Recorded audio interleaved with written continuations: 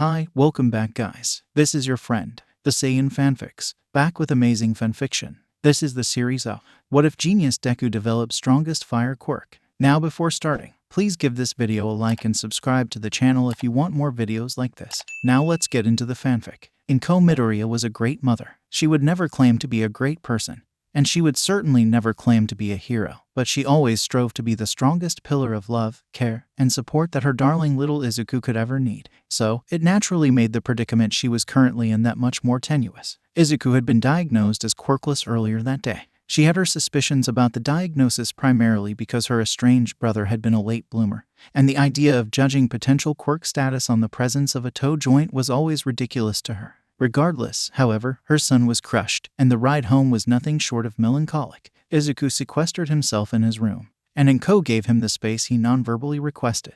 After a little while, she made her way to his room to check on him, and her heart constricted at the sight. Izuku was watching his favorite video of his idol, All Might, rescuing dozens of civilians from a burning building with a triumphant smile. It was a kind of smile that she was experienced enough to know was fake. But her son didn't know that. All he saw was the immutable confidence of an unstoppable and unwavering paragon.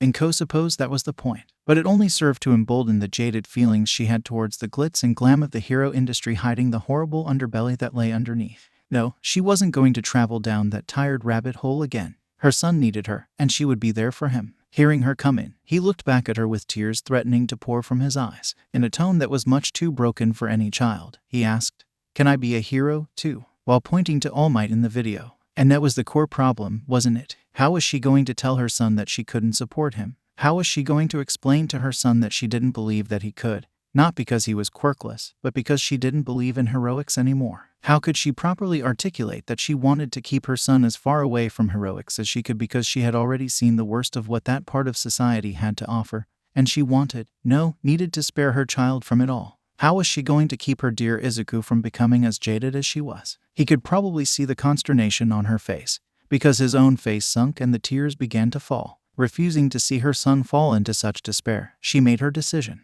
It was a decision she would either come to regret later on or potentially look back on fondly, but she would leave that to future Izuku. She quickly made her way to her son and wrapped him in the warmest embrace she could manage, running her hand through the soft, wild curls that she loved so much while whispering quiet assurances to him. It was now or never. "Izuku, look at me," she softly began, wiping away the tears from his face with her thumb when he complied. "You are a kind, courageous, and brilliant boy with a heart for helping anyone and everyone in need. I truly believe that you could become a fantastic hero." Izuku froze when he heard that, and he could only stare at his mother with wide and hopeful eyes. Izuku could also see suspicion in those eyes. His gaze was searching, taking in every detail on her face while his brain was hard at work running over each of her words along with the tone she said them in. She could tell that he really wanted to believe her, that he really wanted to grab onto the hope burning inside of him and take it as far as it would go. However, she could also tell that something was stopping him. There's a but to this, isn't there? And there it was. She loved and hated how smart her son was at the age of 5. He was, frankly, unnaturally smart, a trait he likely got from his grandfather on his father's side.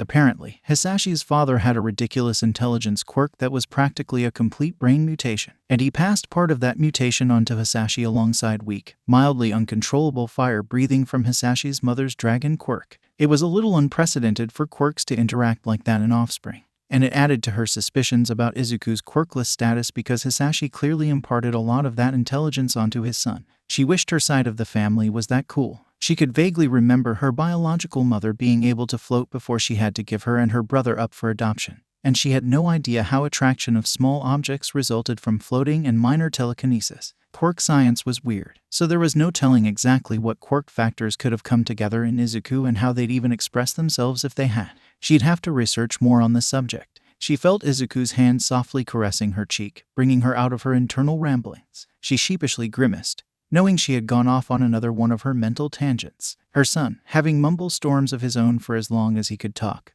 only softly smiled with more patience than any 5-year-old should have. Smiling back, she picked him up and carried him out of his room into her own bedroom. Izuku, while clearly confused, said nothing as Izuku sat him down on her bed and walked towards her closet. She reached for the door and hesitated, having second thoughts about going through with her plan. She couldn't have any second thoughts. She was doing this, and she was going to see it through. Pushing forward, she slid open her closet door and moved the hanging clothes to the side before reaching for the wall behind them and pushing on a secret panel. Part of the wall caved in and revealed another compartment within, and she stepped to the side to show Izuku an old hero costume hanging in the space where the wall previously stood. It was a simple black spandex suit with a green V on the torso, accompanied with boots, gloves, and a mask in the same shade of green. She turned to her starstruck son who was looking at the costume and with a mix of incredulity and wonder. She smiled sadly as his eyes finally fixed on her. "You're a pro hero, but I've never seen you go on patrol. Are you an underground hero? How do you fight criminals? You have such a fantastic quirk, so I suppose it does make sense. Even if you couldn't move people with your quirk, you could easily attract and manipulate small, heavy objects around to direct them in combat or rescue operations." "Izu, breathe," she instructed with a more genuine smile. When he stopped his mutter spree, she sat down on the bed next to him and readied herself for the conversation that she never wanted to have. "To answer your questions, yes, I was a pro hero. I was underground, so I wasn't too popular with the general public. But I made a decent name for myself in underground circles. You're on the right track about how I used my quirk for both combat and rescue operations, but I mostly used my quirk to supplement my hand-to-hand combat. I'm showing and telling you all of this to answer your but question from earlier. I truly do believe that you can become a hero. But I don't think you can become a hero like All Might." She could see the pain and hurt in his eyes before they gave way to a pleading ferocity. "But All Might is the greatest hero." "That's mostly true," she began, "and that's part of the problem. All Might is like a god amongst men. He sets an impeccable standard for heroes everywhere, one that most people may not be able to attain because they're just not as absurdly powerful as him. Are you following so far?" At his nod, she continued, "All Might can do things that most heroes could only dream of doing, and that's with quirks of their own. For now, you don't have one of your own, and that will make your journey to becoming a hero significantly harder. You will have to work at least twice as hard as everyone else just to catch up with them, and even then, you may only receive less than half of the credit when the job is done."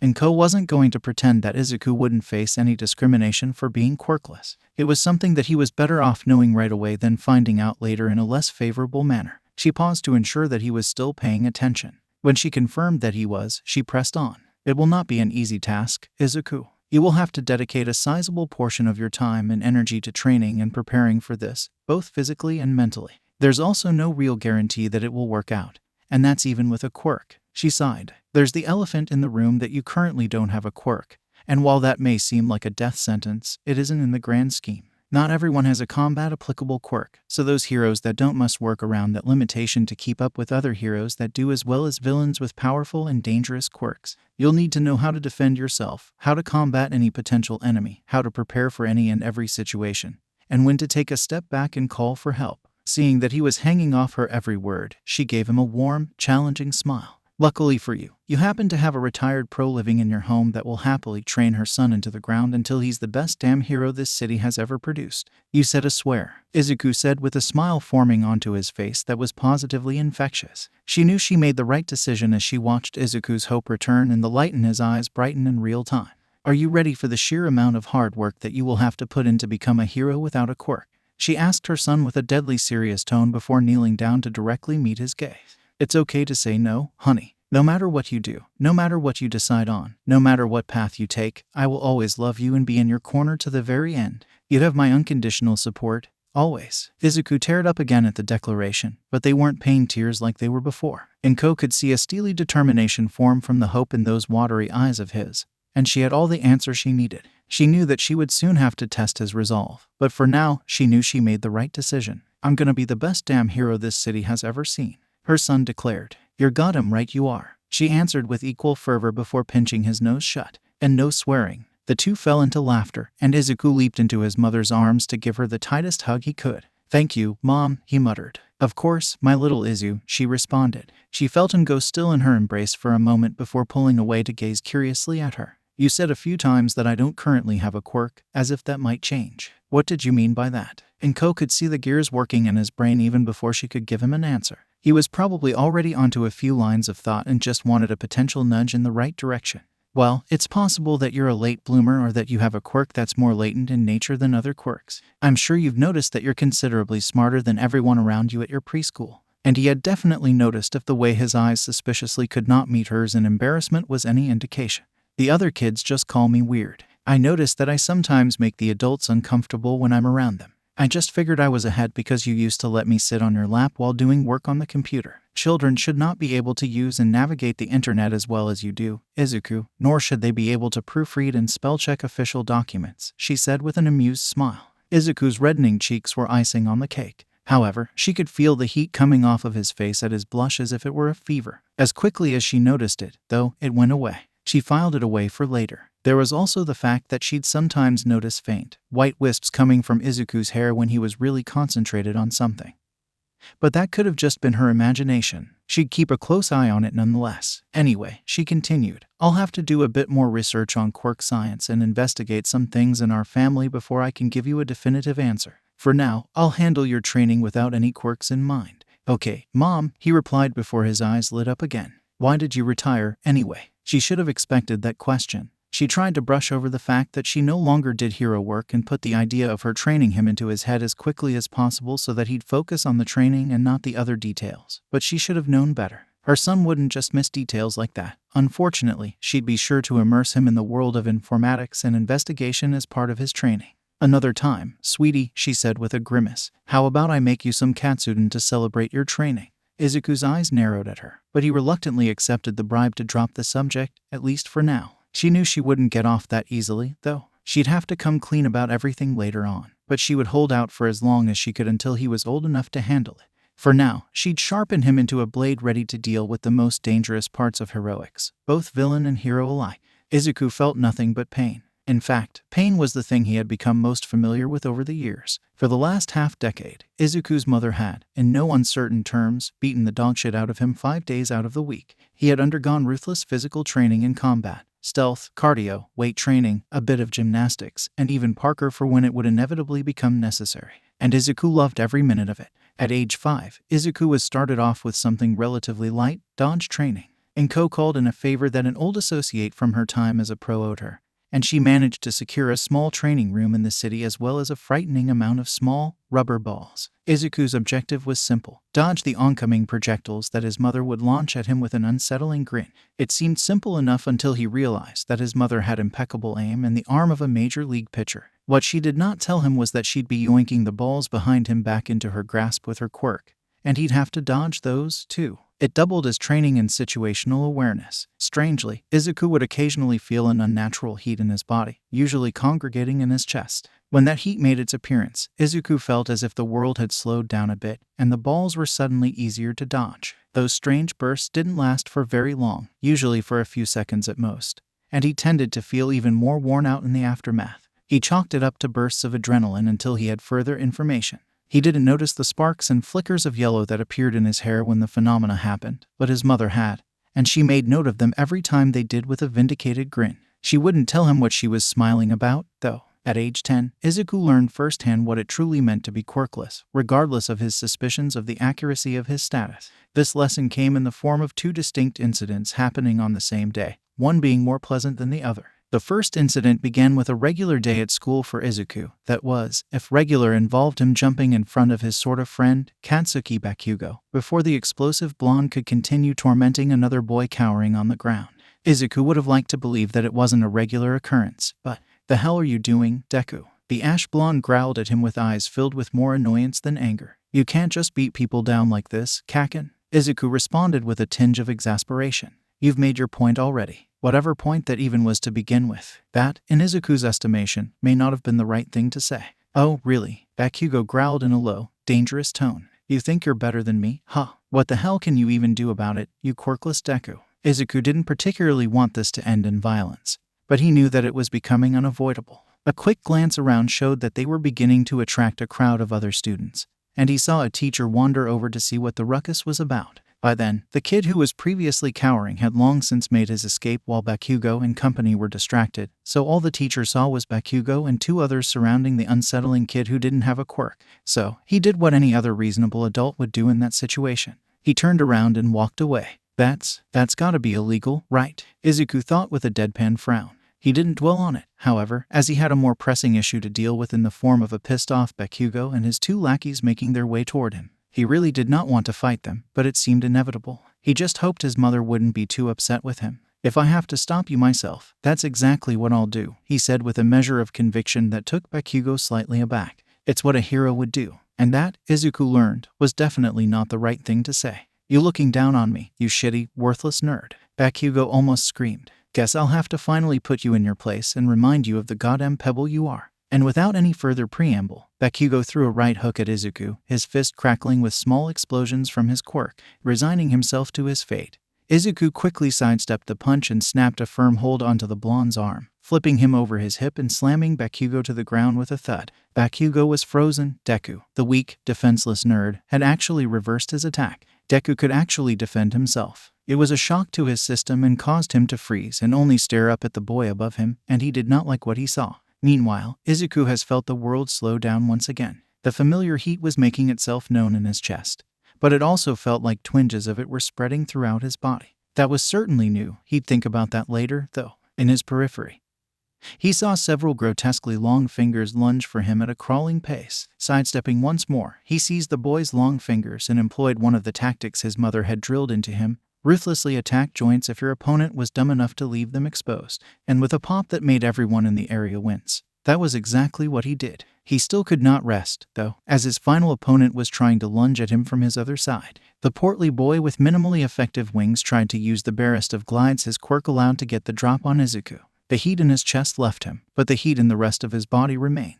Turning around to face the winged boy head-on, he swung his arm out to clothesline the boy and kill any momentum he had. That was the intention, anyway. What actually happened was that the boy slammed into Izuku's arm as if it was a wall, and Izuku inadvertently launched the larger boy into the crowd with the follow-through of his swing. Yes, that was certainly a new development. While Izuku was stuck contemplating what exactly happened amidst the deathly silent and awestruck crowd, Bakugo was focused on what he had seen. Particularly, he was stuck on the small flames that protruded from Izuku's hair for mere moments at a time, one yellow and one green. Deku's got a fucking quirk, and he's been lying about it. While Bakugo silently seethed at the perceived injustice, the teacher from earlier had finally returned to handle the ruckus. However, he was met with a silent collection of children all staring in tangible wonder and fear at Izuku. Midoriya, what have you done to these boys? The teacher immediately accused with a stern glare at the young greenhead. A part of Izuku wanted to flinch and cower at the glare he was receiving, but a larger part found the man horribly lacking an intimidation factor compared to the frightening taskmaster that was his mother. However, the older man did not even give Izuku a chance to speak before he quickly disregarded him entirely. I don't want to hear any of your lies, he said before turning to a bystander. What did Midoriya do to those boys? Said bystander, a brunette with a heavy chameleon mutation, looked as if he was about to speak before one of his eyes fell on Izuku. The chameleon boy subconsciously flinched at the gaze, regardless of how non-threatening it actually was. Nothing, he quickly answered. He did nothing. The teacher raised an eyebrow, not terribly convinced. Oh, really? He asked, now turning his gaze to the crowd at large. Did Midoriya truly do nothing? The choruses of yep, yeah, and I'm not a rat surprised the teacher. It was very unusual for anyone to go to bat for the little, quirkless weirdo, much less an entire crowd of bystanders who had clearly just watched a fight. Realizing he couldn't reprimand him without any proof, he scanned the area to find even the smallest thing to pin on the boy. His eyes landed on one of the students on the ground, clutching his fingers as if they had been broken. A cruel smirk finally finding its way onto his face, he walked over to the boy and kneeled down beside him. Did Midoriya do this to you? He asked as gently as he could manage. The boy briefly looked up at the man through the pane before his gaze flickered to the aforementioned boy, and he immediately clammed up. I fell, he quickly stuttered out before shutting his mouth again. The man was now positively beside himself. He could not fathom what the hell the boy had done to command such fear. Was it fear coming from the other children? It certainly wasn't respect or anything positive in nature. The man made a mental note that Midoriya needed to be watched by the faculty, and potentially some other parties. Before he could travel any further down that thread, the boy of the hour hesitantly stepped forward. Izuku weathered the weary and fearful looks of the other children as well as the heated glares from the teacher and Bakugo before stopping in front of the kid whose fingers he, as his mother would say, forcefully readjusted. Izuku didn't know what exactly compelled him to step forward, but he could feel an even newer sensation of warmth, this time in his palms. This time, he couldn't ignore the faint pink glow they sported while everyone took notice of the small flickers of pink flames that sprouted from Izuku's hair. Bakugo was again reduced to a snarling rage as Izuku kneeled down and took the injured boy's fingers into his hands, allowing the warm, pink glow to bathe over the kid's fingers. Within seconds, the previously broken fingers reset themselves and straightened back up, looking no worse for wear. The crowd of onlookers had assumed that they could not have been any more surprised by the day's event. But the blatant display of a quirk from the quirkless kid after he had handily defeated the class tough guy and his cronies was a little much for those in attendance. Many had decided to just walk away from the scene to process everything somewhere else, while many others, such as the chameleon boy, made mental notes not to mess with Midoriya, lest they get their fingers broken as well. Bakugo's two cronies scampered away to lick their wounds and think about their life choices. Bakugo, on the other hand, had festered into vicious glowering, trying to will the greenhead to melt with his glare. It wasn't yielding any success, which only served to strengthen the blonde's glare. The teacher, meanwhile, had a notable glimmer in his eye as if he had come to a profound realization. Midoriya, detention after school for quirk usage during school hours, was all he said before walking away from the scene. Izuku, stuck in the reverie of his mom apparently being correct about him being a late bloomer, was ripped out of said reverie when he processed the teacher's statement. "Are you fool?" Izuku could only sigh in a mixture of frustration and resignation as he walked home from school after his detention. He was looking forward to giving his mother the news, although he was curious as to how it would affect his training. His mother had specifically not accounted for quirk usage in any of the combat and movement training they had done, so he supposed that she would figure out ways to incorporate his quirk in the routines and stances in a way similar to her own fighting style. Of course, that would have to come after they figured out exactly what his quirk even was. He was certain that the warmth he periodically felt during training had something to do with it rather than just being adrenaline. And he at least knew that he could heal people's injuries with whatever caused the warm sensations in his palms. Maybe his quirk was similar to Kaken's in that way. Speaking of which, Deku, he had sensed a presence waiting around the school when he left, and the presence followed him on his path home. If it weren't for the shock of ash blonde in his periphery whenever he glanced over, he would have been worried and taken a different route. Stopping and turning to face his sort of friend who had been following him, he took stock of the absolutely livid snarl his face contorted into. "This is probably about my quirk," he thought with a sigh. "Hi Kak, where the fuck do you get off looking down on me, huh?" Bakugo interrupted Izuku with violently crackling palms. He grabbed the scruff of Izuku's gakurin and pulled the boy into an adjacent alleyway before roughly tossing him into it. "Looking down on you?" Izuku ventured in confusion as he stood and dusted himself off. He hadn't been looking down on Bakugo at all. Sure, he thought the boy was an asshole more times than should be necessary, but he didn't think any less of him, especially not in comparison to himself. Up until that afternoon, Bakugo had a quirk and Izuku didn't, and that automatically made him superior to Izuku in the eyes of society. Izuku was well aware of that. "You've been hiding your shitty-ass quirk all this time to laugh at me behind my back, haven't you, you shitty fucking Deku?" Bakugo interrupted Izuku's internal musings with more screaming. Izuku was perplexed. That was more vitriol than Bakugo had ever spewed to anyone. Where did it even come from? "You think you're so fucking cool that you have some shitty quirk to heal the extras? You're a fucking pebble in my path to greatness, a worthless fucking scrub that needs to remember his goddamn place. You hear me, fucking Deku?" Izuku had begun to suspect that the teacher had gotten to Bakugo some time before they left. The things he was saying were absurd, and Izuku knew that nothing productive would come from the conversation should it continue. "Sure, Kaken, I'll stay out of your way," Izuku dully said before brushing past Bakugo and continuing on his way home. He didn't mean to come off as dismissive, but he wanted to placate the angry blonde, and he wouldn't dare grovel or cower to his attempts at intimidation to do that. Unfortunately, Bakugo took that as another slight against him from the boy he believed was acting above his station to personally insult him, and his temper that was already hanging by a thread had been lost. He roughly grabbed Izuku and launched him deeper into the alley before igniting his palm and blowing the boy back even further. Bakugo was seeing red, and he would be sure to remind Deku of his place in a way that he'd never forget. Izuku, on the other hand, was not in the mood for this shit. Bakugo had already tried to attack him earlier that day, and that became a whole thing that landed him in detention with a teacher who clearly hated him and probably put Bakugo up to this very encounter. He watched Bakugo approach with a vicious gleam in his eyes that promised nothing but pain, and he could already feel his body rapidly heating up again. However, it was much greater than normal, as he could see thin wisps of smoke steaming from his skin. When Bakugo took a step within a yard's distance of Izuku, something within him snapped, and the familiar warmth became a shocking yet comfortable haze of heat that washed over the entire alley. What followed was an explosion of vibrant colors, turning the dank alley into a mosaic of flames kissing every end of the rainbow. Bakugo was momentarily pulled out of his rage by the sight of his classmate standing in front of him wreathed in flames of every color. His normally green hair was spattered with the colored tips of flames moving to the beat of their own drums. His breath hitched at the way Izuku's eyes glowed a threatening shade of green. Bakugo, for the second time that day, had frozen. He could do nothing but watch in alarm as Izuku slowly raised his right hand and pointed his palm at him. The way Izuku's violently emerald eyes narrowed with contempt at him made his stomach drop, and he truly did not know if he would make it out of that alley in one piece. In an instant, a bright flash erupted from Izuku's palm, and Bakugo clamped his eyes shut in a vice grip, awaiting the inevitable burns to wash over him. But they never did. He waited at least 5 seconds for something to happen, only opening his eyes to assess the situation when it was clear that nothing would be happening.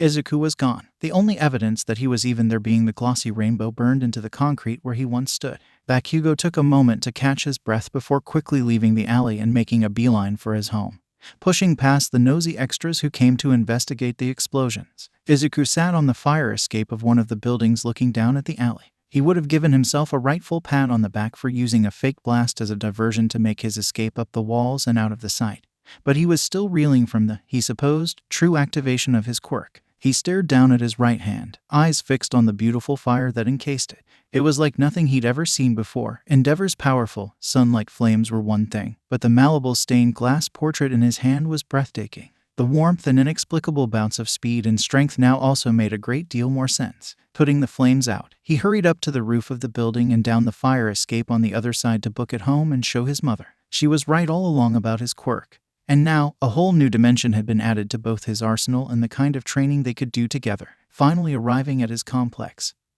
he bounded up the stairs and giddily reached for his front door, practically throwing himself inside in his excitement.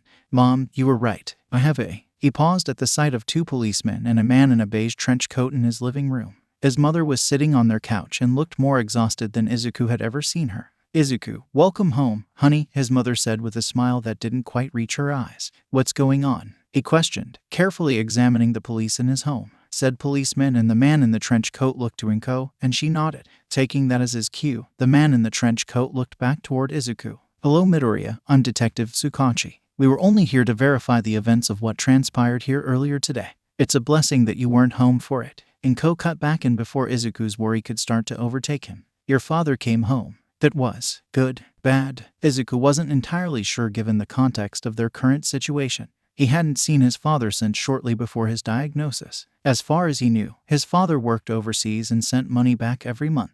"Is he okay? Did he do something?" Izuku hazarded. Inko let loose a mirthless chuckle. "Oh, he did something, all right. He came back with the intention to kill you for being quirkless." The room was engulfed in a silence that was equal parts heavy and awkward. No one said a word as Izuku was left to process that fun little nugget. He opened his mouth to speak, but he closed it, not finding the right words. He repeated the process for several minutes until he uttered the only thing that came to mind. "Would you believe I just awakened my quirk? Would you believe I just awakened my quirk?" The tension in the room shattered like glass as his mother couldn't help the small smile and chuckle that escaped her. The 2 officers and detective in the room appeared to relax as well, although there was an air of curiosity around them regarding the boy that was apparently a late bloomer at the most hilariously convenient of times. "I thought that was already a foregone conclusion, Izuku," Inko asked with a smirk. "What do you mean?" "You're 10 years old with the brain of a college student," she replied, maintaining her amusement. "Even if those sparks in your hair turned out to be nothing significant, I think we can safely say that your brain power certainly isn't natural." "Wait, the sparks in my hair. I just found out about those today." "You knew about them?" Inko raised an eyebrow at her son. "You didn't." Izuku was sliding further into incredulity the longer the conversation went on. His mother knew about the sparks in his hair that he could now surmise were connected to the warmth he felt on occasion. His mother was straight up telling him that she knew about them and hadn't mentioned it. Sure, both she and he were highly suspicious about his quirk status given the evidence at their disposal, but she proceeded with his training as if he didn't have one. Being dubious is one thing, but she had verifiable proof of the contrary. Why hadn't she said anything? "I didn't want you to become complacent," she spoke up. Izuku was taken aback at first until it dawned on him that he likely muttered that whole thing aloud without realizing. Again, shaking off his embarrassment and ignoring the amused smiles of the police and detective, he fixed his mother with a frown.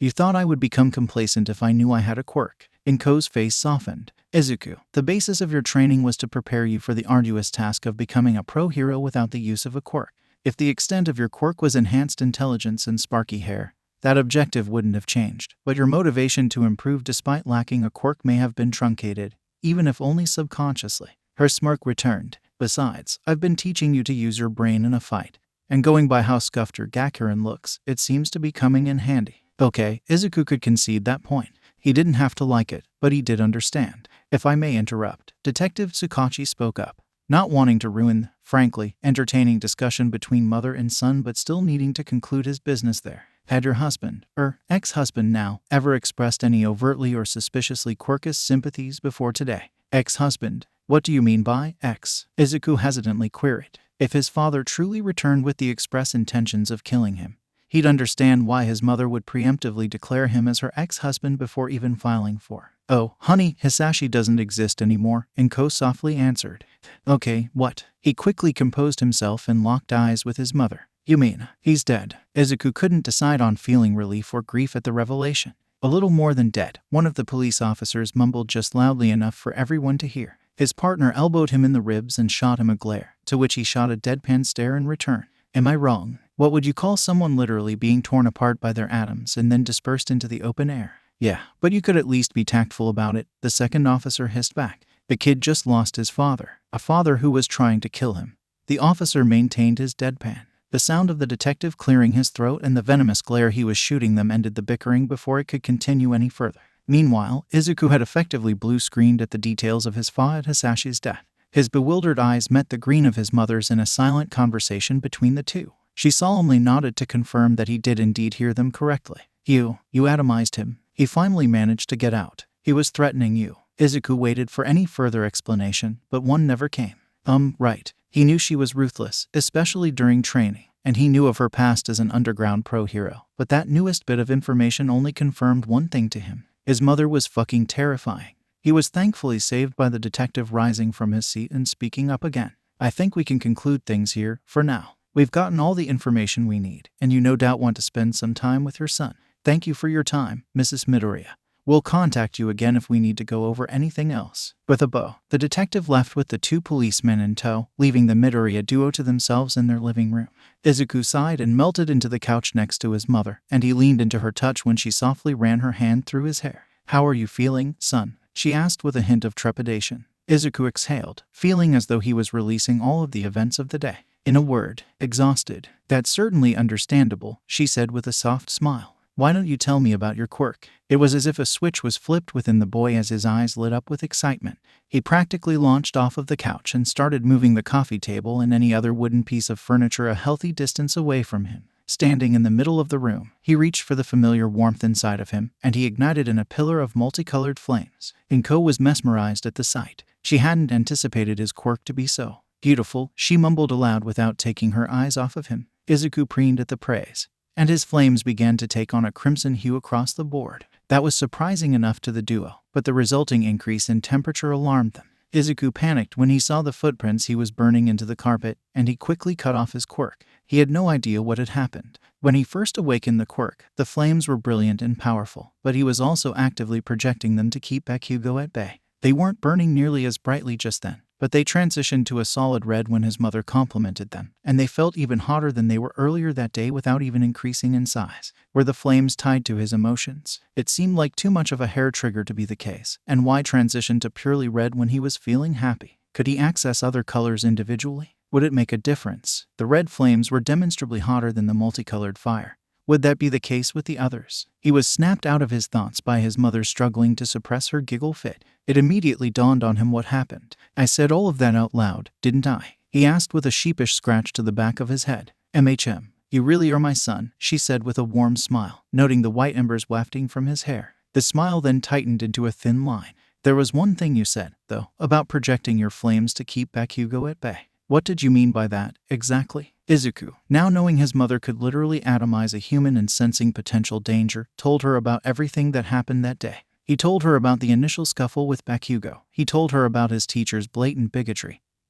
He told her about Bakugo hunting him down and his suspicions that the teacher orchestrated it, and he told her about his quirk's activation. The blankness of her face after he finished deeply unsettled him. He could see a ravenous fury in her gaze that contrasted with the careful nothingness, and it had him sweating bullets. It may not have been a very heroic thought, but he was just glad to not be the target of her wrath and prayed for a quick demise to anyone that was. Across town, the teacher in question was reading a copy of Metal Liberation War in his study when a chill ran up his spine. For the briefest of moments, he felt as if the eyes of the Grim Reaper itself were bearing down on him. Probably Midoriya's fault. The principal is already on the ship, but the sooner I can get the rest of the faculty on board with Destro's ideals, the better. Back in the apartment, Izuku was nervous about what his mother would do to anyone who had even accidentally wronged him in his life. Mom, why, you're not going to tear Bakugo apart and then reassemble him into a pig or something, right? He truly hoped he did not doom his sort of friend to a horrible fate. Inko was broken out of whatever unholy machinations she was conjuring in her mind. Oh, no, I'm certain that Katsuki learned his lesson and won't be bothering you for a while. Besides, I can't reassemble someone after taking them apart. There's no going back for them. Anyway, I'll be sure to have a talk with Mitsuki about him soon. Her eyes darkened and the bloodthirsty grin she usually reserved for training made its way back onto her face. I'm more concerned with your teacher who thought it acceptable to put my baby in harm's way. And then, in a flash, her grin disappeared and the bloodlust vanished alongside it, and she was back to sporting the loving smile he was familiar with. You mentioned being able to heal someone's fingers after they were forcefully readjusted. The color was pink, right? At his nod, she hummed and stroked her chin, going by the yellow embers you sported when dodging and the white embers that appear when you're thinking hard over something. It's likely that your flames each have individual properties to them, and they come together to create an inferno that functions similarly to Endeavors. The way she spoke Endeavor's name with such utter disdain surprised Izuku. He didn't know that they knew each other. It was also possible that she just knew of him and disliked him for one reason or another. He wouldn't really blame her if that was the case. Questions for later, though. For now, freshen up and get ready for dinner. I'll make you some more celebratory katsudon for awakening your quirk, Inko declared and darted into the kitchen. Izuku sighed. He was more than familiar with the katsudon bribe. Guess Endeavor is a sore subject for her. The next morning, Izuku rolled out of bed to prepare for the usual light spar and informatics training that happened on Saturdays. However, a knock at their door surprised them, as Inko wasn't expecting anyone that day. Opening the door, a short, white-furred animal in a suit stood on two legs in front of her with a smile. Nezu, Inko asked in shock. Mrs. Midoriya, how lovely it is to see you again. Nezu chirps. Or, shall you return to being Ms. Akatani, given that the remains of your husband have likely entered the lower atmosphere? Inko's eyes widened before narrowing at the animal of indeterminable origin. How did you find out about that already? It literally happened yesterday. She paused, and then she slumped in resignation. You know what? Of course, you found out about it. You're Nezu. That I am. The creature agreed with grin that just bordered on predatory. I'd ask you why you're here. Inko began before stepping aside and motioning for him to enter, but the fact that you tracked me down and came in person means that you have a good reason, and I probably won't like it. Nezu's smile faltered as they entered the living room. You're correct, unfortunately. I wish we could have met again under better circumstances, but alas, it is not to be. Inko sighed and nodded, turning her head to her son who was attempting to be inconspicuous and eavesdrop on them without being seen. Izuku, come meet an old acquaintance of mine. Izuku blanched at being detected, and he dejectedly meandered into the living room while his mother mirthfully shook her head. Izuku, this is Nezu. We worked a few cases together when I was still active, Inko explained to the boy who had already set his analytical gaze onto the furry creature, who in turn had given Izuku one of his own. Why, hello, young Midoriya. Am I a mouse? Am I a dog? Am I a bear? You're a chimera. Although the specifics of what animals compose your DNA is a bit tricky. Your snout is too pointed to be that of a dog or a bear, but your paws and tail aren't reminiscent of mice, at least none that I'm familiar with. Even so, your general appearance does suggest rodent of some kind. But that could also just as easily be a marsupial's appearance. That would explain why your tail has fur and isn't bushy, but it still wouldn't explain the nature of your paws. Izuku only paused to accept the cup of tea handed to him by his mother, who had taken the opportunity afforded to her by Izuku's mumble storm to make tea. Then again, I suppose you wouldn't be much of a chimera if the lion's share of your DNA came from a singular animal. Not necessarily true, but you are certainly on the right track, oh dear. Your hair has combusted, Nezu commented before taking a sip of his tea. Oh my, you remembered my favorite blend after a decade. How lovely. You've saved my life directly or otherwise on several occasions, Inko softly responded. You're also one of the few people in heroics that I trust implicitly. It's the least I could do. Izuku had abandoned his muttering about Nezu's species when he pointed out that his hair was on fire. He reached up to investigate, and he found pure white flames in his hands that quickly died out. His head ached a tad, and he was certain that it was part of his quirk, but he filed it away for the moment. His mother had just mentioned her time as a pro, and she never went into detail about that around him. He still didn't even know why she retired in the first place, but he had been able to gather that she retired shortly before he was born. Something must have happened or had been happening for a while before I was born to make her so jaded. Her hatred for Endeavor feels almost personal, so maybe that has something to do with it. So, Nezu, what's the crisis? Inko finally asked. I don't believe it has reached crisis levels as of yet, Nezu began with a thoughtful hum. But I've recently come across evidence pointing towards the reformation of a long-thought-dead terrorist ideology. It was thought to be dead on an official capacity, at least. Inko frowned. A terrorist cell doesn't sound like something you'd contact me for. It does when it involves the reason your now departed husband returned to attack your son, Nezu solemnly replied. Inko's gaze hardened into stone. So that's what the bastard was talking about, then? What do you mean? Izuku hesitantly inquired. Inko sighed. Hisashi was content with staying out of our lives when I informed him of your diagnosis. For years, I didn't even want to tell him that I was training you despite your status, but I felt he had the right to know. So, I called him and got him up to speed. He hung up on me the minute I made it clear that I supported you following your desires despite your quirk status, and I didn't hear a word from him after that. That was 2 weeks ago. Yesterday, when Hisashi showed up, he went on a rant about the quirkless being unevolved blights on mankind and that we should all have the rights to wield our meta abilities freely. And having those without meta abilities around only fills the need for laws restricting people's freedoms. He then said that he wouldn't stand for having a null rise above his station. It was around the time he spat a fireball at me and tried to break down your bedroom door that I handled him. Oh, was Izuku's simple reply. He did not know what to say to that. He was abrasive and rather opinionated when I met him, but blatantly spouting heavily quirkish sentiments is a new development. Although, maybe I shouldn't be surprised since he did back out when he thought he had a quirkless son. True colors, and all that. It's the terminology you say that he used that worries me, Nezu stated. It's straight from Destro's Meta Liberation War and the movements it spawned.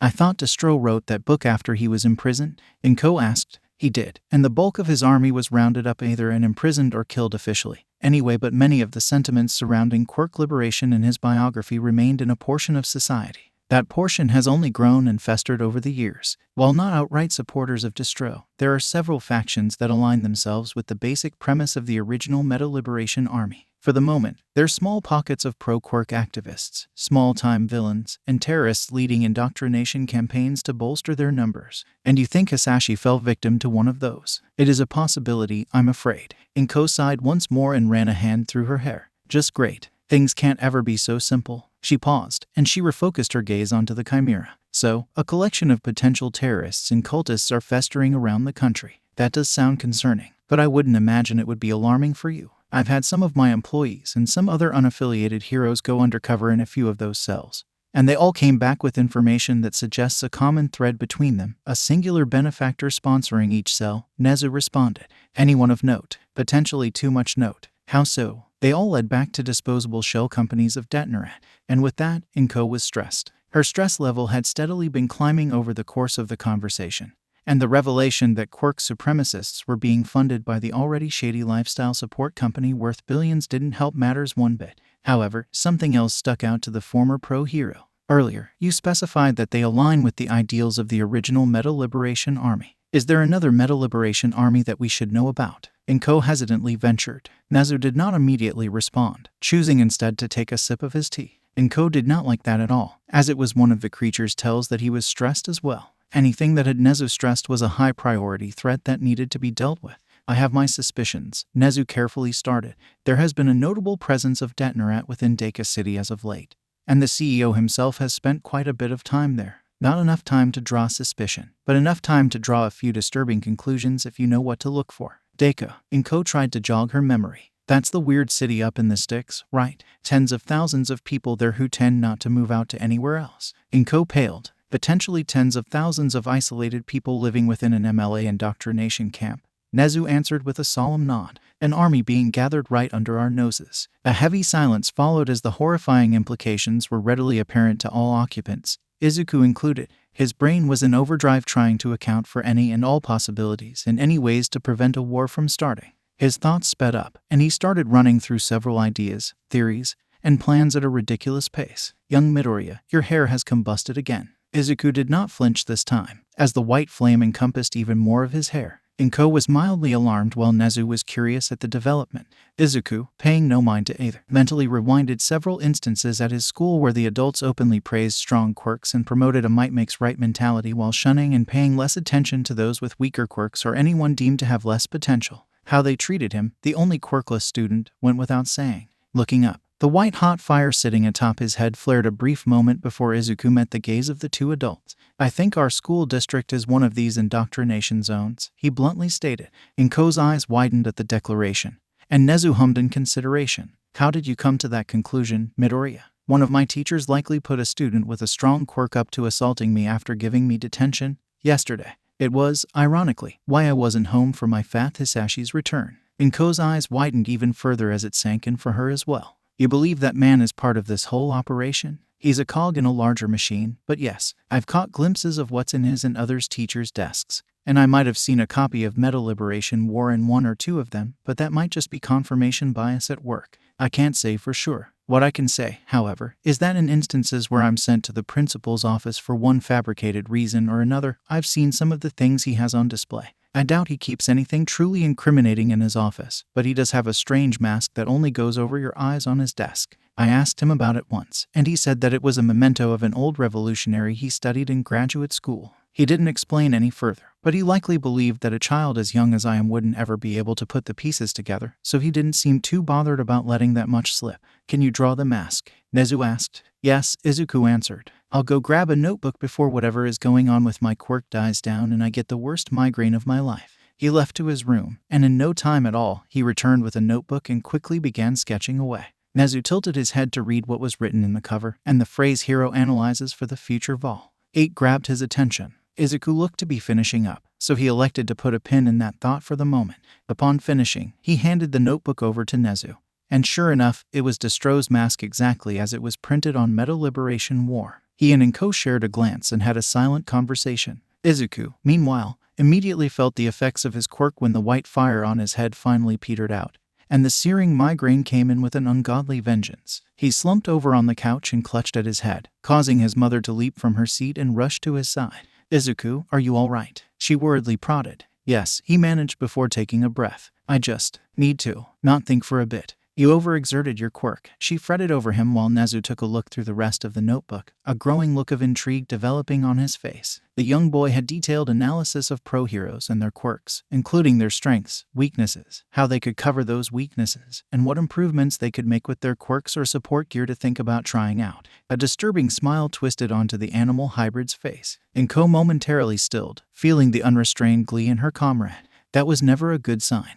And turning around to see her son's hero analysis notebook in his paws made her heart drop. Dear God, please don't let him turn my son into a mini-me. When Izuku managed to get back to a sitting position, Inko sat down next to him and ran her hand through his hair before focusing back on the chimera who sported a chilling smile. So, with all of that distressing information in mind, what did you need of me, specifically? Inko questioned. For now, I'm gathering allies and getting them up to speed. For the moment, I cannot be certain which pros are or are not sympathetic to the MLAS message, but I want to be prepared in case I need to create another war council anytime soon. Does the Commission or the national government know about any of this? The Commission is, to my knowledge, aware of the existence of a reforming MLA, but directly attacking Detonarat and all its connections would do considerable damage to the Japanese economy, so there is a tentative stalemate in place. The national government is not aware of any of this, otherwise the JSDF would be storming Deka City as we speak. Should we? Inko ventured with hopeful gleam. I wouldn't recommend it. It would likely plunge the nation into a civil war that society isn't ready for, regardless of who comes out on top, Nezu verbally responded before sparing a glance at Izuku. The boy was still nursing his migraine and had his eyes closed, but he was clearly listening. Nezu silently signed to Inko in an old code developed on the field. Supervillain attack. All might out of commission. Duration indeterminable. Inko's eyes widened to the size of dinner plates, and she nodded in understanding. Things truly just could not have been simple. Exhaling, she pressed on. Anything else? Nezu's smile returned, and Inko already did not like where this was headed. I would like to offer you a job at UA, of course. Izuku's eyes shot open at the animal hybrid's declaration, and his mouth was left agape. Inko wasn't faring any better. Excuse me, she choked out. Did I forget to mention that I am the principal of UA? He cheekily responded. Yes, that may have slipped your mind, dear friend, Inko responded through gritted teeth. It was a development that occurred during your absence from heroics, Nezu began. It's my way of shaping future generations of heroes away from the Commission's influence, and, hopefully, to create less situations where fantastic heroes like yourself become too disillusioned with the ugly truth. Inko's glare softened, and she took a minute to gather the right words to respond to Nezu. To do that, you'd have to clean up the ugly truth that's hidden away. Oh, don't fret. Taking down the Hero Commission is next on my list after the MLA, Nezu happily responded. Inko couldn't help the chuckle that escaped her. Never change, rat. I also presume you will be pulling Izuku from his current school. Given the knowledge that it is likely an MLA indoctrination center, he continued, might I suggest my services in handling Izuku's schooling personally until he's old enough to take the UA entrance exam. Inko did not need to look at her son to know that he had practically melted at the offer. She refused to look in his direction so that she wouldn't fall victim to the puppy eyes that he'd almost certainly be wielding against her. She would not fall victim to it, she would not. She would not. Goddammit, she did. Concurrently, Izuku was doing his very best to contain his excitement. He really did not want to accidentally activate the red flames of his quirk and torch the apartment. Throwing his best application of the puppy eyes with tears included, he silently pleaded with his mother to take the offer. She didn't even need to look at him to fall victim to his efforts if her resigned sigh was any indication. If I say yes, will you ensure that my son is in good, capable hands? Inko asked. She knew that she didn't need to ask that, as Nezu was probably the most capable person she knew for this task. She just needed confirmation for herself that re-entering the hero sphere was the right decision. Of course, Nezu assured. A mind as brilliant as his truly deserves the best cultivation possible. You just want to groom him to be your successor for your world domination plots. I will neither confirm nor deny that statement. Ugh, fine, I accept. Hell yeah. Izuku shouted, speaking up for the first time since his quirk deactivated and launching himself at his mother for a vice grip of a hug. Gladly returning it, she shot her guest a curious glance. What would I even be teaching? I've been thinking of creating an underground heroics course for the second and third years interested in going that route. We already have the space in the building, and, with you on board, I'll have an instructor for it. You won't begin until next school year, so you'll have this time until then to earn your certifications, Nezu explained. Inko nodded, wrangling her positively hyper son who was going on and on about attending UA, studying under the principal himself, and potentially learning from his own mother in an official capacity. That was until something dawned on him. Wait, what does this mean for my training? He asked, slightly worried that the new routine would throw off his training schedule. Your current training should not be hampered, Nezu answered. In fact, you will have more opportunities to train even harder since you'll have access to UA's training facility. Izuku brightened at this initially, however. A chill crawled up his spine when he glanced at his mother. The vicious, toothy grin she was sending his way made his blood run cold. And for a single moment, Izuku wondered if he made a mistake. Well then, I'd like to humbly welcome you to our UA staff, Verdant, Nezu said after getting up from his chair and extending a paw. Inko flinched at the use of her hero name before sighing and shaking Nezu's offered paw. I suppose I have to get used to hearing that name again. One condition, though. Name it. I get to deal with Izuku's teacher personally. Only if I get to knock the school building down with a wrecking ball after flushing out the vermin. Deal. The soft sound of snickering made her turn to her son with an annoyed glare. Verdant. Really? Izuku managed through giggles. It was original at the time. Inko defended. And you have no room to poke fun. Mr. Small might. Touché, Izuku conceded with a smile. Inko did not waste any time withdrawing Izuku from his school come Monday morning. The principal put on a convincing act by wishing her son and herself well for the future, but she could see in his eyes that he was ecstatic to be rid of the quirkless boy. Apparently, Izuku's teacher did not inform his boss of the news after witnessing Izuku's healing act, or he hadn't had the opportunity to inform him yet.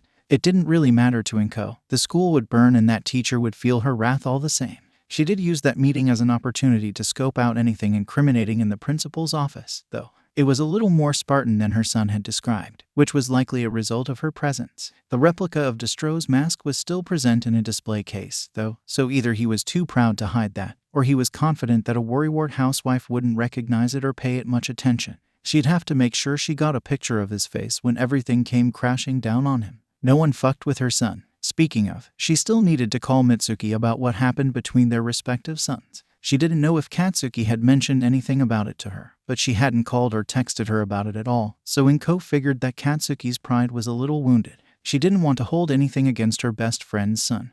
Well, one of her best friend's sons, but that bastard Endeavor refused to let her help. She killed that train of thought and took a deep breath. Exhaling, she promised herself that she wouldn't think about that right then. The Katsuki matter was more crucial, especially if he's being exposed to MLA indoctrination. Finding her friend at the top of her contacts, she called her up. Hey, Inkai, what's up? You don't usually call during business hours. Must be important. Hi, Mitsuki, did Katsuki tell you about what happened? There was a pause on the line, and Inko could tell that Mitsuki was hesitant to respond. Katsuki's been quiet these last few days. He's been more irritable than normal, too. And he spent all of his time in his room and wouldn't come out, not even to eat. I don't know what happened on Friday. He wouldn't tell me. I think I know what's causing that. He and Izuku got into a bit of a scuffle, and Izuku manifested his quirk. A powerful one, too. Wait, that's it. The little shit isn't top dog anymore, and he's nursing his pride. Huh, serves him right. Hope this humbles him a little. Inko sighed into the phone.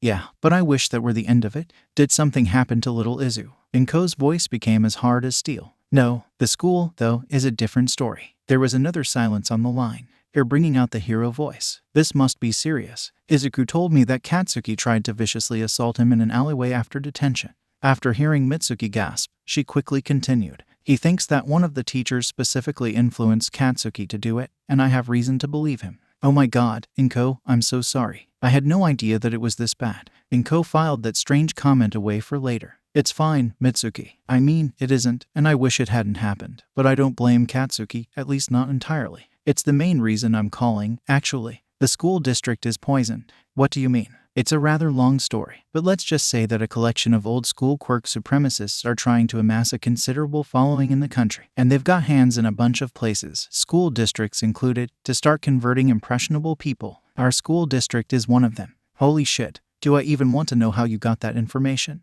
Oh shit, is Verdun coming out of retirement? Mitsuki, I know, I'm sorry, but this sounds like really serious business. If there was ever a time for the silent, green assassin to return, do not ever call me that, again. Still a sore subject, gotcha. I'm sorry. Inko sighed once more. No, it's fine. You're not even wrong.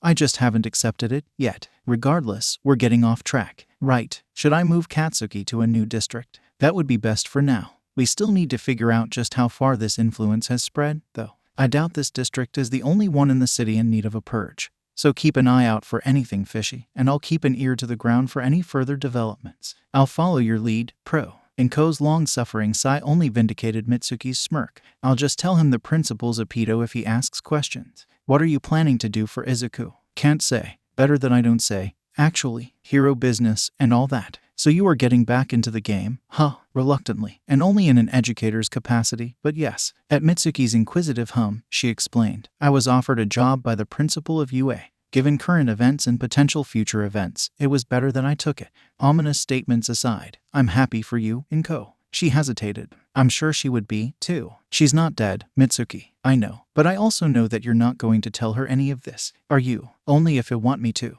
I see her every month, you know. There was another pause. She misses you, and I know you miss her too. You should go see her. A much longer silence fell over them. I'll consider it. That's all I ask. If he shows up, I'll disintegrate him like I did to Hasashi. You did what? Realizing what she had revealed, Inko face-palmed. Right, you probably wouldn't have heard. Funny story, actually. Learning under Nezu was nothing short of exciting for Izuku. Not only was he being taught directly by an active pro-hero, but, for what felt like the first time, he had seemingly met a true intellectual superior. He supposed he was smart, and he would even agree that his unnatural intelligence heavily contributed to his ostracism in school because quirkless kids aren't supposed to be that smart. But Nezu was on a completely different level. The first thing they did when Izuku arrived at UA was play a game of chess at Nezu's insistence. The Chimera had seen his analytical skills at work, but he wanted to see if the boy had any knack for strategy and if he could plan on the fly if necessary. Izuku had never played before, but Nezu assured him that he would learn as he went. And he did.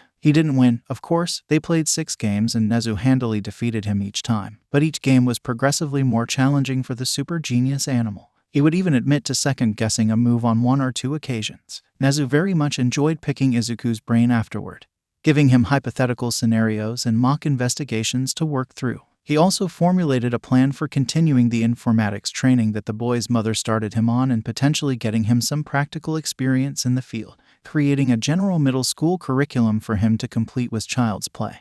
And he'd be sure to have Izuku complete it way ahead of schedule just for the official documentation. One thing that stood out to Izuku, however, was Nezu's insistence on him wearing quirk suppressant cuffs during every session. Nezu had a theory that he wanted to test out, and the best way to do that was to gauge Izuku's unassisted IQ. What they found was that Izuku, even without the white flames, was still mentally exceptional. He was not as capable as he would be otherwise, but he was still well ahead of his peers. It gave credence to Nezu's theory that Izuku's quirk was an emitter with qualities of a mutation, which fascinated the Chimera. It potentially meant that at least a few aspects of his quirk came with a distinct mutation to handle the upper limits more easily. It made Izuku a natural Quirk Frankenstein of sorts. He made a decision during one such session to outline the possibilities. Izuku, tell me each aspect of your quirk that you currently know of, Nezu instructed. Oh, all right. Do you want a full breakdown or just what I suspect the individual flames can do? Izuku asked. Just the flames. I have a theory I want to test. Well, the base form of the quirk seems to be the conglomerate of all the flames. I registered it as kaleidoscopic fire for simplicity's sake. They're colorful and hotter than average, and they burn rainbows into concrete when I'm projecting hard enough. My mom told me to keep it at that and to not go into detail about each aspect on the record. A wise decision. Continue. Well, so far, I know of red, yellow, white, pink, and green flames. The red flames have thus far been triggered by happiness or excitement when my quirk is active. It acts as a sort of supercharged version of the base form. They're significantly hotter than any other flame I've tried out so far. I have a natural resistance to fire. And even I can really feel the heat when the red flames are at full blast. And my mom has to stand at least 10 feet away from me when we're training the upper limits of it. I've burned many outfits to ashes in the process. Interesting. Nezu spoke before taking a sip of tea from a cup he certainly did not have a second ago. Please, continue. Getting over his confusion at the phantom cup, Izuku moved forward with his explanation. The white, yellow, and green flames, I've surmised, can be classified in the same group. The white flames enhance my brain power, the yellow flames enhance my speed in short bursts, and the green flames give me a pretty remarkable boost in strength.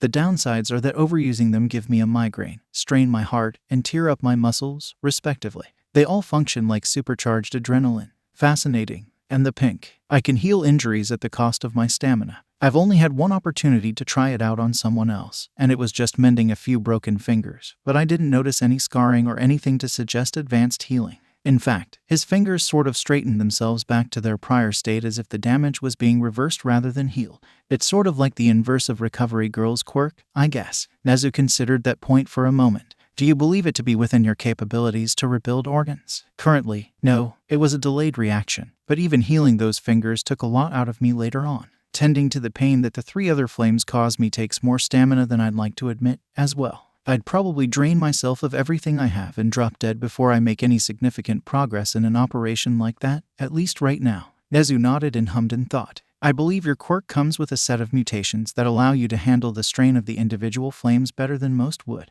Pushing your limits and strengthening your endurance for each flame would be the most effective way to reduce the strain it causes you.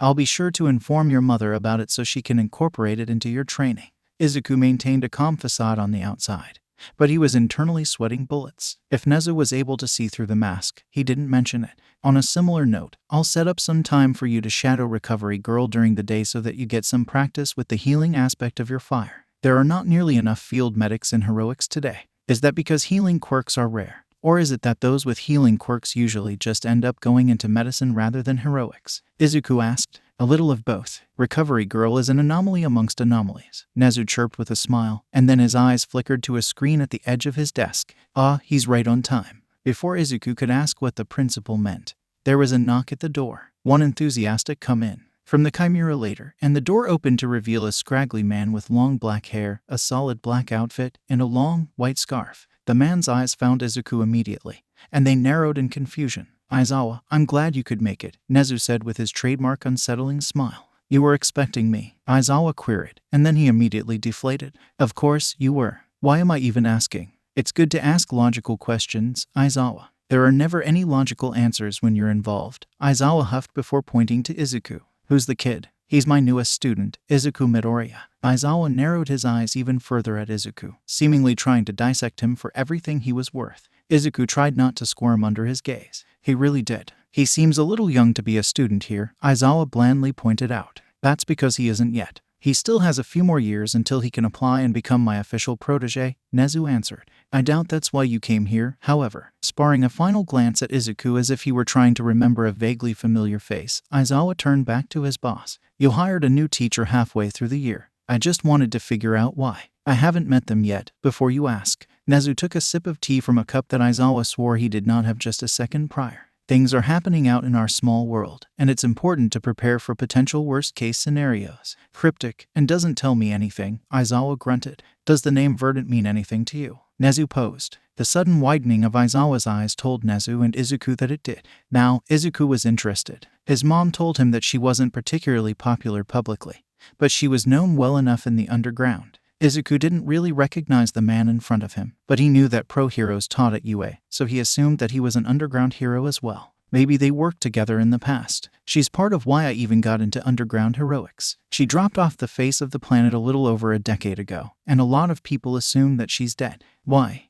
Inspiration. It's cool that she inspired people as an underground pro. I wonder if she had merch. I assure you that she's very much alive. Izuku can attest to that. Aizawa bored into Izuku even harder than before. Try as he might. The boy fidgeted under the intense gaze until he was saved by said gaze flickering to Nezu in suspicion. That reprieve was short-lived, however, as the man's eyes returned to him and planted him in his seat. Recognition soon blossomed within Aizawa, and he faced Nezu with more emotion than the man thought possible. You've gotta be shitting me. Over the following years, Izuku's training had ramped up considerably on several fronts. He had long since completed middle school with Nezu and focused primarily on improving his strategy and tactical acumen as well as his analytical prowess. When they weren't discussing potential wartime scenarios, Nezu was even getting Izuku's opinions on how to improve UAS security to avoid potential villain attacks or infiltration. Over time, Nezu found that he was running out of things to teach the hero hopeful, and that made him positively ecstatic. The feeling was not shared amongst the UA faculty, whom all lamented in despair at the prospect of having two Nezus when Izuku officially started attending the school. Power Loader in particular wanted to be as far away from Izuku as possible. The boy wasn't a support technician by any means, but when that cursed white fire made an appearance whenever he was in or near the development studio for whatever reason, the schematics for support items he'd whip up made the man both salivate and shudder in fear. Anyone who could conceptualize a pair of nail clippers that somehow managed to violate the Geneva Conventions didn't need to be anywhere near a support lab. His experiences with the other faculty were varied. Aizawa maintained a healthy distance from him out of respect of his mother, but he was largely cordial otherwise. Present Mike, after hearing his best friend recount the story of Verdun ending a hostage situation by taking the villain's gun with her quirk and literally shooting him in the foot with it, decided to exercise the same amount of caution. But he still offered Izuku a bright and overly loud greeting when they saw each other. Midnight, however, had taken to him the fastest, positioning herself as the cool aunt when she saw his analysis of her and her quirk when they first met. Izuku's idea of using her quirk to create somnambulous smoke bombs solidified his place as her favorite unofficial student. Physical training had intensified the most. When he started to get older and began approaching the age in which he'd attempt the entrance exam, his mother decided that it was time to take the kid gloves off. Izuku didn't believe her at first because he never once got the impression that she was ever going easy on him. She quickly dispelled that notion in their next spar, and the next one, and the one after that, and every spar after that. That led Izuku, now 14 years old, to his current predicament. You're gonna have to be a lot faster than that if you hope to land a hit. Izuku huffed in frustration at his mother's taunt. They'd been at it for 15 minutes, and he had yet to land a single hit on her. They had been training in ground beta on a set to ensure they had the place to themselves, and Izuku was tasked with landing 5 hits on Inko. Ordinarily, this wouldn't be such an arduous task. Over the years, Izuku had begun to catch up with his mother in height and strength, so with a simple application of yellow flames to even the playing field in speed, he could keep pace with her in a traditional spar. This was not a traditional spar. Izuku was instructed to only attack from a distance by using his kaleidoscopic fire in projectile form. He was allowed to stream it, launch fireballs, create colorful explosions, etc. He could use any techniques or applications of his flames at his disposal so long as he landed 5 hits. It was the reverse of the dodge training that still haunted Izuku's nightmares 9 years later. The problem was that his mother was not holding back anymore. She didn't attack, sure, but she had decades of training and real-world experience on him, and she was using every bit of it to remain just out of Izuku's reach every time. He'd launch a fireball at her and she'd dodge it with minimal effort. He'd immerse both hands in fire and unleash a barrage of fireballs in a single area to pepper her with burns, and she'd narrowly escape being tagged by the slimmest of margins by employing some, frankly, bullshit feats of athleticism and flexibility. He'd engulf each arm in a brilliant blaze and launch twin waves of Mosaic Inferno that converged to create a violently colorful sea of fire for no other reason than to remove any places that she could escape to. In response, she'd kick through a car window and use the newly unlocked car door as cover from the Inferno before ultimately escaping through the other side of the car and up the fire escape of a building, all without so much as a burn on her. It was truly maddening for the teen. Think, Izuku, you're not using your head in fights anymore, she shouted at him from atop a building overlooking the colorful sea of fire. Her comments were also not helping matters at all. Izuku had no idea how to even approach a problem like that. He couldn't touch her if she only focused on evasion. His flames just weren't fast enough, apparently, and she can weasel her way out of just about any trap he tried to rope her into. What the hell do you do when you can't get so much as a glancing blow on your opponent? You certainly don't stand around and mutter while your opponent sneaks up behind you. Izuku jumped out of his skin when he heard her voice next to his ear, unconsciously turning a bright crimson and nearly igniting the red flames in all directions. He got a hold of himself before he could actually do any damage, and he was stuck as a panting mess with his hands on his knees. "Let's break here," Inko said softly. "You did really well." Izuku looked up at her, his face practically dripping with incredulity. "I didn't land a single hit on you. You weren't supposed to." At his puzzled expression, she explained, "This exercise was meant to both humble you and gauge your current maximum. You're good, really good for someone your age, certainly. And the fact that I had to try as hard as I did only proved that. With that said, being around pros all the time that complement your abilities and progress might have inflated your ego a little bit. What happened today was to remind you that there's a massive gulf between where you are currently and anyone with a decent amount of actual experience." Izuku took the explanation with a constipated expression. He knew that, logically, she was right, and it was a bitter pill to swallow. She had been keeping away from every single one of his attacks and making it look easy. Had she ever actually decided to attack, he wouldn't have stood a chance. That fact really ate at him. On the other hand, he was specifically limited in what he could do by the rules of the exercise. But he supposed that she limited herself as well by never going on the offensive. As a pure test of his ability to hit a constantly moving target, it was a fair one. Right, had he been able to move in and attack from close range, he would have scored a hit and done much better. Right. He was pulled out of his spiral by a hand on his shoulder and his mother's concerned expression. "Are you okay?" she asked with a hint of worry in her voice. Izuku took a few seconds to gather his thoughts. He nodded, and his face became resolute with determination. "Yeah, I'm good. I just need to get better. I need to get stronger. I need to improve. I need to prove that training me wasn't a waste of your time." Unaware of his errant thought, Inko gave him a warm smile. "And you will. I truly believe that." A few days had passed since the reality check training session, and Inko had been away in Mai to investigate a lead on a trigger operation for Nezu. Having the house to himself and given the day off by Nezu, Izuku found himself alone with only his thoughts. The training session and following discussion kept replaying in his mind, and each time, the conclusion left an even more bitter taste in his mouth. Almost a decade of training, and I'm still nothing in comparison to her, to any pro, he lamented while sitting on the edge of his bed. Clenching his fists, he could feel the heat within him pulse in response to his emotions. It wasn't anything he was unfamiliar with since his quirk had periodically hummed and fluctuated with his mood in the past. However, something else was there. It was only for a moment, but Izuku felt a brief spark of darkness. He struggled to find any other words to describe the sensation.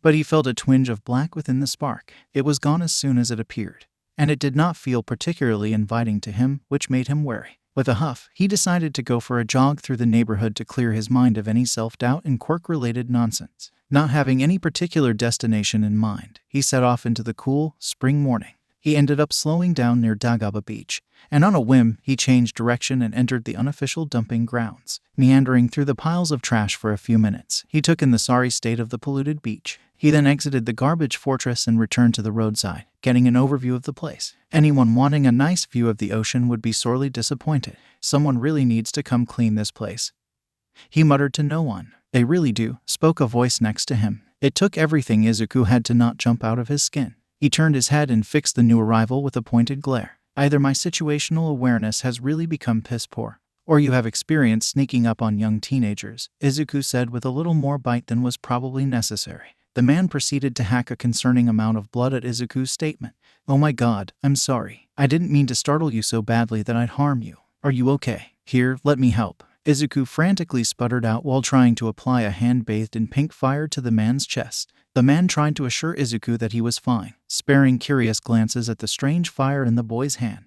Izuku was finally able to get a good look at the guy that snuck up on him. He was a tall, rail-thin man with blonde hair and sunken blue eyes. He had a handkerchief in hand with older bloodstains on it, so Izuku assumed that he had some sort of condition and was used to the occurrence. "What's a youngster like you doing out here on this beach?" the man asked him. "I was out for a jog to clear my head, and I just kinda ended up here, I guess," Izuku answered. "Trouble at home?" "No, well, not entirely. Would you like to talk about it? That usually helps. It's nothing major, really. I've just been training for a while, and I don't know if I'm living up to expectations." The blonde man nodded and motioned for him to sit on a nearby bench. "What are you training for, if I may?" the man asked as the two sat down. A faint smile made its way to Izuku's face. "To be a hero," I've wanted to be one for as long as I could form complete sentences. The man hummed approvingly, his blonde hair billowing in his face with the breeze. Why do you want to be a hero, young man? Izuku opened his mouth to answer, but he paused, and he remained silent for a few moments to really think about the question.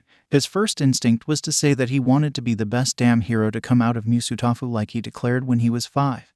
But why? When I was really young, I idolized All Might. He did not notice the slight twitch from the older man at the mention of All Might. Hell, I still kinda do. He's so ridiculously powerful and heroic. And I wanted to be just like him. I wanted to be a hero and save people with a blinding smile just like he does. Then, I was diagnosed as quirkless. The man's eyes slightly widened and he raised an eyebrow. And you're still training to be a hero. Well, that's the thing. I was either misdiagnosed, or I was just a late bloomer, Izuku answered with a chuckle. Either way, I have a quirk now. But even back when I thought I didn't, my mother was willing to train me to become a hero without one. She wanted to help me follow my dream, quirk status be damned. She sounds like a great mother. Well, I don't really have any other mothers to compare her to, so I'll have to agree for now, Izuku joked. The man chuckled, and his eyes became somewhat vacant while he looked over Izuku, as if he was seeing someone else. Shaking it off, he allowed the boy to continue. I trained with her for years in everything she thought I'd need to know to become a competent hero without any inherent advantages. I learned how to defend myself, evade danger, investigate, and how to defuse situations, all without the use of a quirk.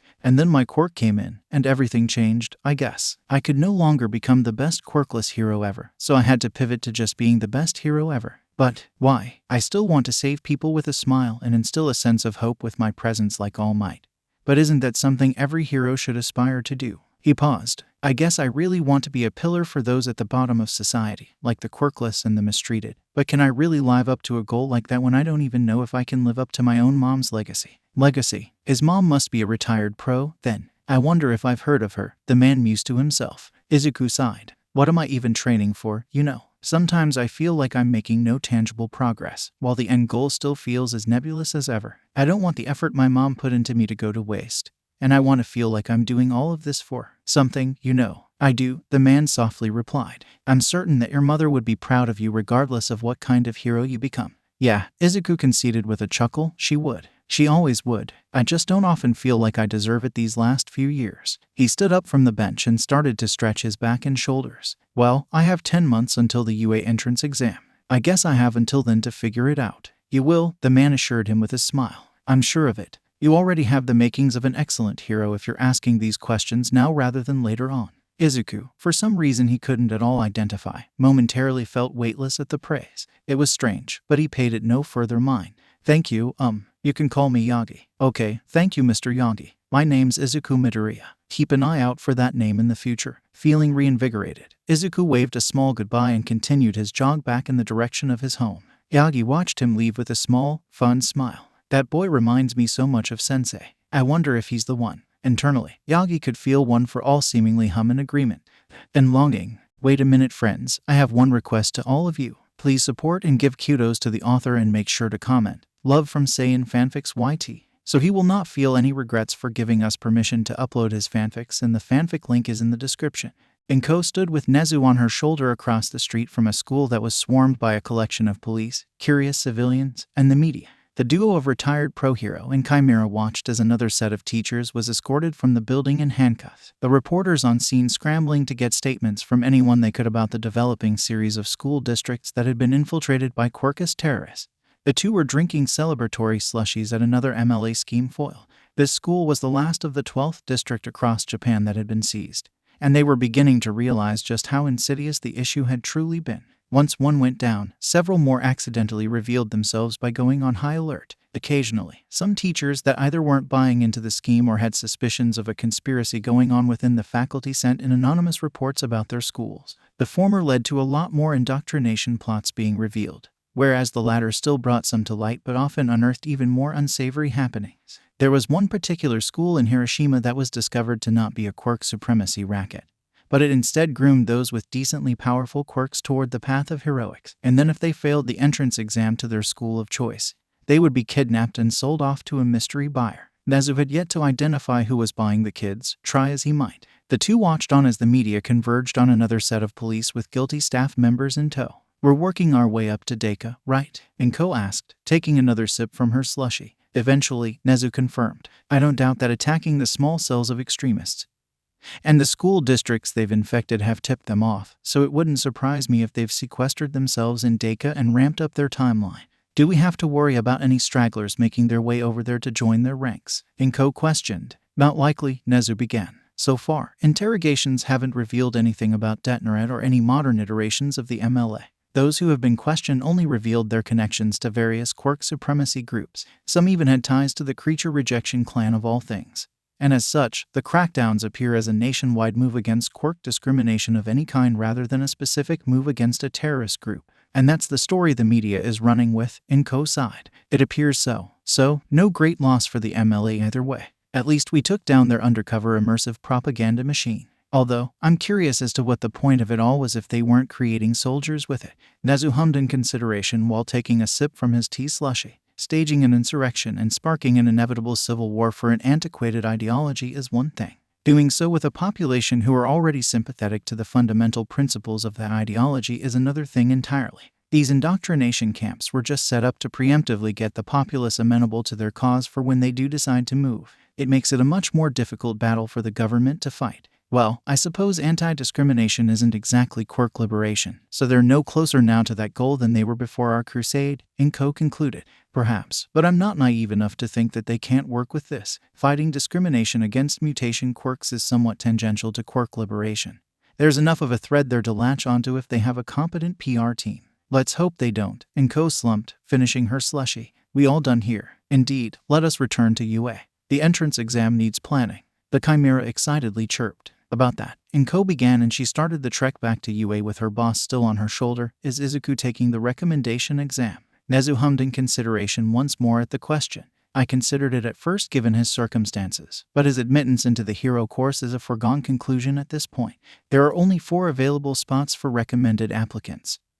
So it would be wasteful to cut it down to 3 right off the bat and boot an applicant down to the general exam whom otherwise would have qualified. That's strangely considerate of you, Inko replied with narrowed eyes and suspicion coloring her voice. I also wouldn't get to throw scores of robots at him in the recommendation exam, he joyfully added. Ah, there it is, she dryly replied. Even though he had spent the better part of 5 years at UA, walking through the gates for the entrance exam was still a surreal feeling for Izuku. The first step to starting his pro-hero career was upon him, and he was going to grab it by the horns. He was going to seize the moment. He was, fuck out of my way, extra, falling. He was falling, so surprised by the shockingly familiar voice and ash-blonde head of hair on the boy who shoved past him. He almost forgot to right himself to avoid eating shit before he even made it into the building.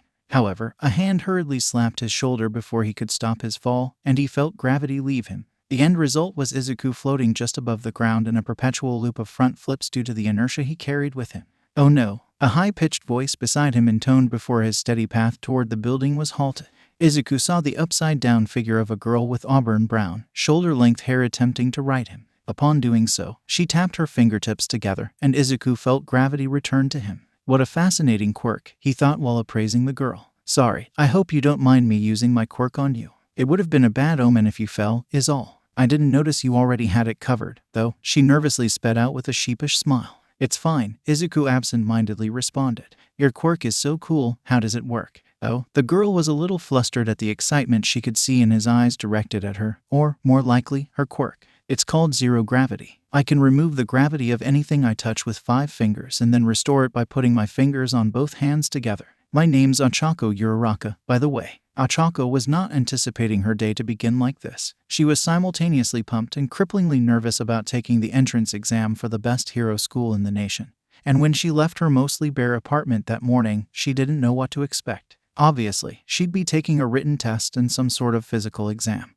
But she didn't know what it entailed, what kind of people she'd meet, or if she'd potentially make any friends. She was certainly not expecting an admittedly cute boy to stare directly into her soul with childlike wonder as she explained her quirk and then mutter up a storm about the possible applications of her quirk in the field and how great of a hero she could become. It was actually pretty nice in her opinion, in a weird sort of way. She could feel some of the dread in her stomach diminish as he spoke. He seemed to realize that he was muttering and quickly clamped his mouth shut, much to her slight dismay. Sorry, that sometimes happens when I encounter something cool, or complex, or peculiar. It happens a lot, okay. Izuku was saved any more embarrassment by Ochako's giggling. We should really get going to the exam. We wouldn't want to be late. My name's Izuku Midoriya, by the way. Ochako nodded in acquiescence with a smile, already feeling much better than she had been when she arrived.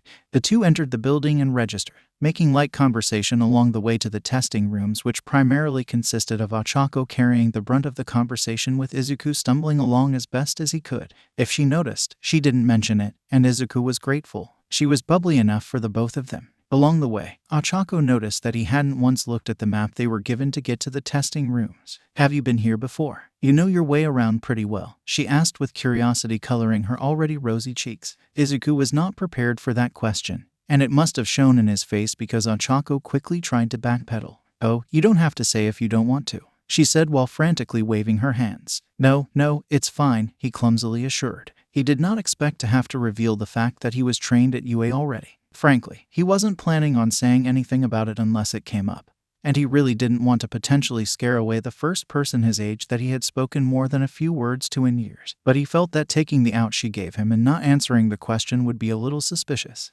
Screw it. My mom works here, Izuku simply stated. Really? That's so cool. Ochako piped up, and they both left it at that. Reaching the testing areas, they wished each other luck and parted ways. Izuku entered the room and found his seat, noticing ectoplasm in the front of the classroom with a stack of papers. He held in his excitement over a pro-hero administering the exam despite the fact that he had met ectoplasm several times before, and he waited for the testing to begin. They had 2 hours to answer 100 questions and an opinion piece essay on what they believed a hero should be. He figured that it would have been more challenging than that, but he didn't complain. When he finished, he checked the clock and saw that only 45 minutes had passed. He didn't even need to wave ectoplasm over, as one of his clones appeared beside his desk to collect his test. Principal Nezu figured you'd finish early, the hero said in his deep, vaguely mechanical voice. Izuku still found it so cool. You can hang out in the courtyard until it's time for the practical. Izuku nodded and pointedly ignored the stares and glances he received as he left the room. Closing the door, he let go of the deep breath he had unknowingly been holding.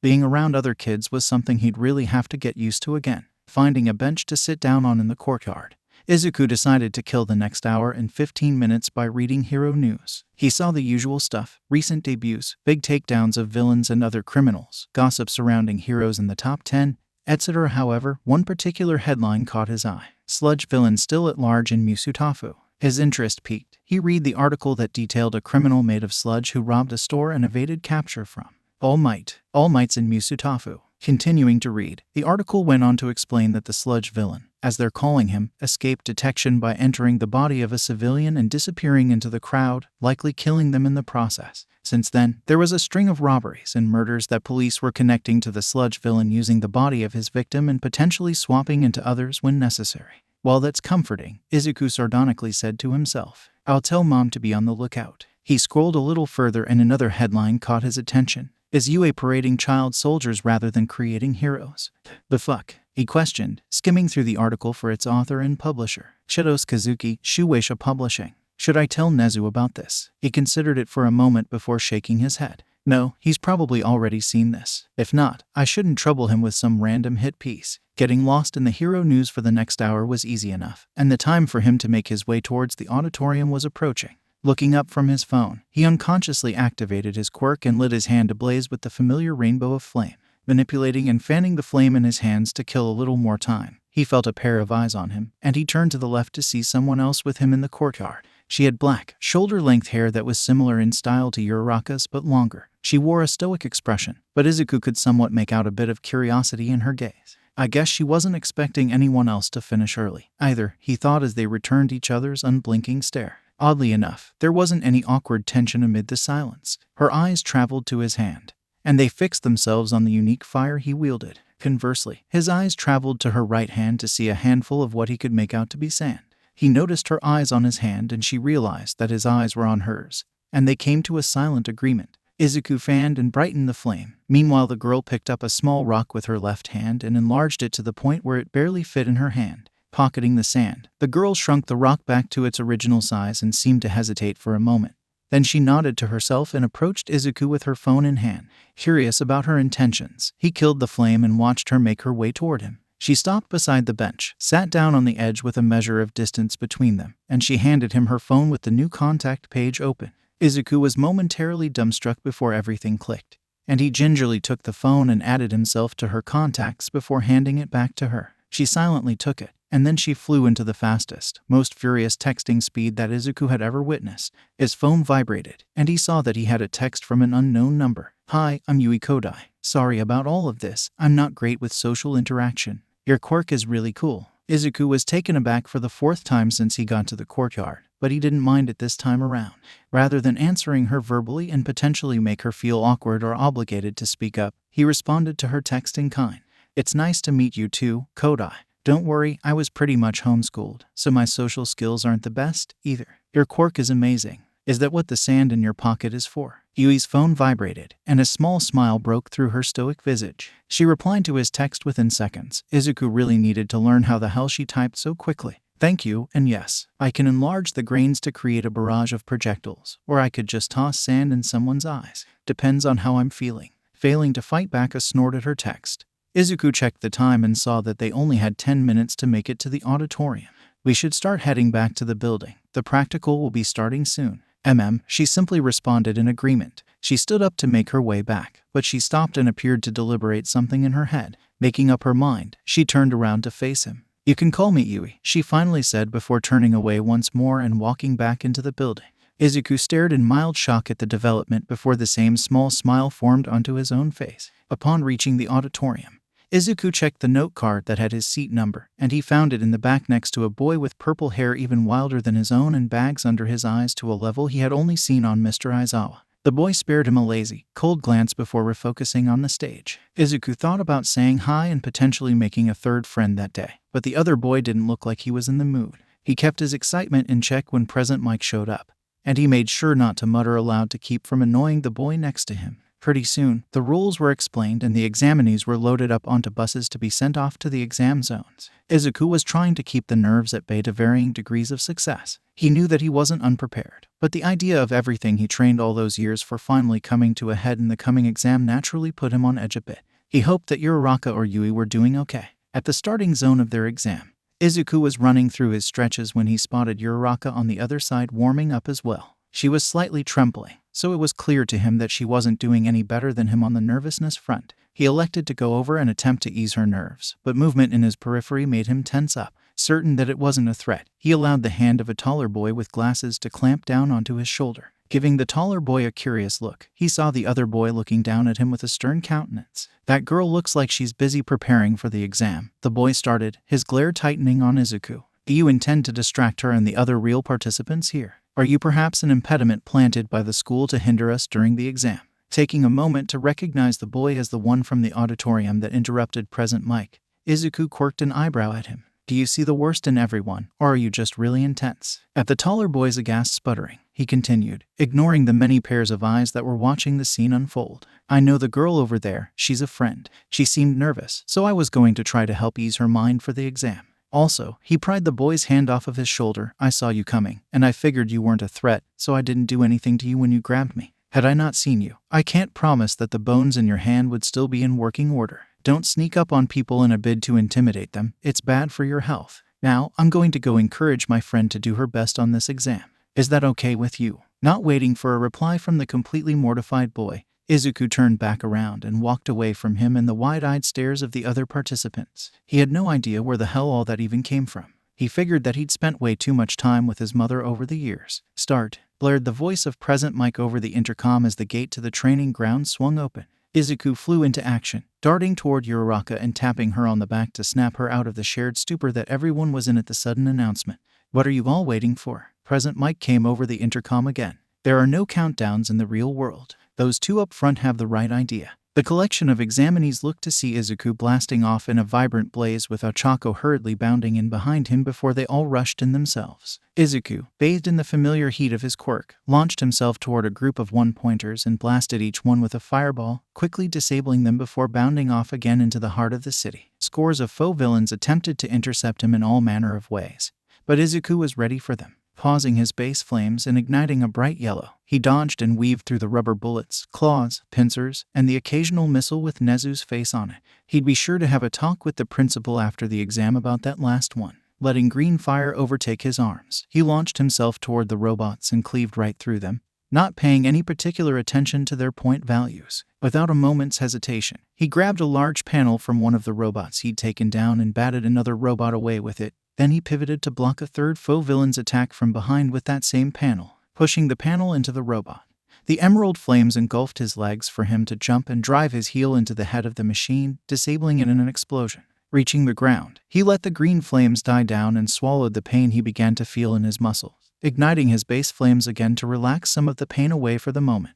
It was then that he noticed that the other examinees had made their way into the city as well, attempting to keep clear of him and the carnage in his wake. In a dark control room, a group of adults watched over the exam with careful scrutiny. The many screens showed different vantage points of each exam area, and they got to see the various approaches that the participants took. One screen showed a blonde blowing the robots to Kingdom Come while laughing maniacally and sporting an equally maniacal gleam in his eye. That boy warranted further observation. Another screen displayed the tall boy who had the unfortunate run-in with Izuku kicking through the robots with ease. He then used the engines in his legs to blast off to the next one, though he seemed careful to stay out of the way of the trail of colorful fire ahead of him. On another, a duo of three-pointers had cornered a girl with pale gray hair covering one of her eyes until a barrage of giant grains of sand intercepted them and took down one of the three-pointers, allowing for the gray-haired girl to telekinetically smack the remaining robot with the pieces of the former. The two gave each other a silent thumbs up and nod before heading off in different directions. "Good crop this year," Midnight spoke up.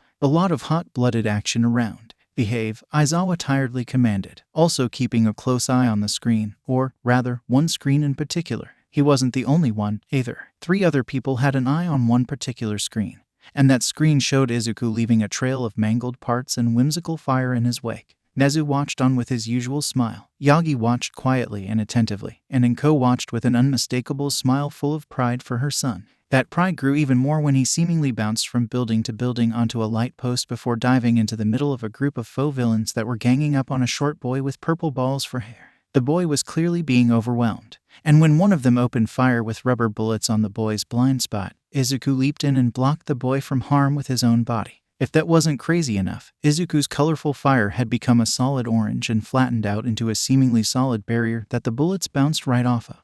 "That's new," Inko said loudly enough for the others to hear. "Indeed," Nezu agreed. "I've never seen his fire become a solid orange. It must have manifested recently." "You know that boy?" Yagi asked the principal. He hadn't been around for very long, so he was surprised that Nezu knew the boy he remembered from Dagaba Beach. "Why, of course. He's my protege," Nezu answered. Yagi did not expect that at all. He considered Izuku even more carefully, now more sure of his feeling that the boy might be the right candidate to be his successor if he had already gotten the super genius Chimera's attention. He watched as the boy stared quizzically at the wall of orange flames surrounding him for a moment before shrugging and rolling with it, turning to say something to the shorter boy that was staring back up at him with something akin to reverence. They spoke back and forth before seeming to come to an agreement, and Izuku kneeled down for the short boy to hop onto his back. The orange wall dissipated, and the newly formed duo leaped above the robots onto a street light. The shorter boy on Izuku's back then started pulling the balls from his head and throwing them at the robots, sticking them to the ground and getting into their joints to stall them so that Izuku could launch a powerful fireball at the vulnerable group, destroying them. Suffice to say, all of the faculty in the command center were pleased at the scene for both examinees. Midnight, in particular, had a few comments. "Ugh, such a magnificent display of selflessness and ingenuity. It gets me hot," she began before stopping when she felt death trickle up her spine. Looking over, she saw Inko side-eyeing her across the room, much too still for the R-rated heroine's comfort. "Go ahead," Inko calmly said. "Finish that sentence." Midnight did not, in fact, finish that sentence, and she fearfully shrunk back into her seat. "I warned you to behave," Aizawa chided, the vindicated smirk he sported hidden behind his scarf. Unbeknownst to Aizawa and Midnight, Yagi had shrunk into his seat as well. The aura of murder that Inko radiated reminded him too much of his former senseis when she'd get angry. One for all seemed to agree as well, as he felt the quirk buzzing even more than when he encountered Izuku. He'd have to investigate it further later on. "I think it's time to unleash the final obstacle," Nezu remarked and pressed a big, red button. Izuku would gladly admit that he was truly having fun. He hadn't ever gotten the chance to cut loose like this before, as he didn't often unleash the full brunt of his flames while training with his mom, and if he did, they never hit their target. Now, however, Izuku could do all the damage he wanted to disposable targets and practically fly around the testing area without fear of an S-rank threat kicking him in the jaw. He even discovered a new aspect of his quirk. Apparently, the orange part of his flames acted as a protective barrier that he only needed to concentrate on to maintain. That meant that he now had access to red, white, yellow, green, pink, and orange. It was such a fascinating development that he couldn't help but analyze the possibilities. The ground began to shake, snapping him out of his muttering and toward the edge of the city. In the distance was a behemoth of a machine, dwarfing the buildings and completely towering over the examinees. Izuku took a long look at the Goliath ahead, and he turned to give a flat glare at the camera bot conveniently standing beside him. He knew Nezu was watching him, and he hoped that he got his message across with the glare before he could turn and leave with the other participants. He spotted something odd a good ways ahead. Under a pile of rubble, he saw someone struggling against the ground. Hurrying forward to help them out, he grew alarmed when he recognized that it was Uraraka pinned under the rubble. Igniting his yellow flames, he bolted past the fleeing participants towards the zero-pointer. Arriving in no time, he assessed the situation. His new and one of only 2 friends was stuck, and she couldn't reach the concrete on her ankle to make it weightless. Without a second thought, he pushed the ever-looming zero-pointer from his mind and ignited in a flash of green, quickly grabbing and tossing the concrete off of her before picking her up into a bridal carry. "Midoriya, what are you doing?" she asked as her usually rosy cheeks flushed with even more color. "Getting you out of here," Izuku answered, ignoring if she could walk or not before blasting off wreathed in yellow. The heat curiously did not seem to affect the girl at all, almost blanketing her alongside him. "Besides, I'm not dumb enough to fight that thing," he continued, feeling even more of the familiar strain in his chest as well as his muscles. As if responding directly to his comment, the zero-pointer smacked the top of a building, sending chunks of concrete, metal, and glass directly in their path. Izuku stopped on a dime as the wreckage slammed into the ground rather harmlessly, only serving to separate the 2 of them from the rest of the applicants. "Looks like I don't have a choice in the matter," Izuku sighed with a mixture of frustration and resignation. "Stay here, and don't put pressure on your ankle," he ordered the girl who stared back at him with wide eyes. "You're not seriously going to fight that thing, are you?" she shouted. "If we leave it unattended, it might harm the others," he responded with urgency. "Can you make me weightless?" She reluctantly removed his gravity while also curious as to what he'd do with it, and then he ignited his kaleidoscopic fire and blasted off toward the head of the robot. This time, she had actually had time to look at and appreciate the unique flames. They were pretty fucking rad in her opinion. She had to remind herself to get his number after the exam ended. Back with Izuku, he was practically over the moon to be simulating unassisted flight with the propulsion of flames, but got a hold of himself and refocused on the task at hand. He weaved through the swipes of the giant robot and projected his flames to full blast on his way toward the head, lighting his right arm with as much green fire as he could manage. Consequences be damned, he threw a punch with all of his might and slammed it into the face of the zero-pointer, blasting it backward and practically off the body of the robot. The rest of the machine soon followed suit, and it tipped over to slam into the ground behind it, luckily only flattening empty buildings. Izuku, meanwhile, was running on the barest of fumes, and he just barely righted himself and slowly began the process of lowering himself to the ground until the last bit of strength left him and he passed out mid-flight. He was left approaching the ground with his inertia carrying him the rest of the way until Ochako hobbled toward him and guided him back within arm's reach. She cancelled her quirk and tried her best to catch him, but he was heavier than he looked and his deadweight came crashing down on her right as Present Mike's voice blared over the city. "And that's time. The test is over." The other examinees only barely heard him, as they were too focused on the sight they just witnessed. The tall boy was especially floored. The green-haired boy he had wrongly accosted before the exam had gone back into the heart of danger to rescue a fellow examinee from the zero-pointer. Then he turned around and destroyed the giant robot with what appeared to be shocking ease. He had accused the boy of having nefarious intentions, only for the boy to have the most heroic heart and spirit of everyone there. He had a lot to think about when he returned home. Recovery Girl was rather displeased with Nezu.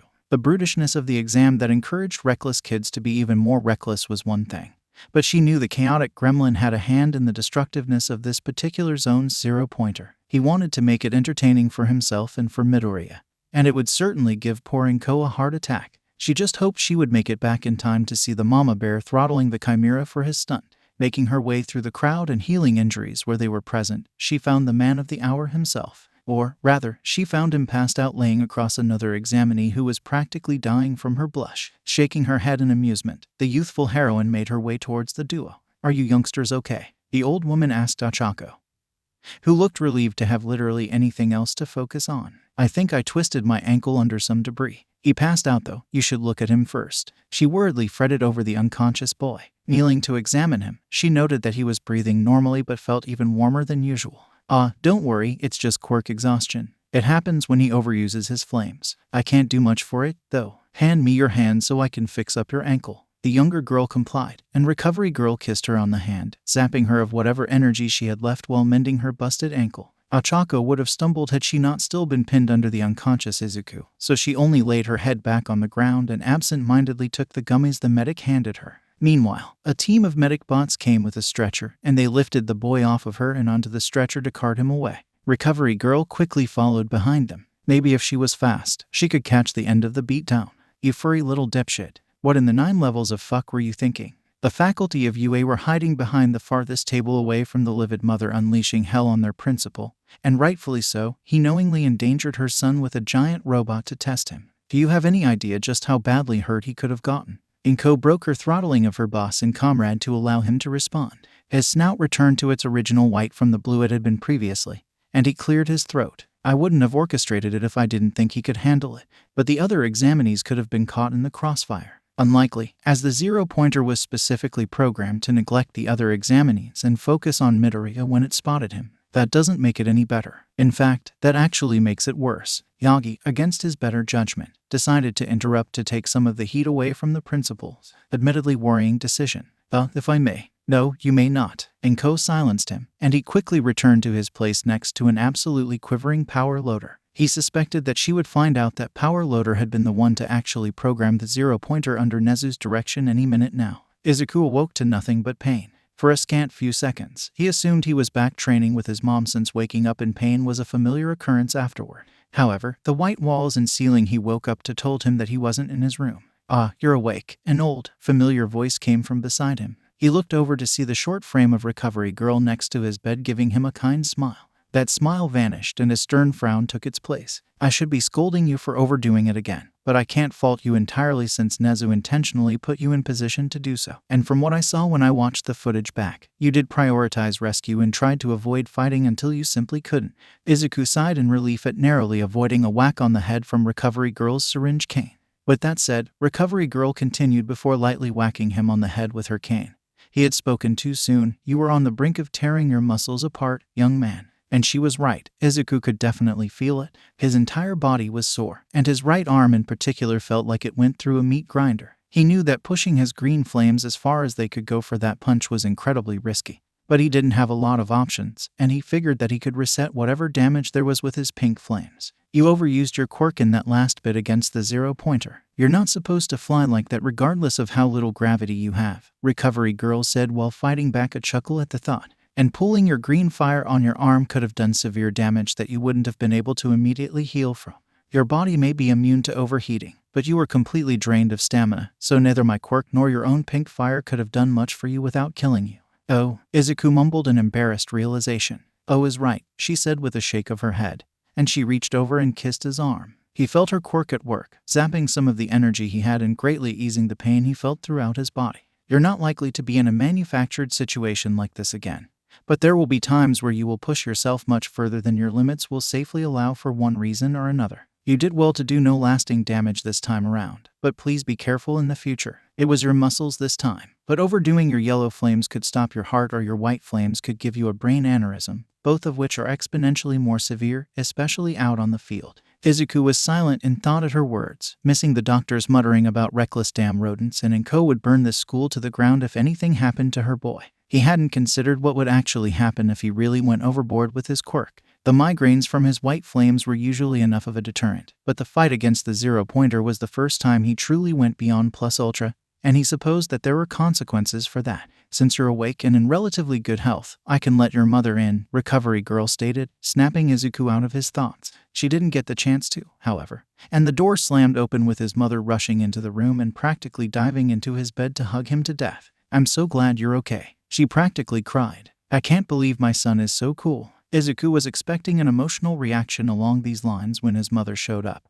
but he figured she'd be fretting more over his health and safety than anything else. I honestly thought you'd be a lot more worried, Izuku remarked while returning the hug. I was at first, but Recovery Girl was able to assure me that there was no real, lasting damage. I watched the whole thing. I'm so proud that you were able to pick your battles and focus on the important things before Principal Nezu forced your hand, she explained with a watery smile. I knew he had something to do with that, Izuku lowly muttered. Of course, he did. It's Nezu, she sighed, before something came to her, and a sly smile formed onto her face. You also have a visitor. She's been waiting outside for 2 hours, worried sick about her hero. Wait a minute, I wasn't. It hasn't even been that long. A familiar, high-pitched voice frantically cried out from the hallway. Don't try to be coy, little miss, Inko responded with a grin, and she quickly left the room to retrieve the girl in question, revealing a beet-red Ochako in her grasp. You've been fretting over him for as long as I have. You're Araka, Izuku asked in confusion. Hi. She barely managed with the amused gazes of Inko and Recovery Girl on her. Not reading the situation, Izuku proceeded on as normal. I'm glad you're okay. Your ankle looked pretty gnarly back there, and I didn't get a chance to check on you again before passing out mid-flight. I should be the one worrying about you, she exclaimed at his concern for her and not himself. You were awesome out there. You lit up into this flaming rainbow and went pow right into the zero-pointer and practically blew it up. Everyone is calling you the Rainbow Comet. Rainbow Comet? Izuku asked, quirking an eyebrow in amusement. Can you come up with something better, Small Might? Inko asked, sharing her son's mirth. You're never gonna let me live that down, are you? Absolutely not. Ochako watched the two banter in wonder, and then it clicked. Oh, is she your mother that you mentioned earlier? Inko looked at the girl in surprise, and then her eyes returned to her son in a silent question of how much he told her. Yeah, this is her. She works here, Izuku confirmed while meeting his mother's stare to confirm that he didn't tell her any more than that. She nodded and smiled. It's great to meet you, Mrs. Midoriya. Ochako beamed and extended her hand. Likewise, and you can just call me Inko, she replied and took the offered hand. Do you live in the area? I'd love to have one of Izuku's friends over for dinner. Ochako was taken completely off guard by the offer, and she quickly put her hands up. I wouldn't want to impose, she wobbly attempted to decline. It's no trouble at all, Inko replied, completely undeterred. It would be nice to have someone else around, and Izuku certainly needs more friends. Recovery Girl, knowing exactly what Inko was doing, turned around at her desk to stave off the laughter. Izuku, meanwhile, kept a close, calculating eye on his mother. She was up to something, and the fact that he didn't know what put him on edge. Well, I guess I could, just this once, Ochako bashfully accepted over the rumbling of her stomach. She yelped as Inko snatched her in Izuku's arms and yanked him out of the bed before throwing a quick goodbye to Recovery Girl and leaving with the two teens in her tight grasp. Recovery Girl couldn't hold back her laughter any longer. She's just like her mother. I wonder if Toshi has figured it out yet. So, Ochako, do you live in the area? Inko asked while she and the two teens were eating the katsudon she cooked to keep Izuku quiet about his suspicion. Oh, sorry, she quickly apologized as she was completely lost in the meal. I'm actually from My parents rented me an apartment out here so that I could take the entrance exam and not have to ride 2 hours on the train. Her expression became slightly downcast. I don't know how long I'll have it, though. I don't even know if I'll be accepted into UA. Stop that. You'll be accepted for sure, Inko chided. I was watching the entire thing. There's no way a team like you two don't make it in. Wait, aren't you grading the exams? Should you even be telling us any of this? Izuku questioned. Who's gonna stop me? She replied with a raised eyebrow. Fair enough, he accepted with a nod. Worst case scenario, she continued, turning back to Ochako. I can just take you on as an apprentice and force them to admit you. What? Both teens choked out. Did I not say that was an option? She asked her son. No, you never mentioned anything of the sort, he answered while trying to regain his bearings. Wait, apprenticeship. How would you be able to do that? Ochako coughed. I'm a retired pro, Inko explained to the girl who now had stars in her eyes. Since I still have my license, I reserve that right. Principal Nezu also owes me quite a few favors. Now, I doubt it'll come to that, though. Izuku took a moment to gather himself completely before refocusing on his mother. I'm surprised you just came right out and said it. You never used to be this comfortable with talking about it in the past. It would have come out at some point, Inko shrugged. Being the underground heroics teacher kinda puts you back into that world whether you like it or not, so there's no use hiding it. Ochako, meanwhile, was positively starstruck. Her new friend was the son of a retired pro who had just offered to take her on as an apprentice if she didn't make it into UA. Now the two of them were bantering again like she didn't just casually drop a bomb on her entire world. She refused to believe that what was happening was real, but a few pinches to her arm confirmed that it was indeed real life. Why? She finally asked, getting the attention of both Midoriyas. Her cheeks immediately flushed at the newfound attention, and she quickly elaborated. Not that I'm not super grateful at the offer, but it's so sudden. Why me, of all people? Stop that. Stop selling yourself short. Just because you didn't take down as many robots as Izuku or some of the others in the exam doesn't make you any less competent or heroic. Potential is potential, honey, and you have it in spades. Your quirk is fascinating, and while not purely offensive, you already know how to use it in creative ways to get the job done. Removing this little gremlin's gravity so that he could fly around like a comic book hero clearly showed that. My quirk isn't purely offensive either, she continued before pulling a fork into her hand from across the table to illustrate her point. But it's about how you use it in tandem with the skills you have. Your quirk already makes you a potentially deadly hand-to-hand fighter. The next step is to improve your hand-to-hand capabilities to properly utilize that potential. Ochako was speechless. No one she had ever met had even once given her any sort of advice like that. Sure, her parents encouraged her to follow her dreams and be the best hero she could possibly be, but they weren't heroes or combatants themselves. They wanted her to succeed, but they couldn't give her any advice like what she had just received. This woman that she met literally earlier that day had revealed herself to be a retired pro and told her precisely what she could do to improve as a hero and fighter. And that was after telling her that she already had potential to be a great hero in the first place to assuage the girl's doubts. What the hell was it about this family that made her want to cry tears of joy and protect them with everything she had? And Ko could see the tears building in the girl's eyes, and she knew exactly what to do. Like I said, dear, you'll be just fine. How about I bring out the scrapbook so you and I can look at Izuku's embarrassing baby pictures? Mom, Ochako wiped her eyes and sniffled, doing nothing to fight the joyful smile that plastered itself onto her face. I'd love to. She'd hang on to Izuku and Ko for dear life. She'd make damn sure of it. Izuku was sprawled on his couch, TV remote in hand, and channel surfing. Nezu had given him the 2 weeks between the entrance exam and admittance, rejection letters going out off to do as he pleased, and it was primarily spent texting Yui and Ochako. Apparently, Yui had even more luck than him and made a few friends during the exam herself. And he also learned that she had a repertoire of memes rivaling his own collection of hero memorabilia. She also had a notable collection of Super Sentai and Transformers merch in the few pictures of her room that she sent him. And that sparked a discussion about the two franchises in which Izuku learned that Yui was rather passionate about mechs, Kaijas, and Megazords. It instigated an ongoing debate about whether or not All Might could take Godzilla that had dominated the last week and a half for him, so he was taking a break with mind-numbing television. Amiwamu Shinderu. Click. Can we get much higher? Click. Sludge villain has continued to evade capture. Click. Izuku, your letter is here. He heard his mother call from the front door. Shooting up, he looked over the couch to see her hurrying toward him with the letter in hand. She handed it to him, and he felt a hard disk inside the envelope. Taking a moment to stare down at the determining factor of his future, he opened the envelope and pulled out the small disk in front of the formal letter. Confused at what it was, he looked over to his mother to find that she had conveniently left the room. Putting the disk and letter down on the coffee table in front of him, he was taken by surprise when a holographic projection of none other than All Might appeared from the disk. I am here. As a projection, Izuku quickly clamped down on his excitement before he could attempt to have a conversation with a pre-recorded video of his idol. Young Midoriya, you received a perfect score on the written exam.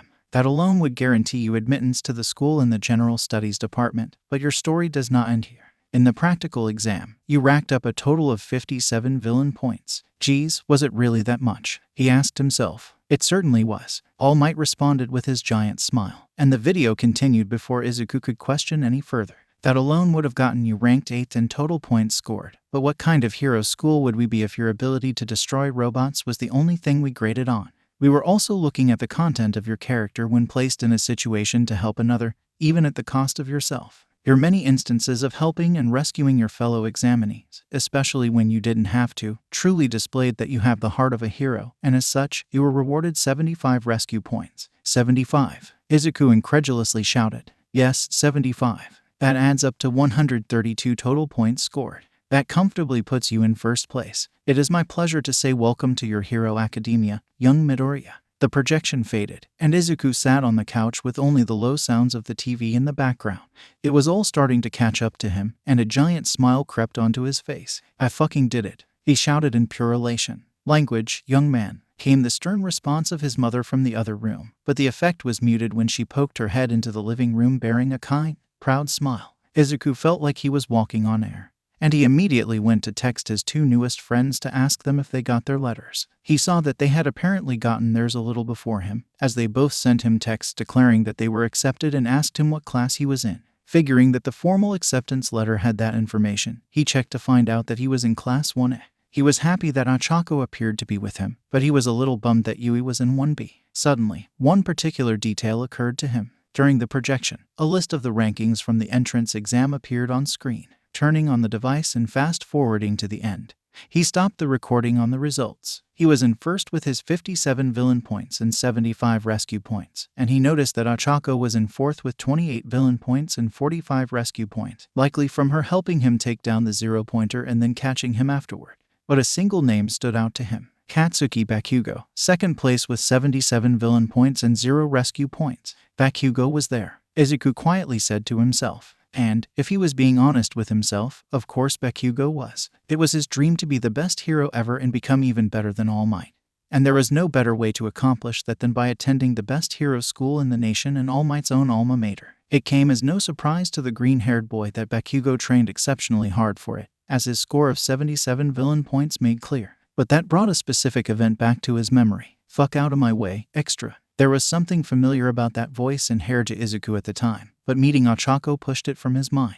Now, with nothing distracting him, it became all too clear to him. Holy shit, that was Bakugo, he said to himself, subconsciously making sure to keep his voice low to prevent his mother from hearing him. Did he not recognize me? Did I not recognize him? Then, another thought occurred to him that could make his time at UA complicated. I hope he isn't still upset about what happened all those years ago. Looking back at the rankings, he winced. He'll definitely be upset about getting second place, especially to me. Katsuki Bakugo was having a good day. He had dominated the entrance exam 2 weeks prior like he knew he would. And all that was left was to wait for his inevitable acceptance. Passing the time at his shitty school with useless extras was tedious, however, especially with the annoying pink-skinned girl with horns that was always on his case about being mean to people and kept trying to be his friend.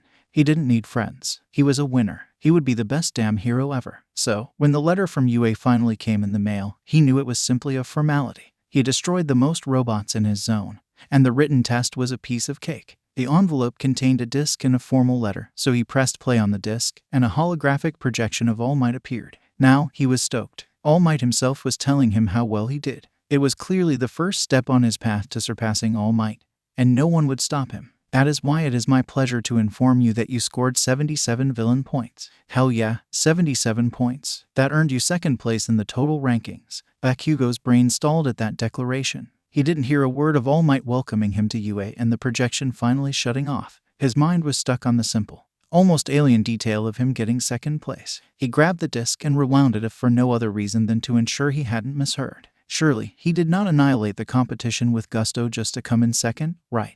Sure enough, that was exactly what had happened, and the display of the rankings only confirmed it. The first thing he noticed was the 0 tied to his name under rescue points, which confused him. The hell were rescue points? He was the only one who didn't have them, but he still scored better than almost everyone else, so they clearly didn't matter. Then, the real issue presented itself. Who had the gall to take first place away from him? Izuku Midoriya.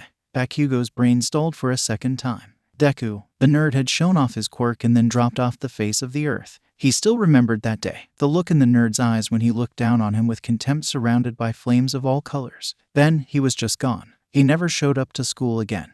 And Bakugo hadn't seen him once in 5 years. In that time, the old hag pulled him out of his school and transferred him to one on the other side of the city with the excuse that their principal was a pedo, but he was dubious about that. The news that came out a short time later and continued over the years about entire school districts being dismantled for promoting quirk discrimination and terroristic ideologies only confirmed his suspicions that something bigger was going on.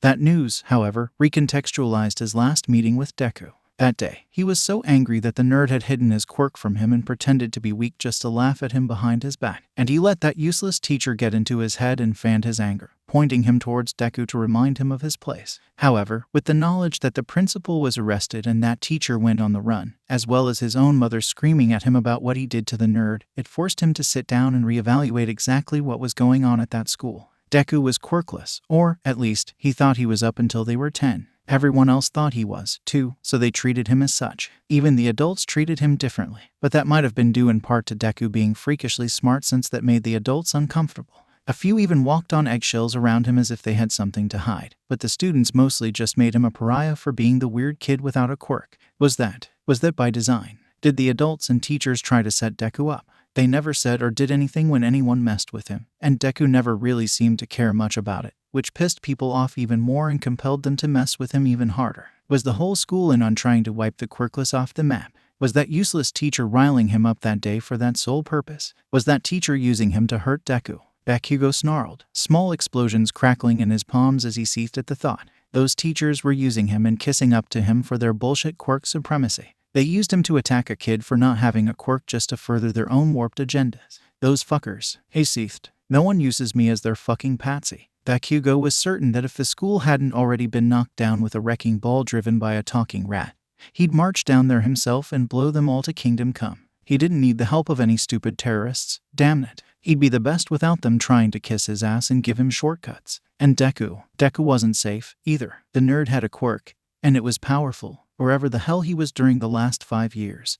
He had obviously been training and getting stronger. The first place result in the rankings proved that, and it meant that, for the moment, Deku was better than him. That would not stand. He hoped that Deku was strong. He hoped that Deku was really strong. He wanted Deku to be at his best when Katsuki fucking Bakugo finally reminded him and everyone else just who the hell he was. He would be the best, and no quirk terrorists, or even Deku himself, would stand in the way of that. You hear me, you fucking Deku? I'm coming for you, and I'm gonna be the goddamn best. What the hell are you screaming up there for, you brat? The voice of his mother came from downstairs. None of your business, you over-the-hill hag. Who the hell are you calling over the hill, you shitty brat? I'll have you know that your father still loves this ass. Mitsuki, please. Izuku stared up at the massive one door in front of him. Just like at the entrance exam, standing inside UA as an official student felt surreal to him, despite the fact that being there wasn't anything new to him at all. He'd get over it at some point, but for the moment, he'd enjoy the ride. Opening the giant door, he let his brain run wild with the possibilities of what he'd encounter when he stepped inside.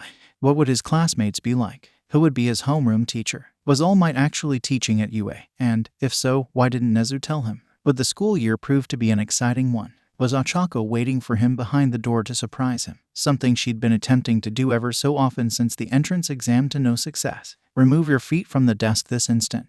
It is disrespectful to both the craftsmen of these desks as well as our predecessors. And Izuku was already exhausted. He remembered the tall boy's sporting glasses from the entrance exam, and he hoped that their future interactions would not end the same way. Huh, the hell's your problem? And Izuku was now both exhausted and disappointed. He was really hoping that Bakugo would be in 1B so that he could put off the inevitable confrontation as long as possible. With a resigned sigh, he stepped into the just about half-full classroom, tuning out the argument between them and scanning the room. His eyes immediately landed on a yellow sleeping bag behind the podium in the front of the classroom, and the face of a scraggly, dark-haired man poked out of it. They stared at each other for a few seconds before Izuku shrugged and walked away toward his seat. He recognized the man as Aizawa but hadn't thought much about his identity as a hero since it wasn't particularly relevant to him beyond sating his curiosity. Heading to his assigned seat that was regrettably behind Bakugo, he took note of his classmates that were slowly trickling into the room and lightly chatting away with each other. With the exception of a boy with bichromatic hair that appeared content with sitting in his seat with a face drowning in impassivity. A quick glance showed that the other teen had heterochromia in line with the division in his hair, as if he was two separate people that were split down the middle and fused together.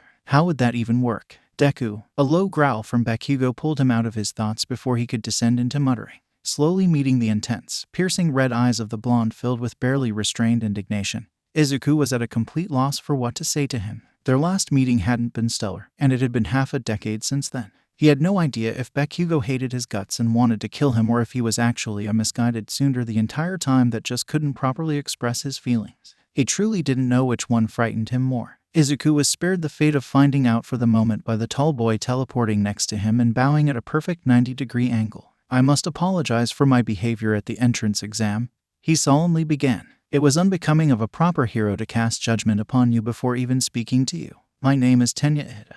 It's nice to meet you, a truly better man for figuring out the secret of the rescue points. Izuku slowly took all of that and while shaking Ida's hand. So he is just really intense. Got it, he thought to himself before shooting out his other hand to catch an encroaching feminine hand attempting to sneak up on him. Close, but not good enough yet, Ochako. Damn it, she huffed with a pout before her signature smile reformed to brighten up the room. You won't see me coming one of these days. Izuku tried to ignore the mildly alarmed and calculating eyes that Bakugo bored into his skull as well as the equally assessing gaze he could feel from the heterochromatic teen to his right. If you're here to make friends, then leave now. The attention of the entire classroom snapped to the front where a sleeping bag was laying abandoned on the floor and Aizawa stood before them with a flat, unimpressed glare. Everyone who wasn't already in their seat quickly rushed to it, and they all silently waited for their homeroom to begin. It took you all 8 seconds to get yourselves in order. Such a lengthy waste of time could cost lives in the field. I expect it to improve, he plainly stated, his glare never wavering as he reached behind the podium and pulled out a blue P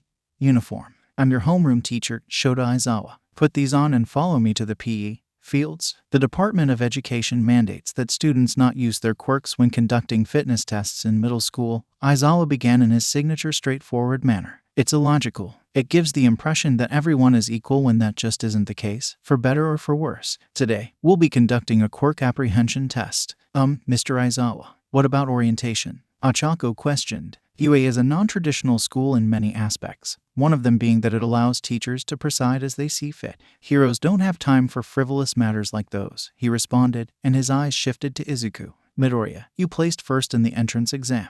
How far could you throw a ball in middle school? Izuku quirked an eyebrow at him, as he knew that Aizawa knew that he technically never went to middle school, but he supposed that he could give the man a rough estimate for the sake of the exercise. About 60 meters, give or take, he answered, and the man only nodded before tossing him a ball. Throw that, this time using your quirk, he instructed. You can do whatever you want as long as you don't leave the circle. Izuku stalked toward the circle while eyeing the ball and trying to decide how he would approach this. He could ignite his green flames and simply enhance his strength to throw the ball as far as he could. But one look at Aizawa's fiercely calculating eyes that nearly rooted Izuku to his spot gave him a hunch that the man was looking for a little more than what he had already shown. Well, I suppose I've been toying with combining the flames to use them in tandem. I know what I could try, but it might make Bakugo angry. We don't have all day, came the tired voice of his teacher. Screw it, he'll get over it. Izuku took his place in the circle and ignited his base flames, blanketing him in a fiery mosaic that sparked recognition in the eyes of a few of his classmates. Holy shit, is that the rainbow comet? He heard someone try to ask in a hushed tone. Blocking out the resulting chatter, he willed his flames to take on the familiar emerald that strengthened his body, and he planted his feet and winded up for the throw. Aizawa watched intently as Izuku engulfed his entire body in a green blaze with the exception of his right hand holding that ball, which was glowing. Izuku finally swung, and that glow became a bright flash as he blasted a massive fireball from his hand to launch the ball skyward along in tandem with the added force his green flames allowed him. The sky above them lit up in a brief, brilliant rainbow of flame, and the class was sent into a frenzy. A few of them had their suspicions confirmed about his identity as the Rainbow Comet, while others were awestruck and excited at the impressive display. He noticed the look of reverence return in the eyes of the short, purple boy from the entrance exam, but he decided to unpack that later. Two people, however, were not particularly enthusiastic. Bakugo looked somewhere between apoplectic and constipated, which he supposed was the norm if memory served. The heterochromatic boy looked at him with a mixture of suspicion and scorn, although some of that scorn seemed to be a bit nebulous, so it might not have been entirely directed at him. That, too, he'd unpack at a later date. He had completely missed the reading of his score and only turned back around to Aizawa just in time to hear him grimly scold a student for having fun. He supposed that his mother had said something along those lines when he was younger to emphasize the constant mortal danger of the career, especially in the underground, but threatening expulsion for getting last place felt a bit overkill. That's not fair. We just got here, and you're threatening to expel one of us on the first day. Ochako indignantly cried out. Fair, Aizawa scoffed. Are natural disasters fair? Villain attacks on civilians, targeting a hero's family or catching them specifically on their day off, is that fair? Okay, Izuku could certainly concede those points. Many aspects of heroics aren't the slightest bit fair, and that just came with the job. How about paying taxes? Is that fair? What the fuck? There's nothing fair about heroics. You can accept it here and now, or you can walk away, Aizawa barked with finality. Izuku shook off his befuddlement and put his game face on. A quick look around showed that each of his classmates had hardened their resolve as well. The first test was a 50-meter dash. Ada was called up to begin alongside a girl with what appeared to be a frog mutation quirk. He would be lying if he said he wasn't excited to see his classmates' quirks in action. The engines in Ada's legs gave him an idea of what his quirk and specialty would be, but seeing him practically become a blur across the 50-meter track to finish in only 3.04 seconds was incredible to Izuku. Isui wasn't terribly far behind, coming in at 5.58 seconds. He watched in utter fascination at the many ways his classmates applied their quirks, from Ochako making her clothes weightless to the Aoyama boy propelling himself with a laser that shot out from his navel. He found the application of the pink-skinned Ashido's acid to allow her to slide across the track in lieu of running to be especially cool. But seeing the heterochromatic boy do something very similar with ice blew his mind. Izuku felt like a kid in a candy store surrounded by such fascinating quirks and potentially just as fascinating people. Bakugo, Midoriya, you're up, Aizawa called. Izuku bounded to the starting line and brought his flames to life once again, this time a vibrant yellow blanketing him. Bakugo sauntered next to him, sneering at him and readying his palms behind him. You think you're so cool, huh, Deku? Bakugo snarled. You think you're fucking better than me? Well, I'm gonna crush you in every single one of these dumbass tests.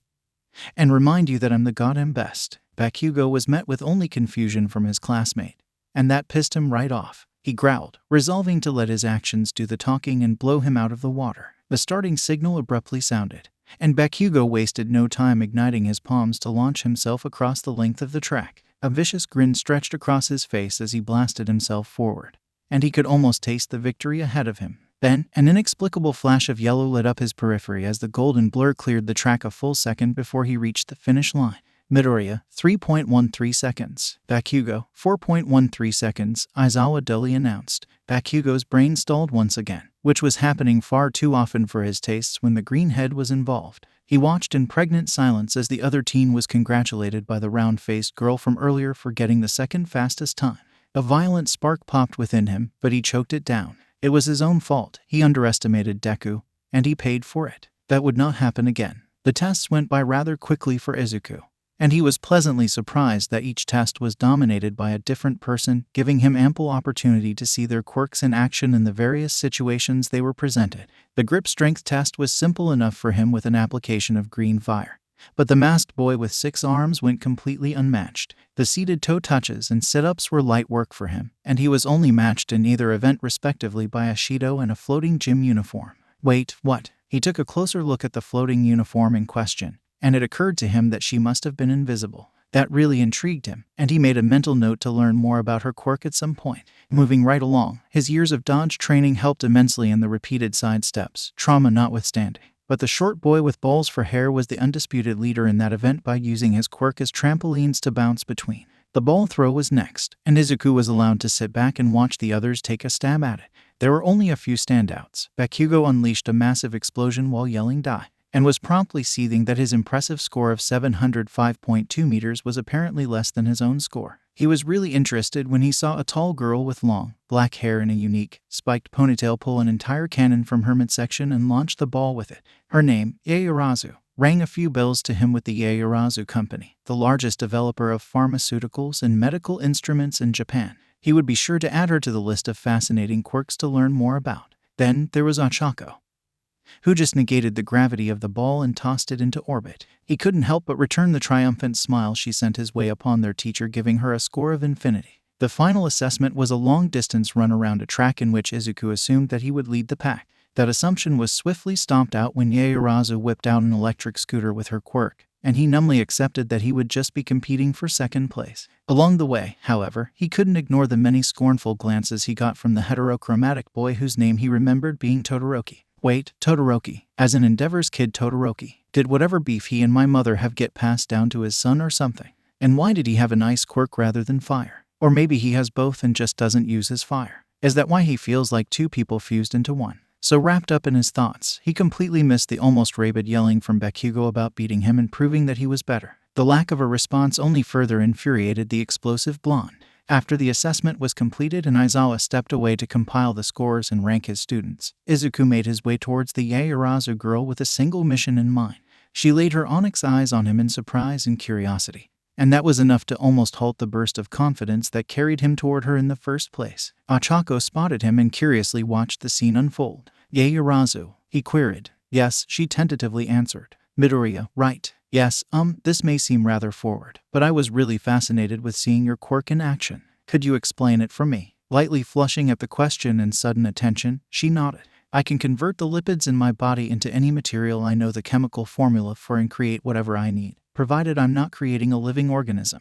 Izuku's eyes went wide. So, in essence, you know the chemical makeup of an electric scooter off the top of your head. Yaoyorozu flushed even more in mild embarrassment. Well, I suppose so, when you put it like that. Her quick descent into mortification was stopped in its tracks by the boy's starry-eyed gape.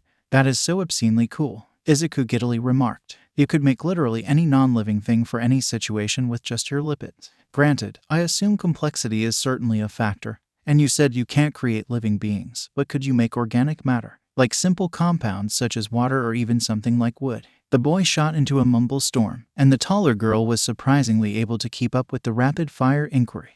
Eventually, her own excitement at finding a kindred spirit of sorts took over, and she joined in alongside him. Meanwhile, Ochako watched the two excitedly bounce ideas and concepts off of each other from afar with a tight smile. She was happy to see her new friend make more friends, as his mother not so subtly hinted that he needed any amount at all. However, she shook away those thoughts. It wasn't the time or place. Unfortunately, she wasn't as subtle as she would have liked. As she turned her head to see the golden eyes of Ishido narrowed in mirth at her with a knowing smirk to match, Ochako went beet red and huffed in exasperation. Displaying all of the individual scores would be a waste of time, so here are the cumulative rankings.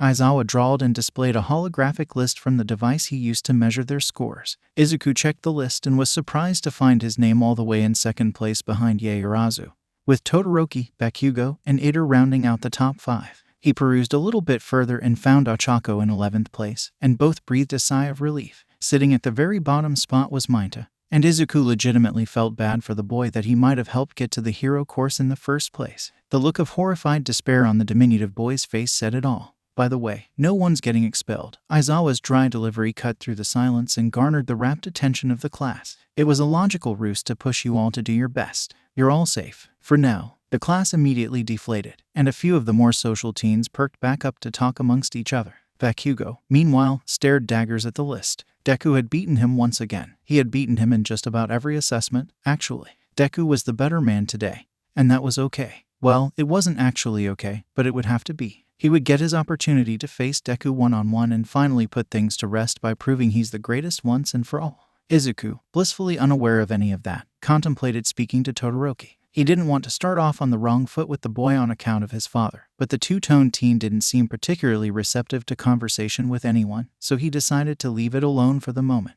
He'd ask his mother about later on if necessary. He vaguely heard Yaoyorozu mention that she figured out their teacher's logical ruse from the start, which he certainly wouldn't put past her, but he also wasn't really paying much attention until his teacher spoke up again. The path of heroics is a dangerous one. Entering without proper preparation could very easily lead to a swift death for yourself and those around you, civilian, hero, or otherwise. I've seen it happen. Aizawa hesitated and took a shaky breath. I've seen it happen far too many times. If this life isn't for you, no one would ever begrudge you for bowing out. However, if this is the path you insist on pursuing, then nothing less than your best will be accepted. Fall below that at any point, and I will not hesitate to expel you. He fixed them with a final, tired glare. Welcome to the hero course. Don't disappoint. Before turning away completely, he shot them another look over his shoulder. Oh, the syllabus and any course or school information are on your desks. Pick those up before you leave today. And, with that, he turned away for good, and the class left back toward the school building.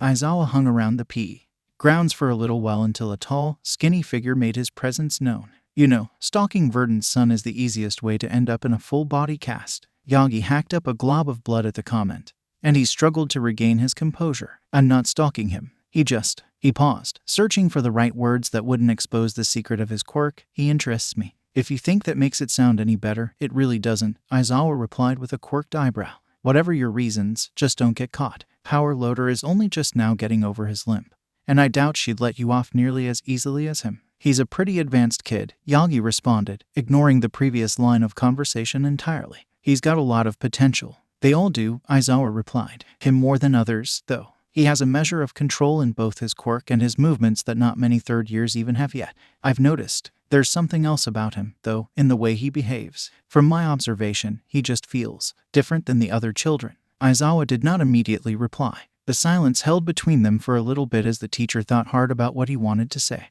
Eventually, he opened his mouth. I haven't had much time to observe him with his classmates, but I can identify that it's a level of world weariness that someone his age wouldn't normally have. Given who raised and trained him, it doesn't surprise me that much. But he's not the one with that look that worries me. Aizawa turned away and began his trek back inside. Class 1B will be out here later. Consider stalking them in lieu of my class since you'll be the foundational heroics teacher for both classes. Yagi took a moment to consider the thought. He already had his eye on one student to receive one for all, and his former sidekick was practically campaigning for another. But he only came to UA in the first place to find a suitable successor, and there wasn't any harm in fielding other potential candidates. You know, perhaps I will. That was so intense. I really thought he was going to expel someone. Izuku mulled over the thought for the first time since leaving the classroom after the quirk apprehension test. He could definitely see where Ochako was coming from, as Aizawa was incredibly frank with them from the beginning. But he could also see why Yaoyorozu figured it was all a sham. Aizawa did feel like a trial by fire and sink or swim kind of teacher.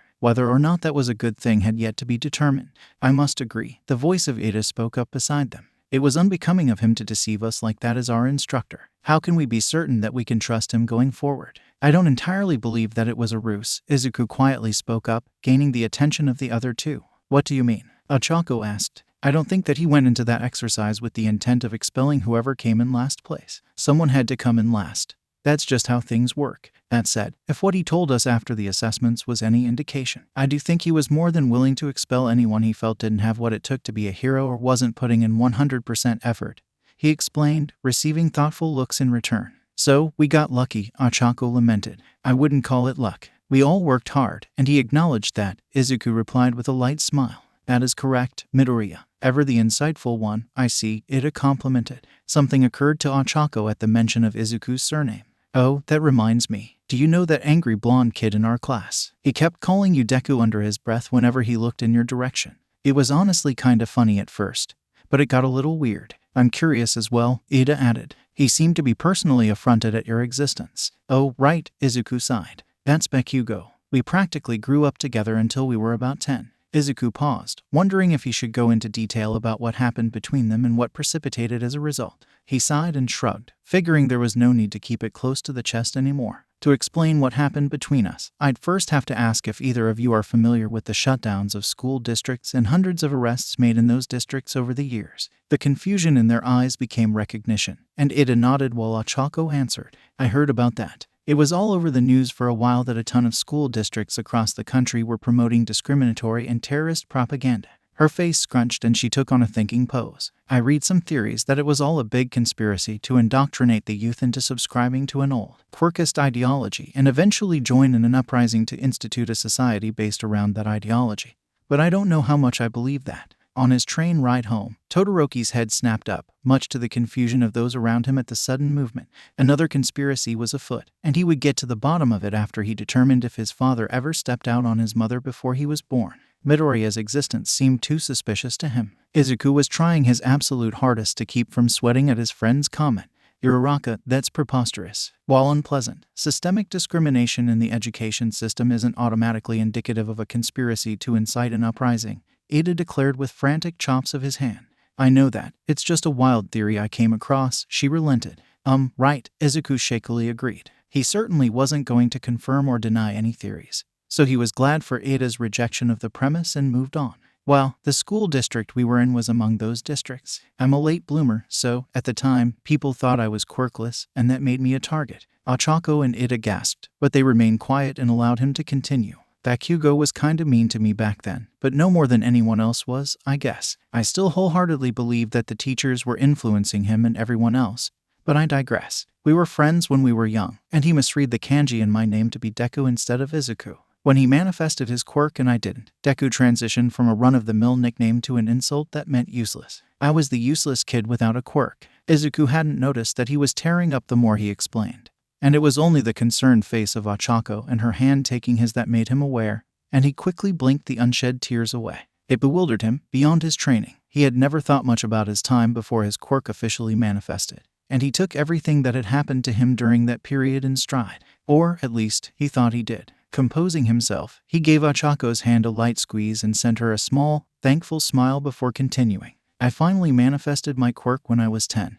And then everything with the school districts happened, and I hadn't been face to face with Bakugo at all since then before today. I'm so sorry you had to go through that. Ochako fretted. There weren't a lot of schools that were targeted in Mai, so I haven't met anyone who experienced that firsthand until now. Calling you Deku is so mean. He shouldn't do that. I don't really know if he hates me or if things are just ridiculously awkward between us now, Izuku replied with a mirthless chuckle. Ida, who had been silent and contemplative throughout Izuku's explanation, finally spoke up. Do not let his reprehensible behavior or that of others deter you from your own success, Midoriya.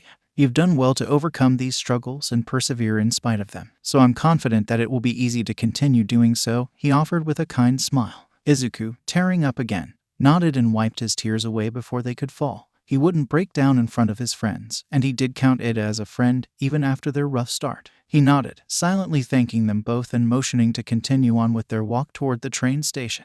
Recounting those days brought up some unaddressed feelings that lay dormant within him since he was 10. He didn't like those feelings, and he didn't want anyone to have to feel that way, either. He was lucky enough to manifest a quirk, but not everyone in that position was so fortunate. Not everyone was fortunate enough to have someone violently in their corner like he did with his mother, either. What if he could be that person? What if he could be that person for everyone who got a raw deal, not just from the MLA schemes, but society as a whole, even those that fell through the cracks? He may not be worthy of that responsibility just yet, and he may never truly be, but even just one person to believe in them could mean the world to someone who felt like they were at rock bottom. It was something he'd think more about when he got home, but a text from Yui shifted his attention. One of my classmates is an even bigger fan of Kaijus than me. She is, frankly, shocked and appalled at your stance on All Might against Godzilla, and she's certain that All Might wouldn't last 10 seconds. He smiled, a true, non-quirk-related warmth spreading within at the thought of him having actual friends. It wasn't something he would have even considered merely a few months prior. He resolved to buy a plate of mochi for Ochako and a set of matryoshka dolls for Yui. Can we talk about how our teacher apparently doesn't pay taxes? Ochako brought up as they made their way to the train station. Uraraka, we cannot make such a scandalous claim for certain. All he said was that taxes were unfair. Ida reprimanded. Yeah, but we can make some inferences from that, right? Ochako challenged. Izuku's smile grew even bigger. He would certainly enjoy this semester. Your classmate doesn't know what the hell she's talking about. The next day was a return to the usual school schedule that Izuku didn't miss very much. He agreed that having pro-heroes for teachers was certainly cool, though, and he didn't think that the novelty of that would wear off anytime soon. Even lunch was prepared by a pro-hero, which Izuku was especially curious about because one man was cooking for an entire school, and doing so successfully, even providing a multitude of options for them to partake in. Izuku had no idea how the man managed to pull it off, but he was thankful that he did.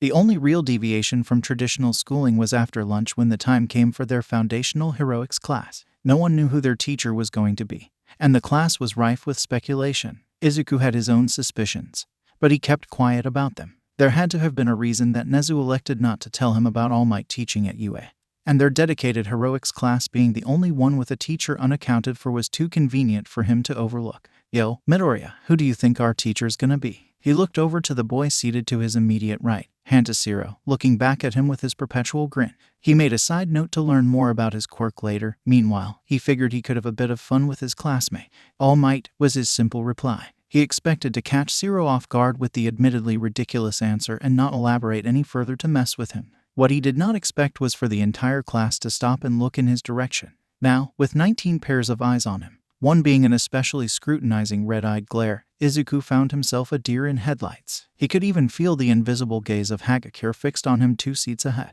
All Might, seriously? I don't know if the number 1 hero could take time out of his schedule to become a teacher. Well, he did do the recordings for the acceptance letters, so it's possible, ribbit. Deciding to roll with it, he pointedly turned to the door and held out his hand. The class went silent again, and he silently counted down from 5 with his fingers, then he pointed at the door upon reaching 0. The class remained dead silent as they watched the door on the edge of their seats. The tension in the room was only heightened by the sound of footsteps making their way towards the classroom.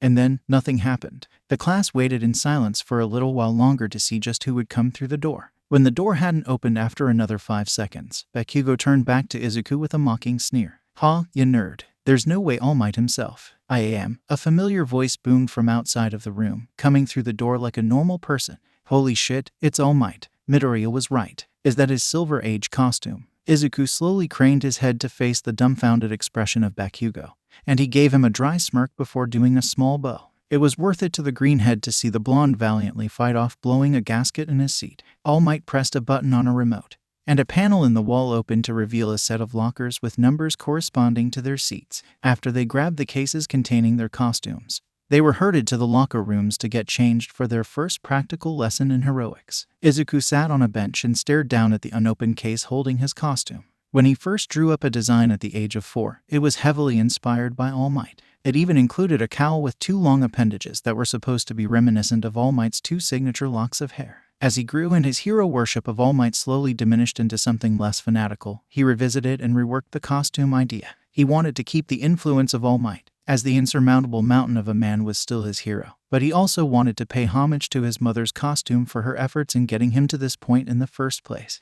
The end result was a black spandex suit with white flame decals traveling up the sides of his abdomen and down his legs, as well as a reflective flame symbol on his chest that the notes in the case assured was as flameproof as the rest of the suit. He wore a pair of white gloves and a matching pair of white boots, and on his waist was a green utility belt as a nod to his mother since he felt wrong not having green anywhere in the costume otherwise. Completing the ensemble was a white cape that he included as a callback to All Might's older costumes. He requested the cape to be made of a special material that allowed him to remove it and use it as a capture weapon, similar to the capture scarf used by Eraserhead. Wait a minute, Izuku thought with a contemplative frown. So, that's who Aizawa is. How did I not piece that together sooner? After getting dressed into his costume, he started to make his way towards ground beta, noticing someone begin to walk in step with him. I was expecting a lot more color for the rainbow comet. The blonde kid with a black lightning bolt in his hair playfully remarked. This was it, a casual social situation with someone he hadn't explicitly befriended. He somehow made it through the interaction with Zero and the resulting mishap in class unscathed, so he knew he could make it through this one too. He wasn't going to mess this up. My quirk provides enough color as it is. He responded with a totally unrehearsed laugh. Any more color on the suit would have been overkill. Ha, I hear you, Kaminari replied with a smile. Wow, I made it through that. I should ask him about his quirk, Izuku excitedly thought before taking a breath and calming down. No, I'll wait until after class. I'll probably see it in action again. Anyway, the bulk of the class reached ground beta to see All Might waiting on them. He proudly looked over their costumes until his eyes landed on Izuku, and his breath hitched. There were certainly differences, but watching the boy walk out in his black jumpsuit, white boots, and oh-so-familiar white cape gave him incredibly warm and painful flashbacks. One for all buzzed inside of him again, and he swore that he could faintly hear a voice shouting in the back of his mind, "That's him. That's him. Yes, that's him, my successor," he thought to himself seemingly in confirmation. "No, you blonde buffoon. That's my grandson," shouted a woman wearing a similar getup to Izuku in a black, foggy void. "He still can't hear you, Nana," a shorter, high-collared man sighed in exasperation. All Might shook himself out of his stupor and regained his signature grin. "The clothes really do make the man. Izuku, I love your costume." Achako bubbly chirped beside him. "I was expecting a little more color, though. I wanted to pay homage to my mom's costume and All Might's while still making something of my own."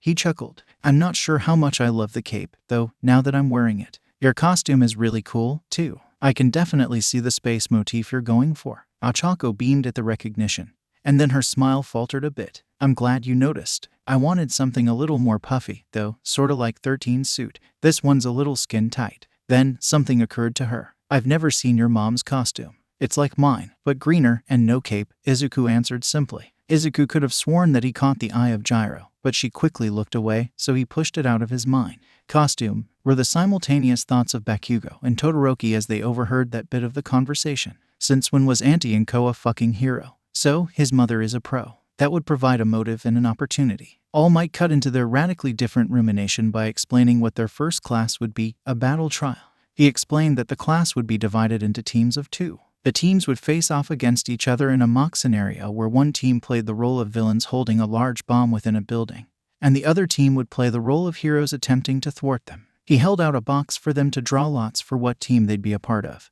and Izuku found himself on Team J. He looked to Achako, but she, unfortunately, was on Team C. He looked around for his partner as the class started to group up until he felt something pat him through his cape. Turning around, he saw no one, and he was confused until a floating glove waved at him. "Hi there, guess we're partners for today," Hagakure excitedly said. Izuku blinked, and then he returned the smile he was certain she was sending him. "I guess we are." He noticed that she was wearing a pair of gloves and shoes, but he couldn't see anything else. Before he could ask about it, their teacher's voice filled the area. "Now, for the first group," All Might bellowed as he reached into a box with labeled slips of paper. "The hero team will be Team J." "Oh wow, we have to go first," Hagakure said while Izuku focused his eyes on the box in All Might's hands. "And the villain team will be Team B." Izuku looked around for any team to perk up in acknowledgement, and his eyes landed on the feral grin of Bakugo and cold glare of Todoroki directed back at him. "Goddamn it." Inko stepped into Principal Nezu's office with a contemplative frown. She was on her break, and that usually entailed sitting in the teacher's lounge reading trashy romance novels with Snipe while Aizawa pretended to not fanboy in her presence across the room. But Nezu specifically called her into the office rather than sending her a text.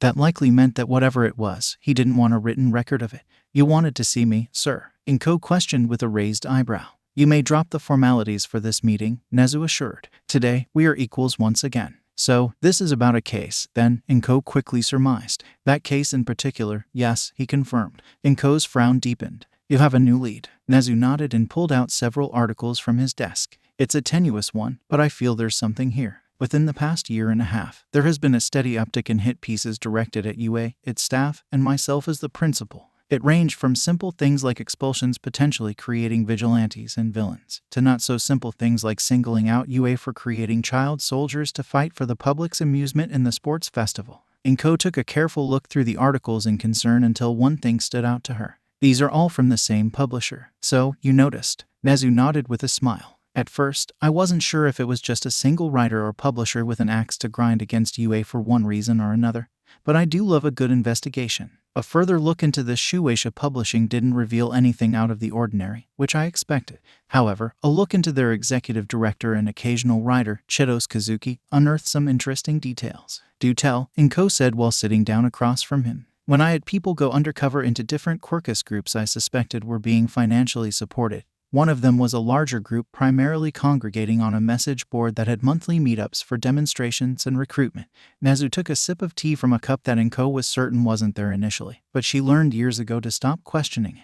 During one of those meetups, my operative was able to accompany the moderator of the message board to a meeting with a woman fitting Kazuki's description. It was a handoff of information, though we're still not certain exactly what information was given. How can you be sure that it's the same woman? Inko ventured, to which Nezu only retrieved a picture and slid it across the desk to her. Ah, point taken, she responded upon seeing the picture. So, you think she's directly involved with the MLA? Nezu nodded. Being a middleman that only runs information between parties wouldn't be worth the time of someone with her position, and it would also be an equally large waste of an asset. As the executive director of a major news publication, she no doubt has considerable influence over information distribution to the public.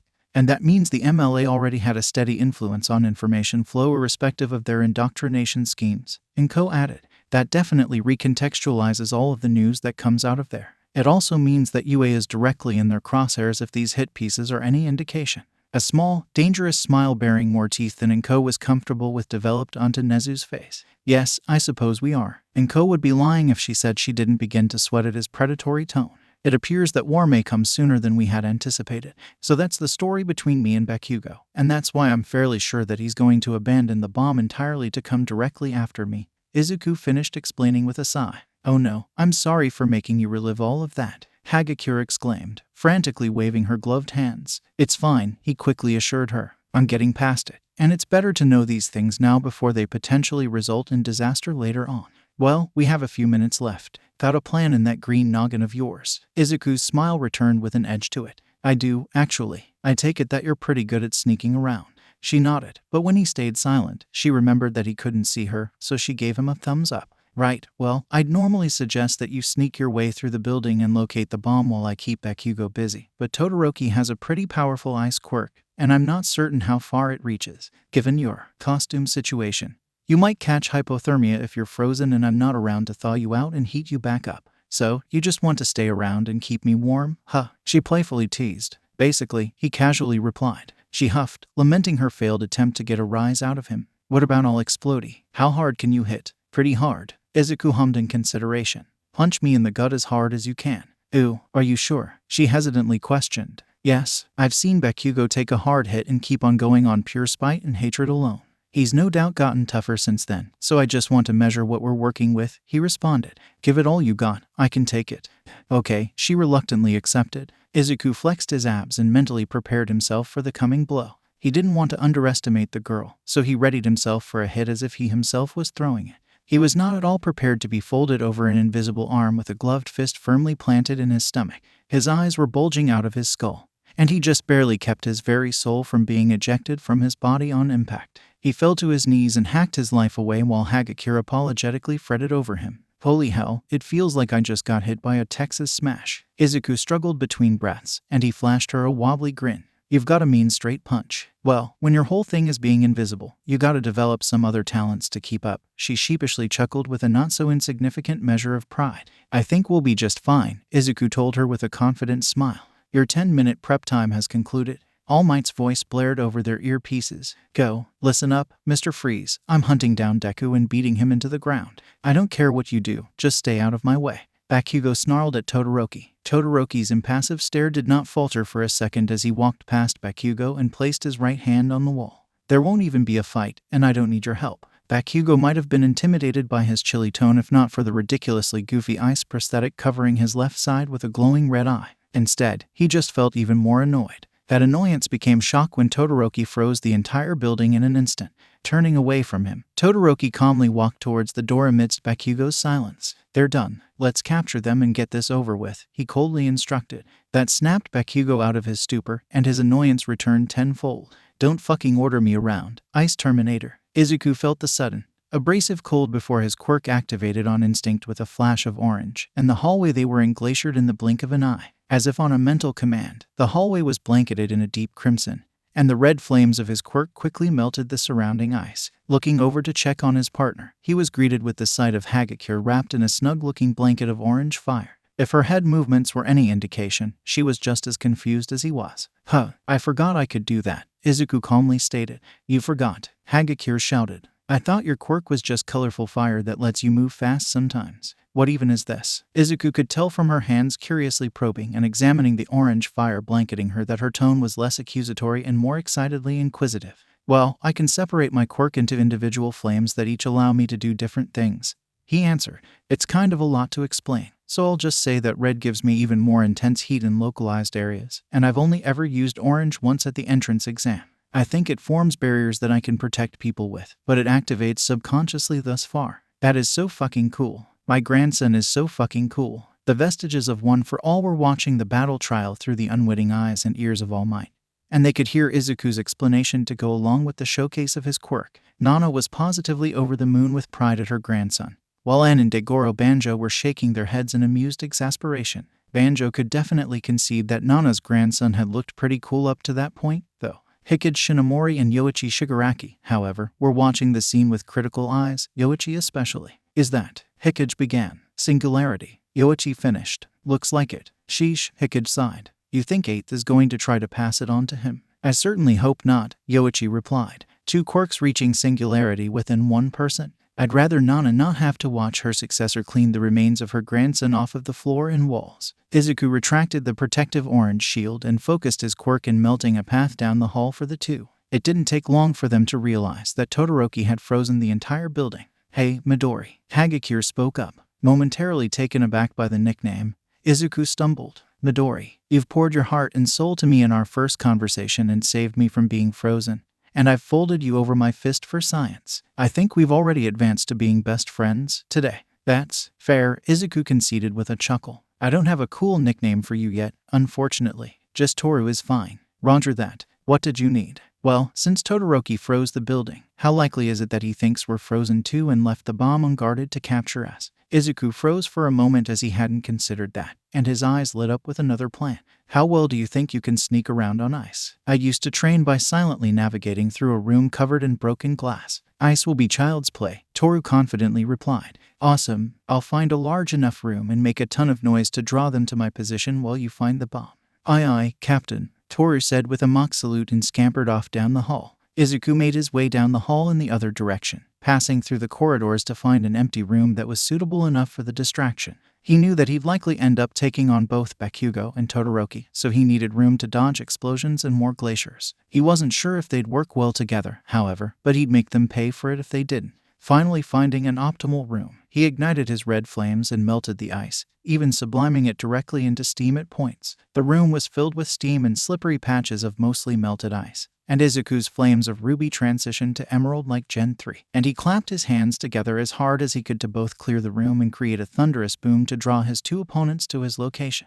All he had to do now was wait. So he waited, and waited, and waited. After around 15 seconds, he started to get a little impatient, so he took a shot in the dark and speculated that they were waiting outside the room in case it was a trap. With that in mind, he decided to push the easiest button he knew of to get the show on the road. "Hey, Bakugo, I'm better than you and you know it." "The hell you are, you bastard." Bakugo bounded down the hall and into the room with a vicious snarl. The bright sunshine of Izuku's yellow fire took over, and he darted out of the way of the furious blonde's initial explosion. Bakugo threw an explosion at him again, and Izuku dodged again, and again ... and again. They kept up the intense game of cat and mouse with Bakugo launching himself at Izuku with explosion after explosion. Meanwhile, Izuku dodged each one with an apparent ease that felt so mocking to Bakugo. The boy was practically bouncing around the room like a yellow pinball, and Bakugo was getting incredibly sick of it. The intermittent kicks and punches he received whenever Izuku bounded past him that often came close to knocking the wind out of him were not helping matters either. "Stop dodging and face me, Deku," he commanded. Izuku, feeling the strain begin to set in on his chest, obliged him and landed in a crouch in front of him, deactivating his quirk all the while. Bakugo felt truly insulted in that moment by him deactivating his quirk, and he would make the boy pay for it in blood. "Don't you dare fucking look down on me, you piece of shit." Bakugo threw himself at Izuku in his rage, telegraphing a right hook that Izuku was more than happy to exploit by hooking the arm and using the blonde's own momentum to toss him over his hip and onto the concrete. It was a scene very reminiscent of their schoolyard scuffle 5 years prior, and Bakugo knew that all too well. He stared up at Izuku with wide eyes, feeling just as bewildered as he did back then. He felt just as small, just as insignificant. He felt just as inferior. Izuku only had a fraction of a second to notice Bakugo's 1,000-yard stare before his instincts screamed at him once again, and he went back up in yellow fire to just barely dodge the pillar of ice that slammed through where he once stood, carefully skirting around Bakugo to avoid freezing him as well. "I told you this would be a trap," came the annoyed voice of Todoroki from the entrance. "You clearly can't finish this yourself, so I will." Izuku, feeling an almost alien rush of confidence and snark, decided to roll with it and respond. "You're more than welcome to try, Terminator." "Holy hell, he even got your one-liners." Banjo laughed alongside Nana, who was currently using En's collar to wipe the tears of joy from her face. "Right, and look at how well my little baby and co-trained him. He's moving even better than me," Nana cried. Yoichi quietly sighed with a mixture of fondness and dismay. The boy looked like he'd make for a great ninth wielder, but it just wasn't in the cards. That invisible girl, though, she did have a wicked right. Izuku was mildly disappointed at the lack of verbal or facial response from the heterochromatic teen, but he didn't have time to dwell on it since he was busy dodging the resulting ice spikes that shot at him. They were faster than Bakugo's explosions, however, and he only narrowly avoided being skewered on a few occasions. After the 5th tier on his costume, he decided to switch tactics. He put out his yellow fire and green took its place, and he met the next mini glacier with a solid right hook, smashing into the ice with enough force to shatter it entirely. Momentarily taken aback, Todoroki only acted in instinct when blasting another mini glacier to block the split-second advance by the newly golden Izuku, trapping him in the ice in front of him.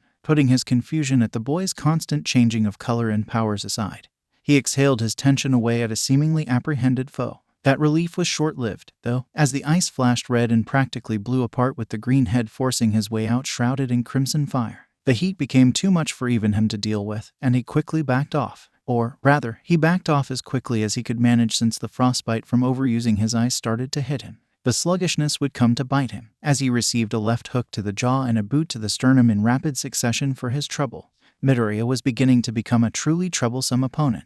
Izuku, meanwhile, wasn't faring much better. The strain was really beginning to hit him, as well, and he didn't need Recovery Girl whacking him with her cane again. He wanted to prolong the fight as long as possible to give Toru time to find the objective. But it looked more and more as though he needed to end the fight quickly if he didn't want to be captured and leave her to fend for herself 2-on-1. The two teens intensely stared each other down as they picked up that the other was slowing, and they both knew that the end for one of them was near. All these years, came a raspy, feral growl to the side of them. They broke eye contact and looked over to see an absolutely tempestuous-looking Bakugo clutching his right gauntlet. "All these years you've been looking down on me. Those extras only kissed up to me, and those shitty teachers tried to use me as their patsy. I'm no one's pawn. I'm no one's stepping stone, and I'm no one's fucking measuring stick. I'm the fucking best. And that's all I'll ever fucking be." He roared and yanked the pin from his gauntlet with both Izuku and Todoroki in the line of fire. The resulting explosion was gargantuan, shaking the building and weakening the structural integrity even more than flash freezing it did. Bakugo panted at ground zero, watching intently for any signs of movement. He was both relieved and enraged when there was movement in the rubble ahead of him, and a soot-covered Izuku sporting a freshly torn costume emerged with a barely conscious Todoroki hanging off his arm. The glare Bakugo received from those emerald eyes was so frigid that he was rooted in place. The blonde swore he saw flickers of black enter the boy's eyes and spark in his green hair. It was exponentially more threatening than the contemptuous glare he received half a decade prior in the alleyway. Izuku, meanwhile, felt an unfamiliar level of rage leak into him the longer he laid eyes on the blonde. The blackness he briefly felt that day months before the entrance exam was returning much hotter than previously, and Izuku struggled to keep a lid on it out of fear of what sort of damage it could do if he didn't.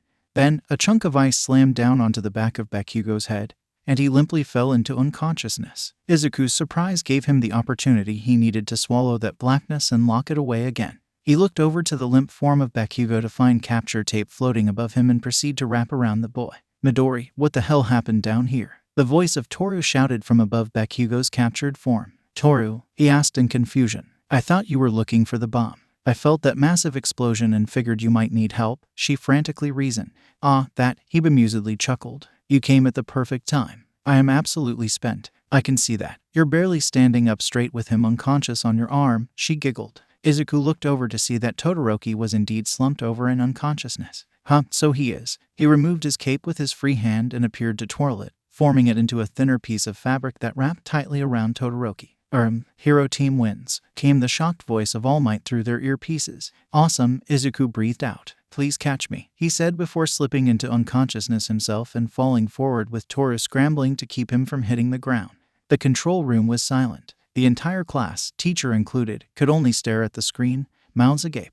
No one moved a muscle until All Might snapped out of it and sprung into action, leaping out of the room and toward the building to collect his 3 unconscious students. The rest of the class was left to make sense of the titanic clash they had just witnessed. 3 of the strongest kids in their class just beat the piss out of each other, and one of them may have tried to commit murder against the other 2. And, in the end, the winner was still the guy who was outnumbered in the first place. How in the fuck are we supposed to follow that? Kaminari shouted, voicing what just about everyone was thinking. Izuku awoke to the unfortunate sight of white walls and the unfortunate feeling of a hospital bed. He immediately deflated when he realized where he was. I thought I told you not to overdo it again. Recovery girl scolded him at his bedside. Would you believe that I didn't have a choice again? He offered with a sheepish smile. The old medic sighed in resignation, knowing that it was the truth. When Toshinori came in with you 3, he explained what happened. I want to be upset at you, but you weren't the one being reckless this time around.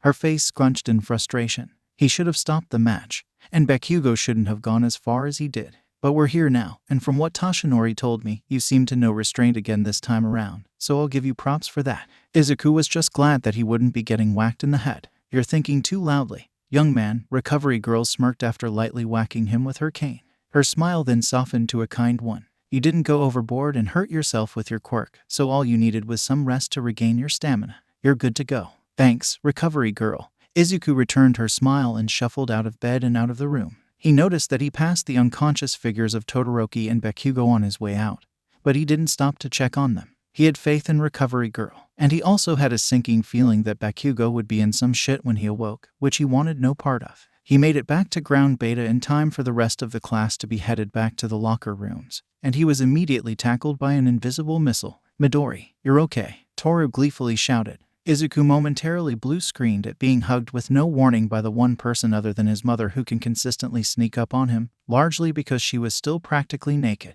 She seemed to realize this, and she sheepishly stepped back and gave him some space. That space was not to be, however, as a second blur in the form of Ochako slammed into him and accidentally negated his gravity, causing him to float into the air above the class while struggling in vain to right himself. Ochako quickly cancelled her quirk, and he plummeted right into the arms of Shoji. Sup, Shoji said after a moment of silence. Yo, Izuku replied just as casually as if he wasn't in a bridal carry. You are strong. So are you, Shoji replied with mirth edging into his voice. Fair enough, Izuku replied with a light smile, and the taller boy led him back down to his feet. The moment he was back on solid ground, the entire class surrounded him. Dude, that fight was so manly, Kirishima shouted. Where did you learn to move like that? I could hardly follow you, Zero asked. Did you train at a dojo? Ajiro asked. I can't believe Bakugo tried to blow you 2 up. I mean, I can, but still, Ashido shouted in frustration. That frustration seemed like it was much too familiar to her. Now, children, please do not crowd him. He just recovered from an intense battle. Thankfully came the voice of All Might, and the class gave the boy some much appreciated space. All Might watched as he nervously answered their questions and shyly accepted their praise. It was a stark contrast from the alert, self-assured teen he was in the heat of battle. It brought a genuine smile to the number one's face. Internally, One for All was a different story. Let me at the little shit. I'll tear him apart for trying to hurt my boy. Nana practically snarled while being restrained by Banjo and En. Why are we even holding her back? It's not like she can leave the void and hurt him for real, Banjo queried to En through strained grunts in their efforts to keep the apoplectic grandmother contained. I'd rather not test if she could find a way, En replied with equal strain. Bakugo felt like utter crap. He had a killer headache and his body was as sore as all hell, but the real casualty was his pride. His pride had been beaten, flogged, tarred, and feathered before being paraded through the public square for the townspeople to throw tomatoes at. In other words, he was not feeling good, physically or emotionally. He had been nothing short of embarrassed in the battle trial by Deku. He couldn't land a single blow on Deku when he was using his quirk. Deku easily countered his attack and put him on his ass again when he wasn't using his quirk. Deku danced around him and put him in his place, and he made it look easy while he was doing it. At least half and half looked like he made Deku work for it. Deku looked like he actually had to try against the peppermint bastard. But he, himself, was nothing but a warm-up. That hurt. That really hurt. Not only did Deku surpass him over the past 5 years, but he wasn't even second to the green head. He wasn't even sure if he was third. Who the hell knew what that walking pocket dimension chick was capable of when shit got serious? He winced, and his hand went up to cradle his head. He had no idea what the hell hit him, but it left him with the worst headache he had ever experienced. It was the maraschino cherry on top of the horseshit sundae of a day. "How's your head, young man?" The voice of an old lady piped up beside his bed. He would forgive himself for not noticing her this time around, but he wouldn't make a habit of allowing people to sneak up on him. "It feels like foggy shit," he murmured. "I'm not surprised," she remarked. "Getting a chunk of ice slammed directly to the skull will do that to you. You're lucky to only have a concussion from that." A chunk of ice, he confusedly thought until it hit him. "The invisible girl," he growled out. "You don't get to be bitter, boy," she scolded while stepping aside and allowing the still unconscious Todoroki into view. "Look at what you did to your partner with that last explosion." Bakugo was taken completely off guard. He hadn't really thought about the last attack he pulled in his rage-fueled haze until that very moment, and he internally winced. Then, he physically winced when he saw the rough state Todoroki was in. There weren't any scars beyond the one he already had, but his costume was practically burned away and he looked rather beaten up. He couldn't determine how much of that was from him and how much was from Deku, but that wasn't the point. "I'd rip into you for your absolutely comical level of recklessness that could have gotten yourself and others killed or seriously hurt, but someone else is waiting outside to speak to you first, and anything I say would either be redundant or much nicer than what you're about to get." Recovery Girl huffed before closing the curtain separating his and Todoroki's beds, and then she walked away to open the door. "Who the hell wants to talk to me?" he muttered lowly to no one in particular. "I do," was the curt reply of a very familiar voice. He craned his head to inspect the new arrival, and he saw a woman wearing a black spandex suit with a green mask to match her green gloves, green hair. "Oh fuck, I'd scold you for the language, but I think that's pretty apropos for your situation, so I'll allow it just this once," she replied in a clipped tone. Bakugo's brain was busy catching up with the situation. Standing in front of him was Auntie Inko in a hero costume that he had no idea she even owned. He foggily remembered Deku talking with Round Face about it, but it was a ridiculous thought at the time, and seeing it was very different than hearing about it. Regardless, she looked pissed. In fact, she looked beyond pissed. She looked absolutely livid in a very calm, frigid way that he knew only she could. He had only gotten in trouble with her once before when he and Deku were very young, and once was more than enough. He realized that she was glaring at him just like Deku was in the battle trial, but it was a little different. The same rage in his eyes was present in hers, but hers was violently composed and seemed to be molded into a sharp edge ready to stab into him at a moment's notice, as opposed to Deku's that was a barely contained inferno primed to burn him and the rest of the building to ashes. She wasn't speaking, either. The silence hung heavy in the air as he actually started to wilt under her glare, something that never happened to Katsuki fucking Bakugo. He never backed down from anything or anyone, and he valiantly tried to meet her stare head-on, but the oppressive aura of murder and maternal fury that dwarfed even his own mother's was almost suffocating. "What the hell were you thinking, Katsuki?" Inko finally asked in a measured tone. And that was a fucking great question. What exactly was he thinking when he aimed his gauntlet at Deku and Mr. Freeze and pulled the pin? Was he thinking about how furious he was for being inferior to Deku of all people? Was he thinking about how much it ate at him that he was a pawn in some fuckhead scheme that drove Deku away to become that powerful in the first place? What about how much it stung to not only be proven inferior to Deku but to Peppermint Butler as well? Was he thinking about all the years he swore to himself and everyone else that he was indisputably the best, only for it to all just be a convoluted fabrication? Was it that his whole belief that he was the best might have been in part propped up by the designs of a group of terrorists that didn't truly believe in him, only in what his success could do for themselves in the future? He didn't really know what to say. He didn't know how to answer her question or any of his own. He didn't know which question was the answer to her question, so he just spilled all of them to her. He told her every question, every conundrum, every doubt, every contradiction, and every passing thought he had.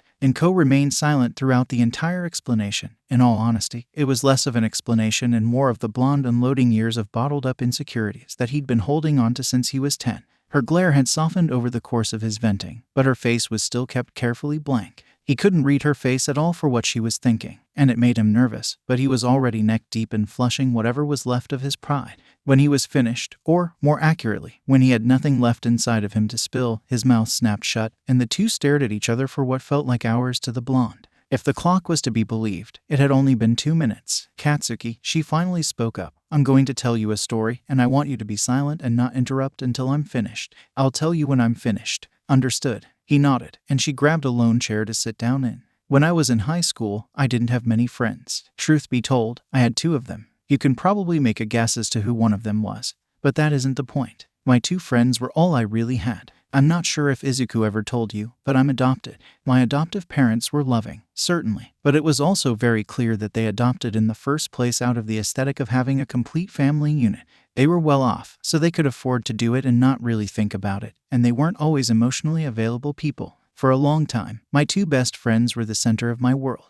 They felt like the family that I often wished my own family could have been. Both times," she sighed, keeping herself on track and away from any tangents. Bakugo was still silent, paying rapt attention to her every word despite not yet seeing any relevance. "I brought that up to give a bit of background for the actual point of this story. I went into the heroics track while they didn't, but they still supported me every step of the way, through graduation and beyond. I was underground, so I didn't interact with limelight heroes much and involved myself with the public and the press as little as possible. Meanwhile, there was a particular limelight hero a little older than myself that did all he could to present himself to the public.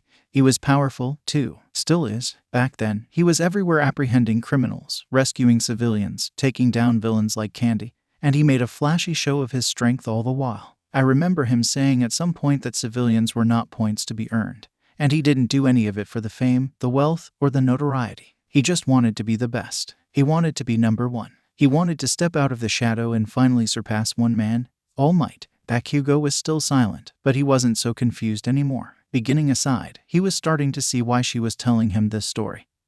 He just had no idea where it was going to go. The fundamental problem with that goal is that All Might is not a goal to be surpassed. All Might is barely a man. He's a symbol, an almost theoretical concept of heroics that isn't meant to be outdone, at least not in any practical way. All Might is so inhumanly powerful that attempting to bridge the gap between yourself and him isn't something that anyone would be able to achieve in their lifetime. And that's just regarding power and ignoring the sheer significance his very presence has on our society. Are you still following? At his shaky nod, she continued. So, what does an insanely prideful man that's so singularly focused on bridging that gap do when he realizes that it just isn't going to happen? What does that man do when he realizes that he can never be the best, especially as he is, and that there will always be at least one person ahead of him for as long as he lives?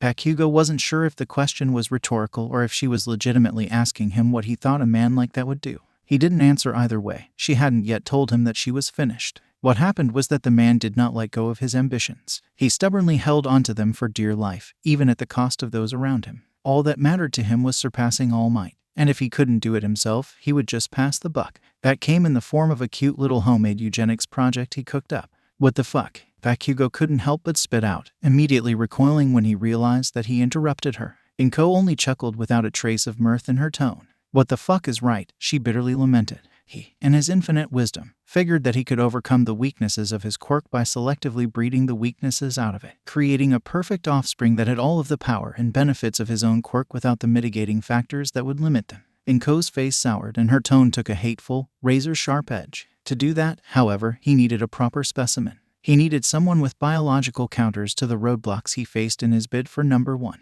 Wouldn't you believe it that one of my best friends was the perfect candidate? Inko's fists tightened in her lap, and Bakugo could see the ocean of raw hatred and malice in her eyes. It was deeply unsettling to see that look in the eyes of a woman he could only remember warm, unfettered kindness from.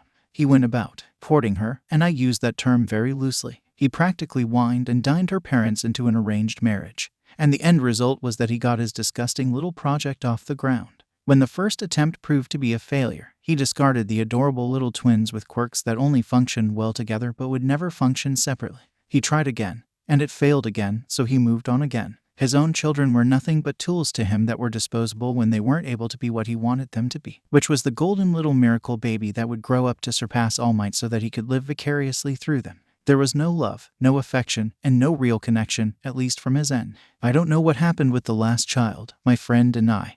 We had an argument when she was pregnant. It was bad. We didn't speak for a decade afterward. I did keep tabs on the family, though. And do you know what ultimately the end result of his little eugenics project was? Inko leaned forward and narrowed her eyes at Bakugo. 1 dead child, 3 traumatized children, and a mother that was committed to a mental hospital. All for the sake of surpassing fucking All Might. All for the fucking sake of finally being the fucking best. Inko leaned back into her chair and away from Bakugo's pale, alarmed expression. So, in review, he never became the best despite his efforts. And he left a dead child, a shattered family, and a likely horrifically traumatized teenager in his wake. That's what happens when you put every fiber of your being into chasing a running ghost. That's what happens when you center your very existence around scaling a mountain that's just too steep to reach the peak.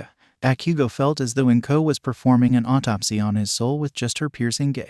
You'll end up dead if you're lucky. And you'll end up hurting or killing everyone around you one by one if you're not. And, if the battle trial is any indication, you're already well on your way. Bakugo felt his stomach plummet to the depths of his sphincter at the reminder combined with the Antarctic glare he was receiving. So, Katsuki Bakugo, I've known you since you barely were a gleam in your mother's eye. I know that you want to be the best. I know that you've thought for a long time that you were. I know that no longer being the big man on campus is an unfamiliar and frightening concept for you. And you'll do anything and everything to return to the status quo. I know that you feel used by the teachers at your former school district. And you want to prove that you're the best on your own merits and no one else's. I know that you want to surpass All Might himself one day and sit upon your throne atop the hero ranking. There was a heavy silence as she continued staring at him, fixing him in place as if his answer to whatever question she was building up to would decide his future there and then. Are you willing to sacrifice your humanity in order to do that like many before you have? The question should have been an easy one for Bakugo, and he almost immediately went to give her an emphatic no. However, something stayed his hand. After everything she told him, he knew that it was a question that he really needed to think over, as even though it appeared obvious on the surface, thinking about it purely on a surface level would lead him on a path to becoming the poor schmuck in her story. Bakugo could have potentially ended multiple lives that day, and he truly realized that, now. His refusal to be anything less than the best and his desire to wipe out any and every bit of competition very well could have landed him a comfy cell in Tartarus for killing the children of 2 pro-heroes. If the gravity of the conversation hadn't already been weighing on him like a lead suit of armor, that realization would have certainly done so. That wasn't what he wanted to be. That wasn't how he was going to be the best. That wasn't what he would become. No, he resolutely answered. No, I'm not. Inko finally broke a small smile. Good. The smile vanished. Now, your punishment for such unquantifiable stupidity won't be expulsion. Tentatively, any color that might have returned to Bakugo's face drained once again at the mention of expulsion. What do you mean? Because the building wasn't brought down by the explosion and no one was ultimately hurt, the rest of the class was able to continue, just in a different building. That was your only saving grace. You still knowingly tried to commit grievous bodily harm on fellow students during a training exercise, successful or not. This conversation is only happening right now because of pure luck on the part of physics, and your answer just now saved you from a one-way ticket to the villain rehabilitation program at Ketsubutsu Academy. Oh, was all he could say in response. Yeah, oh, in addition to that, you'll be sitting out every heroics class until the sports festival at bare minimum, and you'll be on a probationary period for the rest of the semester in which you will be seeing Hound Dog for compulsory therapy, likely for the foreseeable future. Fuck up again, even the slightest misstep, and you'll be lucky to land in general studies. She leaned forward again, and her eyes narrowed into slits. Fuck up nearly as badly as you did today, and there won't be a body to send to Ketsubutsu. Are we clear? Bakugo frantically nodded. He was very willing to admit to himself that Inko fucking terrified him, though he wouldn't say so out loud. Good, she curtly replied before standing up and walking to the door. I'll inform Principal Nezu of your acceptance of the terms. Let's not have this conversation again. Have you been a pro-hero this entire time? Bakugo called out to the retreating woman. She stopped and stood in front of the door without turning back. I retired shortly before Izuku was born. Was it because of that other pro? She did not immediately answer. It was one of several reasons. Ultimately, I lost faith in heroics. She turned her head to look at him, and she offered him a small smile. Izuku helped me find some of it. With that, she was gone. And Bakugo was left to ruminate on everything that was said. Little did he know, he wasn't the only one. In the bed next to him, separated by a curtain, laid a wide-eyed Shoto Todoroki. I just don't get how you always know when I'm behind you. Are you sure that super hearing isn't part of your seemingly 6-in-1 quirk? Ochako huffed as she and Izuku were nearing the gates of UA the next morning. I think we're at 7-in-1 at this point, Izuku offhandedly remarked. And no, you just have to know what to listen for, like the heavy steps of Ida Power walking to school behind us. Ochako turned around in confusion, and, sure enough, Ida was rapidly making his way toward them in typical Ida fashion. She turned a quizzical eye back to Izuku, who only playfully smirked back at her. It also helps to always be listening for something, he added. So, paranoia? She dryly questioned. Hey, a little healthy paranoia is never a bad thing. You never know when your dad might return from the grave to finish the job, after all.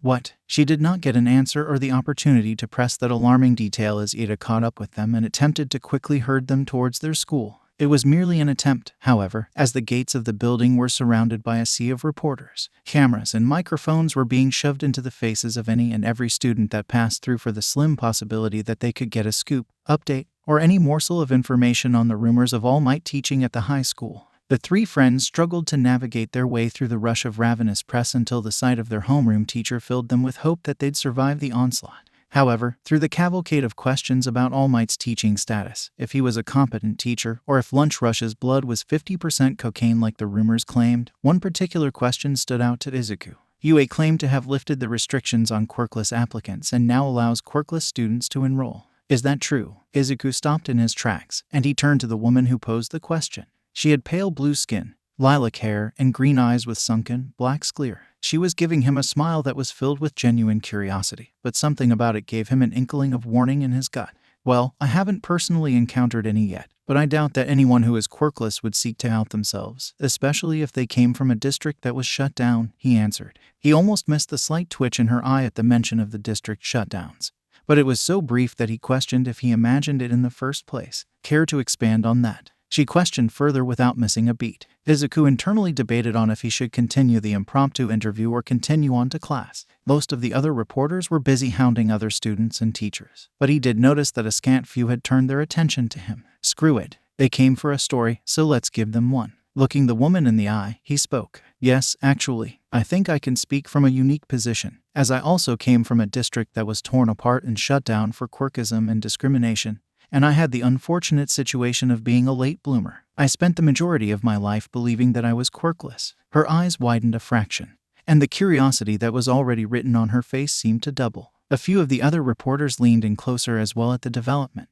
You were quirkless and still worked on your abilities enough to make it into the hero course. To go on, I was fortunate enough to have people in my corner to help me achieve my dream, quirk or not. That support was the driving force that allowed me to get to this point, even before I eventually developed my quirk. His expression fell and became more solemn. Unfortunately, not everyone is a late bloomer, and even less people have that kind of support behind them. That's an issue, and either not enough heroes make an effort to address it, or their efforts aren't publicized and don't reach the people really in need. And you want to be that hero? She asked him. You want to be a symbol for the public, similar to All Might? No, not like All Might, he quickly answered. I could never live up to that. And, frankly, I feel like my efforts would be much better served trying to help those that not even All Might could reach. Even with a pillar propping up society, people still slip through the cracks. Someone has to be there to extend a helping hand out from the darkness and into the light. So a symbol for the disenfranchised, then? She asked, maintaining her smile that he still wasn't entirely comfortable with. If that's the easiest way to phrase it, then sure, he answered.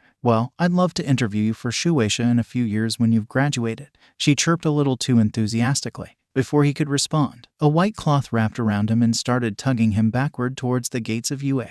That's enough of that, you're already late, said a tired and irritated Aizawa. He led Izuku through the gates and walked away from the mass of reporters that were trying to find a way around the security system for their All Might scoops. Once inside the building, he turned an annoyed glare to the teen. Why are you talking to the press, Midoriya? The boy in question sheepishly scratched the back of his head. They wanted a scoop, so I gave them something to chew on that would satisfy enough of them to leave the premises. It cuts down the number of marauders vying for blood out there. The gate has a security system in place for a reason, he tiredly responded. All you really accomplished was shining a spotlight on yourself through the chaos, regardless of the noble intent.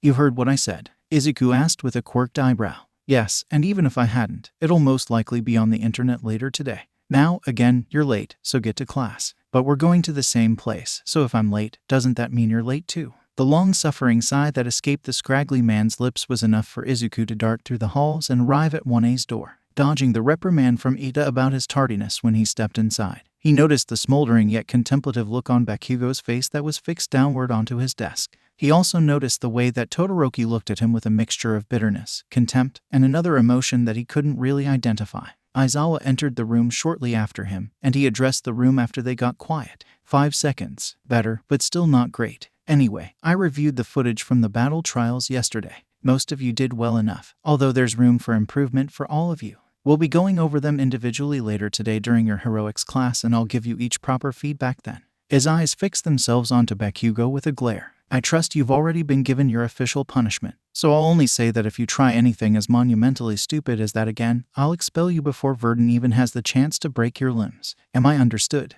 Yes, sir, the teen quietly responded. Bakugo's tepid response shocked Izuku. He wasn't the only one, either, as several others in the room looked just as shocked. He saw that Ishido and even Kirishima were utterly floored. They were probably expecting Bakugo to defiantly bite back or at least have some kind of weight to his answer. Izuku would be lying if he said that he wasn't expecting that, too. He did notice the way that Gyro subtly perked up at the mention of Verdun, though. Good. Now, we're moving on to something that will decide the course of your careers here at UA, Aizawa began, and the entire class was on the edge of their seats in anticipation for what sort of earth-shattering task was ahead of them. You have to select a class rep. The room completely deflated like a balloon, and the tension was replaced with mild indignation at the dramatic phrasing and genuine excitement for doing something relatively normal. Izuku listened to his class collectively attempt to decide how to go about selecting a representative for about half a second before his brain moved on to other things. Whatever shit he predicted that Bakugo would be in must have been rather severe for him to be so docile. It was pretty disconcerting, if he was being honest. There was also the thing with Todoroki. Prior to the battle trial, while the two-tone teen gave him somewhat contemptuous glares, they were often paired with searching glances, as if he was trying to decipher Izuku like a cryptogram. Today, however, the contempt was diluted in a storm of bitterness, a hint of resentment, and a heap of teenage angst. He wasn't quite sure what to make of that. His attention returned when a slip of paper was placed on his desk, and it occurred to him that they must have been voting for class rep. It was a strange way to go about it. He figured that most of the class would vote for themselves given that they all barely knew each other, so any winner would be whoever ended up with 2 or 3 votes total. He didn't really care one way or the other. He did have to take some time to decide who to vote for, though. His immediate thought was Eat, as he looked to be the most passionate about the position and would most definitely treat it the most seriously out of everyone there, himself included. However, that may be the exact issue. He was way too intense, and it could be intimidating for many. His next thought was Yaoyorozu, and he couldn't really find fault with that choice. She was exceptionally smart and probably the most responsible of the class. Even if she wasn't elected to be class rep, she'd almost certainly wind up being vice rep and still bring a ton of value to the role. He put a pin in it and moved on. Ochako was bubbly as all hell, but she would be the first to admit that being class rep wasn't really her thing, and she'd probably punch him for voting for her. Shoji was cool, but he didn't think the taller boy would want the position given his demeanor. He was confident Toru could punch any issue presented to her, so she was an option. Takoyami, what a mad banquet of darkness, he heard the raven-headed boy muttering to himself. Izuku quickly moved on from that thought and wrote Yaoyorozu's name onto the ballot before placing it in the box. When all the votes were cast, Ada went to the board to tally the results. Yaoyorozu's name received 3 tallies pretty early on, which he was expecting. He was not expecting to see his name receive a tally, but he wrote it off to being from Ochako or Toru. Then he got another, but he wasn't particularly concerned. Then he got a third, and then he got a fourth. Pretty soon, he was up to 7. What the fuck? Izuku absent-mindedly muttered. Language, Aizawa called out from his sleeping bag. At the end, Izuku led the pack with 15 votes. Yaoyorozu trailed in second place with 4, and Bakugo had a single vote. Izuku was rendered speechless, and he remained speechless even after Aizawa confirmed the decision, and the rest of the day proceeded on as normal. He was left to process that 3/4 of his class had chosen him to represent them. How the hell was he going to do that? Why had they even done that? Did they trust him? Why? He felt that Yaoyorozu deserved the role so much more than he did. What was he even going to accomplish as class rep that she couldn't? Midoriya. He snapped out of the stupor that he was in for who knows how long to see the woman in question, Yaoyorozu, looking at him with mild concern. The classroom was mostly empty. The bell for lunch just rang. Are you well? She asked him. Oh, all right. Yeah, I'm fine, he hastily assured. You go on ahead. I just have some things to think about. She nodded, albeit a bit reluctantly, and she left the room. Izuku sat at his desk for a few more moments before he stood and finally began meandering to the door. The second he stepped through the doorway, a hand clamped tightly on his right shoulder, and he was face to face with Todoroki. I didn't need your help, and I don't need or want any pity or concern from you, Todoroki spat before Izuku could say a word, and then he spun on his heel and stormed away. Where the hell did that come from? The hell is going on today? Izuku sat down with his food on one of the roofs of UA. He grabbed his food from the cafeteria and tried to slip out as inconspicuously as he could to an area with very few people. He had too much on his mind. from the revelation that he had already made a big enough impression on his classmates to Todoroki's confusing statement in the hallway. He was even thinking about what he told the reporters that morning and if it was the right decision to do so. He still hadn't truly figured out what kind of hero he wanted to be. And while he did want to help the people that just never had the support and opportunities that he was lucky enough to get, he also still didn't think he'd live up to the expectations that would come with that. He was pulled from his musing when he received a text from Yui. I saw you leave the cafeteria after you got your food. I think I know where you are. The roof, right. Do you mind if I eat with you? I don't mind at all. He was about to return to his food until his phone vibrated again. He should have remembered her ridiculous texting speed. A friend of mine from class is tagging along. Is that okay? That's fine. See you in a bit. He was about to return to his food again, but something she said occurred to him. How do you know I'm on the roof? Because eating on the roof to clear your head is incredibly cliché.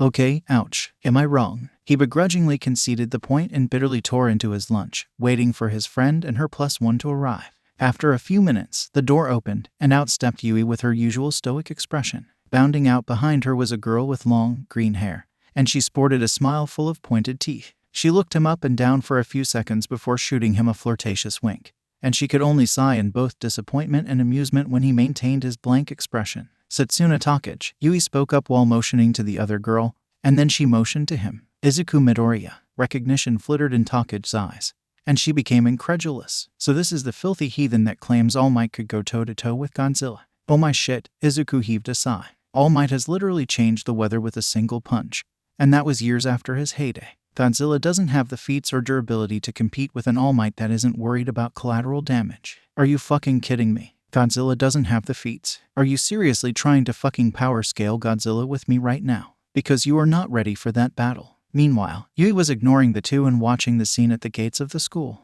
The press was still there trying to find a way inside. But something else grabbed her attention. She hummed to herself aloud, catching the notice of Izuku, who was preparing a rebuttal to Takage's use of charts, graphs, and a whiteboard filled with calculations to quantify the lacking strength of a full-powered United States of Smash against Godzilla's atomic breath. What's up, Yui? He asked. Over there, she simply said, pointing to the ruckus at the gate. You mean the press is still out there? Takage complained with a bit of frustration. Not them, further down, she clarified. There's someone in a hoodie. The other two looked to where she was pointing to, and they saw the lone figure place his hand on the gate, and the three's eyes all went wide when that section of the gate disintegrated into a pile of dust. He took a step back and waited for the press to notice the new opening. And when they did, they stampeded inside, giving him the cover necessary to slip in with them. You guys saw that too, right? Takage worriedly asked. Came a more distressed than usual hum from Yui. Yeah, I did, Izuku confirmed with narrowed eyes. He scanned the crowd to find the intruder with the hoodie, but he was interrupted by the alarm going off campus-wide. This is bad, Takage remarked, now more serious than she was mere seconds before. You trying to find that guy? Yeah, Izuku responded. I think I lost him, though. Allow me, was her simple reply before one of her eyes split from her head and flew down to the stampede of reporters. Izuku kept himself from internally fanboying at how cool her quirk was, and he and Yui waited intently for her to find something. Takage's eye was scouring the mob for anyone who looked like they didn't belong, and she eventually found her target split off from the pack and step away from view. When a purple portal opened in front of him, she immediately launched her eye after him to not lose him, but he had apparently sensed he was being watched, and he turned around and grabbed the eye, decaying it to nothing but dust just as he did to the gate. Shit, Takage swore, he spotted me. Where is he? Izuku questioned. He stepped through a portal or warp gate or something. I didn't get to follow him in, but I caught a glimpse of familiar hallways, so he's definitely in the building. Do we go after him? Yui asked. I don't see why not, Takage replied. We need to at least warn a teacher. Already covered. Izuku spoke up after texting his mom and Nezu about the intruder. Let's find that motherfucker. And, with a toothy grin from Takage, the three bounded through the entrance to the roof and set off back into the building with Nezu's office as their first stop, as that was where Izuku knew the most sensitive information to be. Reaching the office and not finding anyone inside, the three looked around for any signs of the intruder potentially having already been there. Izuku, specifically, was running over every inch of the office with a fine-toothed comb to find anything out of place whatsoever. Seeing nothing, the three left and continued down the hall to the nearest teacher's lounge. Along the way, Izuku caught a glimpse of pale blue through the small window of a door on his left. Stopping on a dime, he turned to the door and looked through the window to see the hooded man picking up and reading through a small stack of papers. Activating his quirk and lighting up in a flash of yellow, Izuku pushed the door open and launched himself at the man.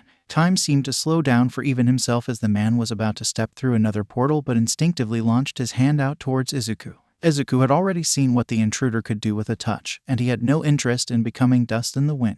Just before the man's fingers could brush against his chest, Izuku pivoted and dashed to the side to remain clear of his touch. It was all the man needed to leave through the portal, however, and the two locked eyes for a brief moment before the portal closed. "God damn it," he lamented. "Yo, Midoriya, you in here?" He heard Takagi call out before the other two entered the room with him. Yui saw the consternation on Izuku's face, and she frowned. "What happened?" "I had him," he sighed. "He slipped right through my fingertips." "You caught him?" Takagi questioned. "No, I'm pretty sure he was expecting me or anyone else to find him because he shot his hand out at me the second I entered the room," he explained. "I dodged to avoid ending up like your eye, and he escaped through another portal." "Did your eye grow back, by the way?" "Yeah, I can detach my limbs and control them telepathically. And they grow back if they're destroyed or if I lose connection with them," she explained with a toothy grin. "That is so cool," Izuku muttered, and he stopped himself before he could launch into a mutter spree. "I know, I'm quite the catch, aren't I?" she teased with a pose. "Despite your Godzilla takes," Izuku muttered just loud enough for the two women to hear. "Oh, don't you fucking start," Takagi growled while Yui silently laughed at the interplay. "Let's ditch this place before anyone finds out that we practically went vigilante." Izuku's eyes went wide, and he quickly acquiesced. He hadn't actually considered that the teachers very likely would not want him or any students actively pursuing the intruder. "What, you didn't consider that when you suggested we, and I quote, find that motherfucker?" Takagi pressed with a laugh. "Hell, I'm surprised that even Yui went along with it. You didn't strike me as a rule bender. Doing stupid things for the right reasons is the essence of being a hero, isn't it?" Yui shrugged. "You're goddamn right it is," Takagi cheered. "I was fortunate enough to have people in my corner to help me achieve my dream, quirk or not.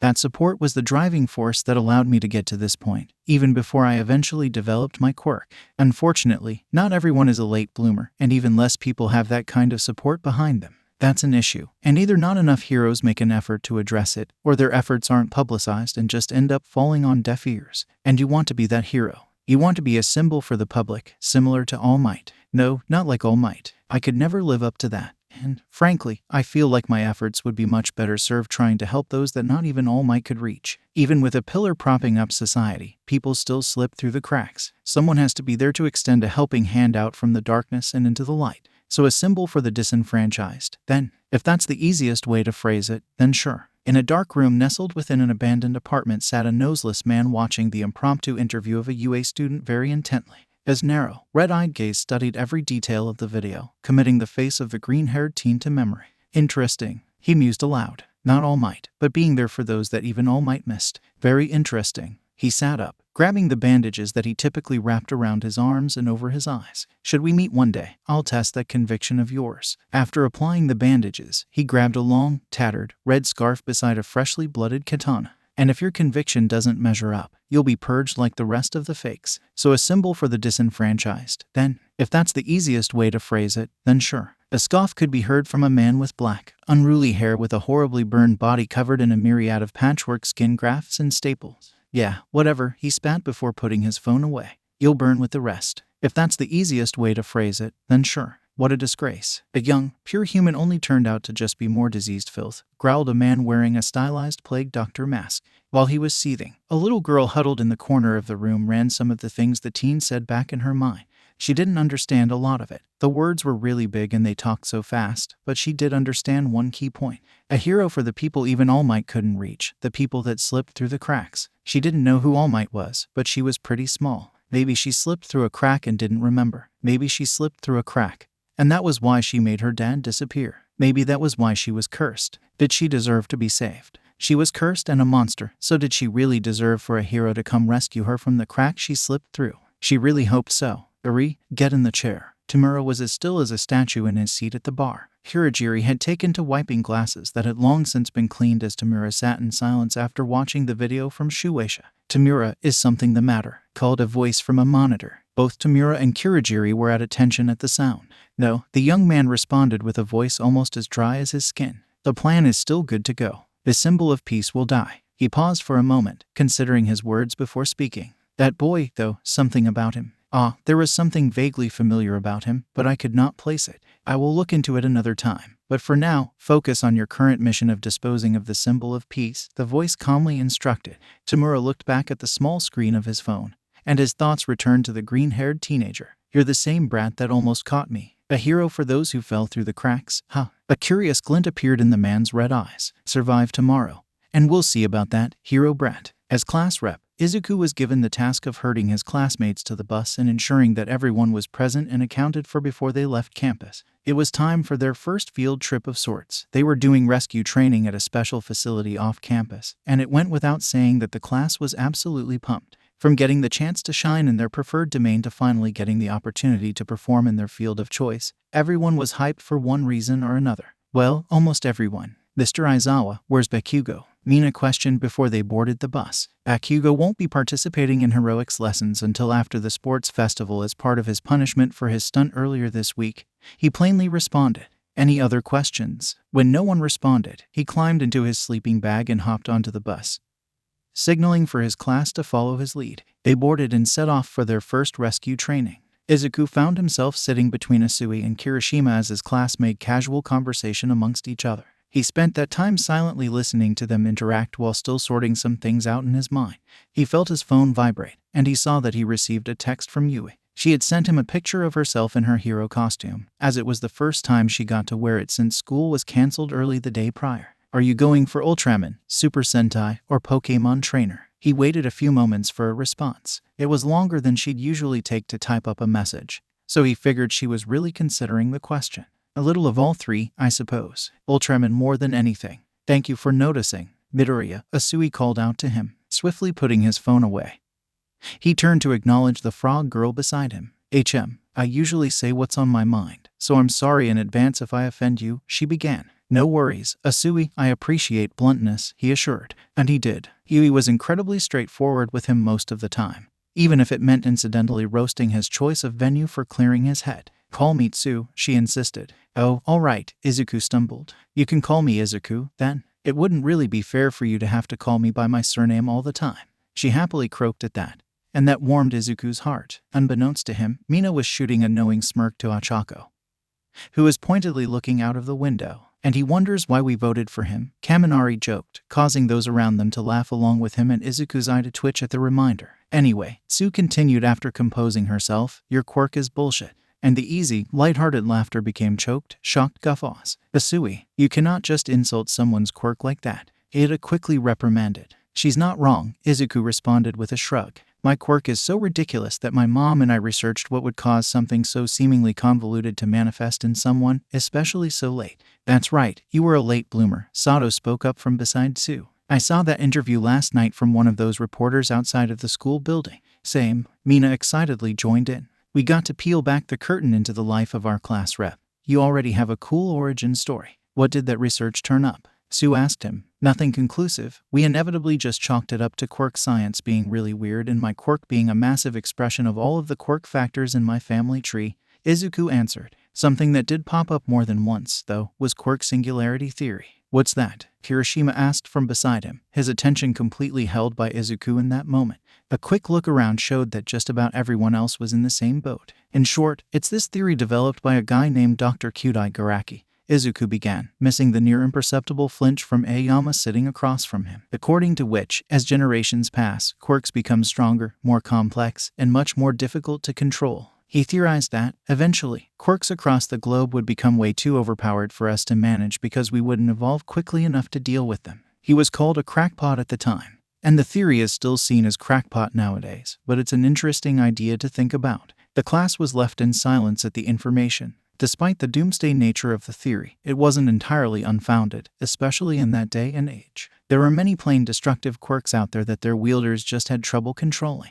Maybe that's why my younger sister has trouble controlling the mucus she secretes, Tsu mused with a finger on her chin. Mine only stings a little bit, but hers can really do damage if she isn't careful. Come to think of it, my little cousin can turn his skin into diamond, but it's hard for him to move when he does, Kirishima pondered. Even so, my quirk isn't nearly as flashy as his or even yours, Midori bro. Don't sell yourself short, Izuku countered. So, you're not a walking, talking rainbow. One who is almost as sparkly as moi, Aizawa cut in with. Well, Izuku figured it was an attempt at a compliment, but he couldn't be sure. A sparkly, walking, talking rainbow, Izuku amended. Your quirk allows you to make your skin about as hard as steel, right? More or less, Kirishima answered. Then you're already a walking, talking juggernaut in combat.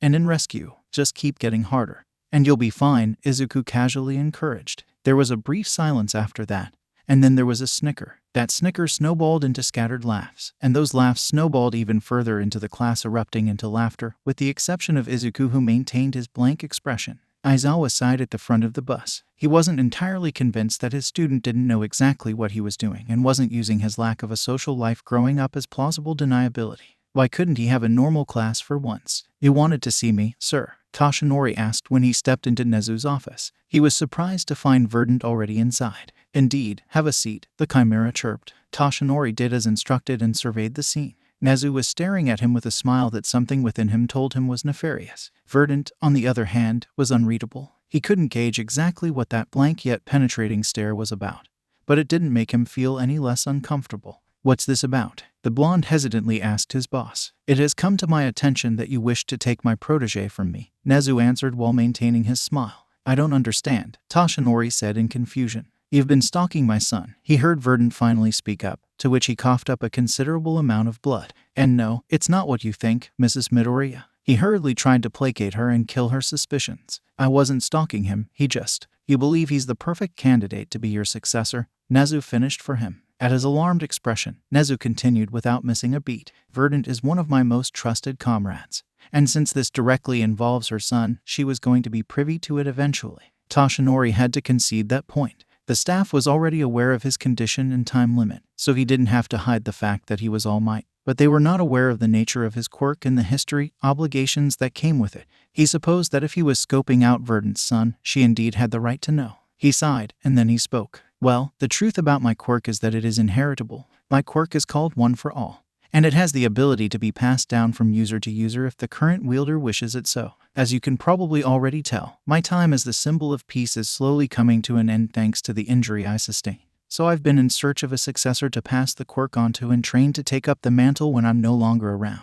His eyes filled with intensity and conviction. I truly believe that your son is the next wielder of One for All and will take up the mantle as the next symbol of peace. Verdant and Nezu were silent. He didn't know if they were considering everything he had said or if they secretly had a telepathic link and were communicating with each other outside of his notice. Does he? Verdant asked with a raised eyebrow. I don't know what you mean, Toshinori replied. I haven't approached him about it yet, if that's what you're asking. She stifled a chuckle, and the blonde man grew even more confused. I can't make decisions for him, especially not one like this, but I think he's already made the decision for himself. Now, Toshinori was totally perplexed. Nezu took pity on him and pushed a tablet across his desk toward him, and he picked it up and played the video that was waiting for him. What he watched was young Midoriya having a pseudo-interview with a woman with light blue skin and lilac hair. The boy talked about his time believing he was quirkless and spending much of that in an indoctrination zone.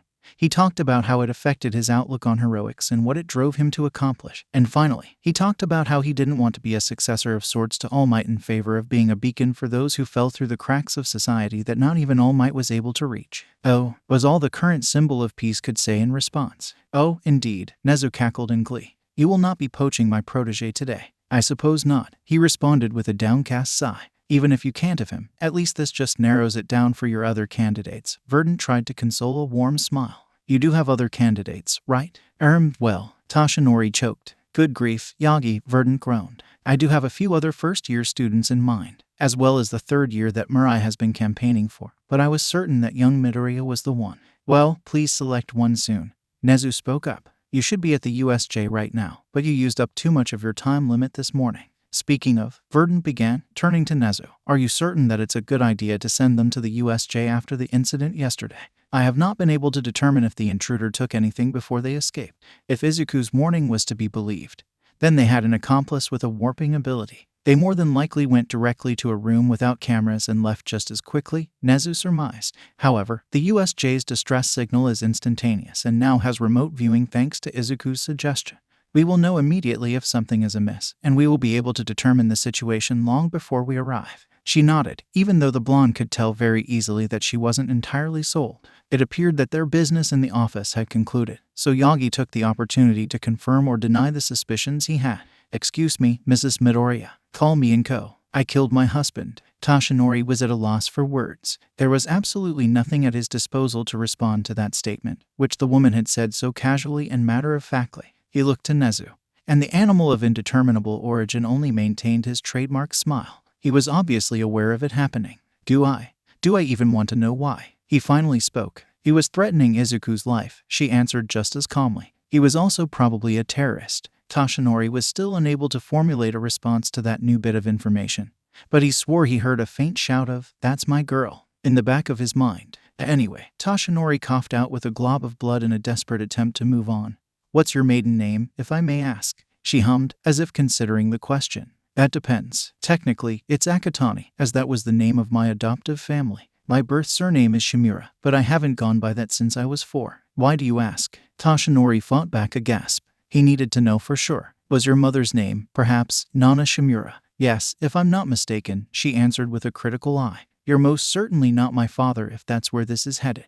The amount of blood that Toshinori hacked up after that comment was probably a new record for him. He didn't get the chance to respond, however, as the door bust open and a frantic Tenya Ida threw himself inside. "The USJ is under attack by villains," he shouted. Earlier on, Class 1 arrived at the USJ. Getting off the bus and heading inside, they were transfixed by the sheer size of the building. Many of them likened it to a massive amusement park with several radically different areas, each one being massive in their own rights. "Welcome to my own personal playground, the unforeseen simulation joint," called a voice from behind the class, causing them to turn around and inspect the new arrival wearing a spacesuit-inspired costume. "Oh my god, it's 13, Ochako shouted, practically floating in utter glee. Izuku smiled at his friend's antics that reminded him of how he would have reacted to seeing All Might in the flesh years prior. Speaking of All Might, he was supposed to be there with them, but he was nowhere to be seen. Izuku watched 13 quietly speak with an irritated-looking Aizawa, and she put up 3 fingers. He didn't know what that meant, but he had an inkling that it had to do with All Might's absence. Maybe All Might would get there in 3 hours. He was Japan's #1, so it wouldn't be out of the realm of possibility for him to have been preoccupied with something. However, if that were the case, Aizawa would have been aware of it beforehand, so it must have been a last-minute development.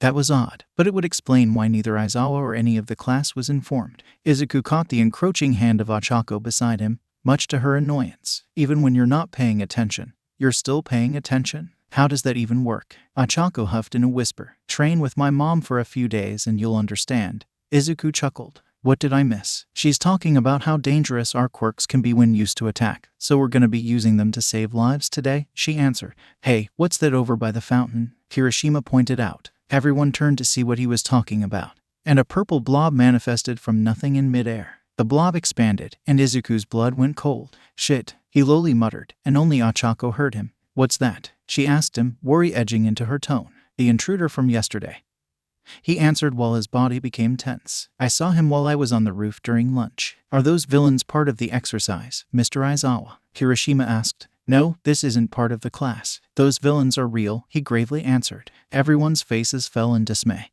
and panic and worry began to overtake the students. "Kaminari, can you radio to anyone on campus for help?" Aizawa asked. "I've been trying, but I can't reach anyone," he answered. "They must have someone jamming the area with a quirk," Todoroki mused. "So that must mean the distress signal hasn't alerted Nezu. And all of our phones are on the bus. Fucking great," Izuku thought to himself with a scowl. His eyes were planted on the purple warp gate where tons of villains were spilling out behind a man with hands all over his body. Next to him was a hulking creature with black, scarred skin, an exposed brain, and a beak-like mouth full of jagged teeth. The sight of the humanoid made him shiver, as it was clearly the poster child for human experimentation.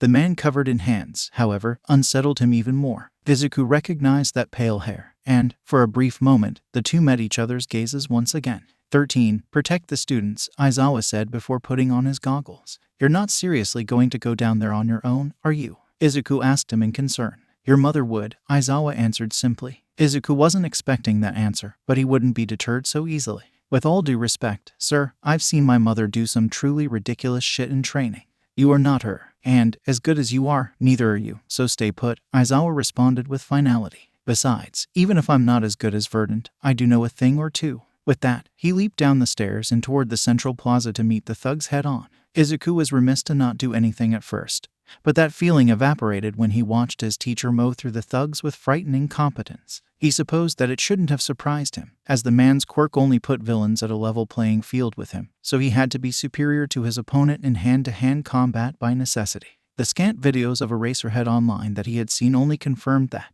He had other things to worry about, though. The purple warp gate villain had left the intruder and the beaked abomination in the central plaza where they merely stood and surveyed the scene.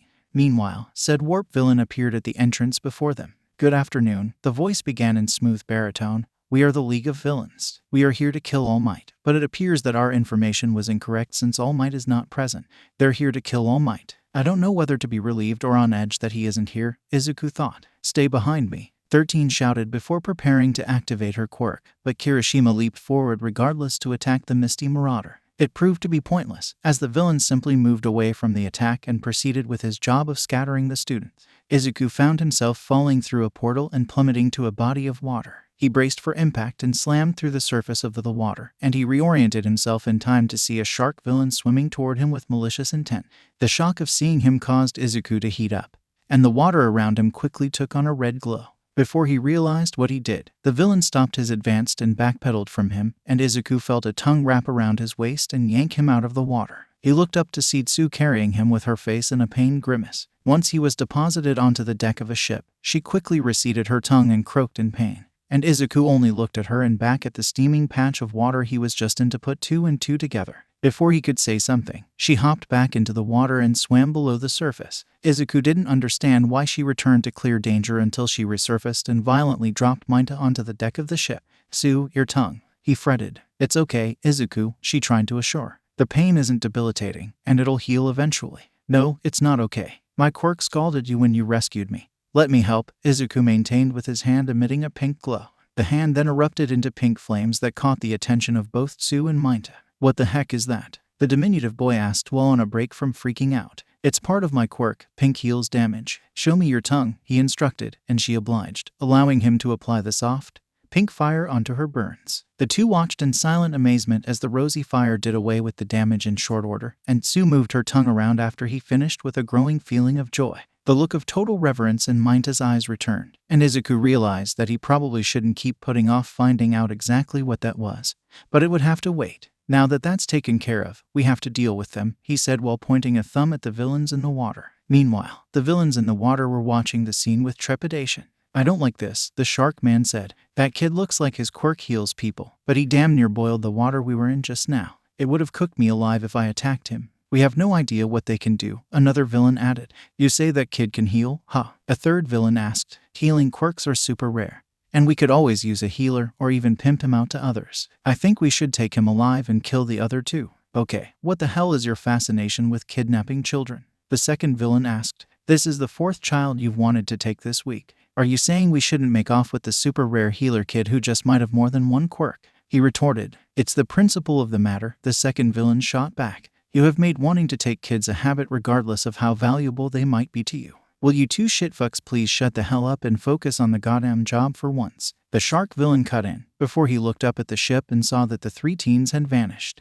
What the serious fuck? Where did they fucking go? What do you mean? Weren't you watching them? The second villain pressed. I can't focus when you, Tweedle dipshit, and you, he pointed at the third villain, Tweedle dumbass, are arguing about the fucking color of the sky on a daily basis. The other two were begrudgingly silent, knowing that their partner wasn't exactly wrong.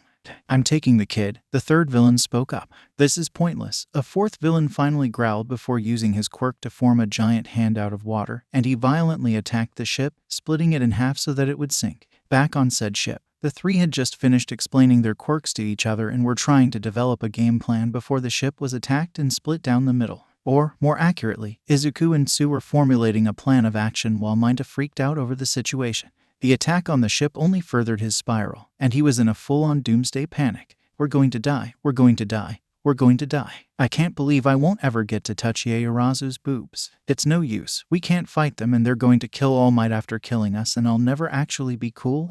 He was smacked out of his spiral by a literal smack from Izuku. Calm down, Mina, Izuku commanded before looking the shorter boy in the eye. We're training to be heroes. This is what heroes do. They're faced with impossible odds, and they find ways to pull through. They meet danger head-on, and they punch danger in the throat not only to protect themselves, but to ensure the safety of everyone around them. I helped you in the entrance exam, and then we helped each other. Do not make me regret that. His gaze became a picture of steely determination. Instead, let's get out there and show those asshats that they don't get to fuck with Minoru fucking Mina, Tsuyu fucking Isui, and Izuku fucking Midoriya without paying for it out of their own assholes. Mina was wide-eyed for the bulk of Izuku's pep talk, but his own gaze steeled with the same determination that Izuku was imparting onto the both of them. What do you need me to do? Izuku smirked. Same strat we pulled against the robots on my signal. Sue, he addressed her, get ready to haul ass out of here with us when I give the word. Ribbit. Izuku nodded and kneeled down, and Minda hopped onto his. Izuku went up in green flames that bathed the both of the boys. So, as long as I'm not touching water, my quirk still functions just fine.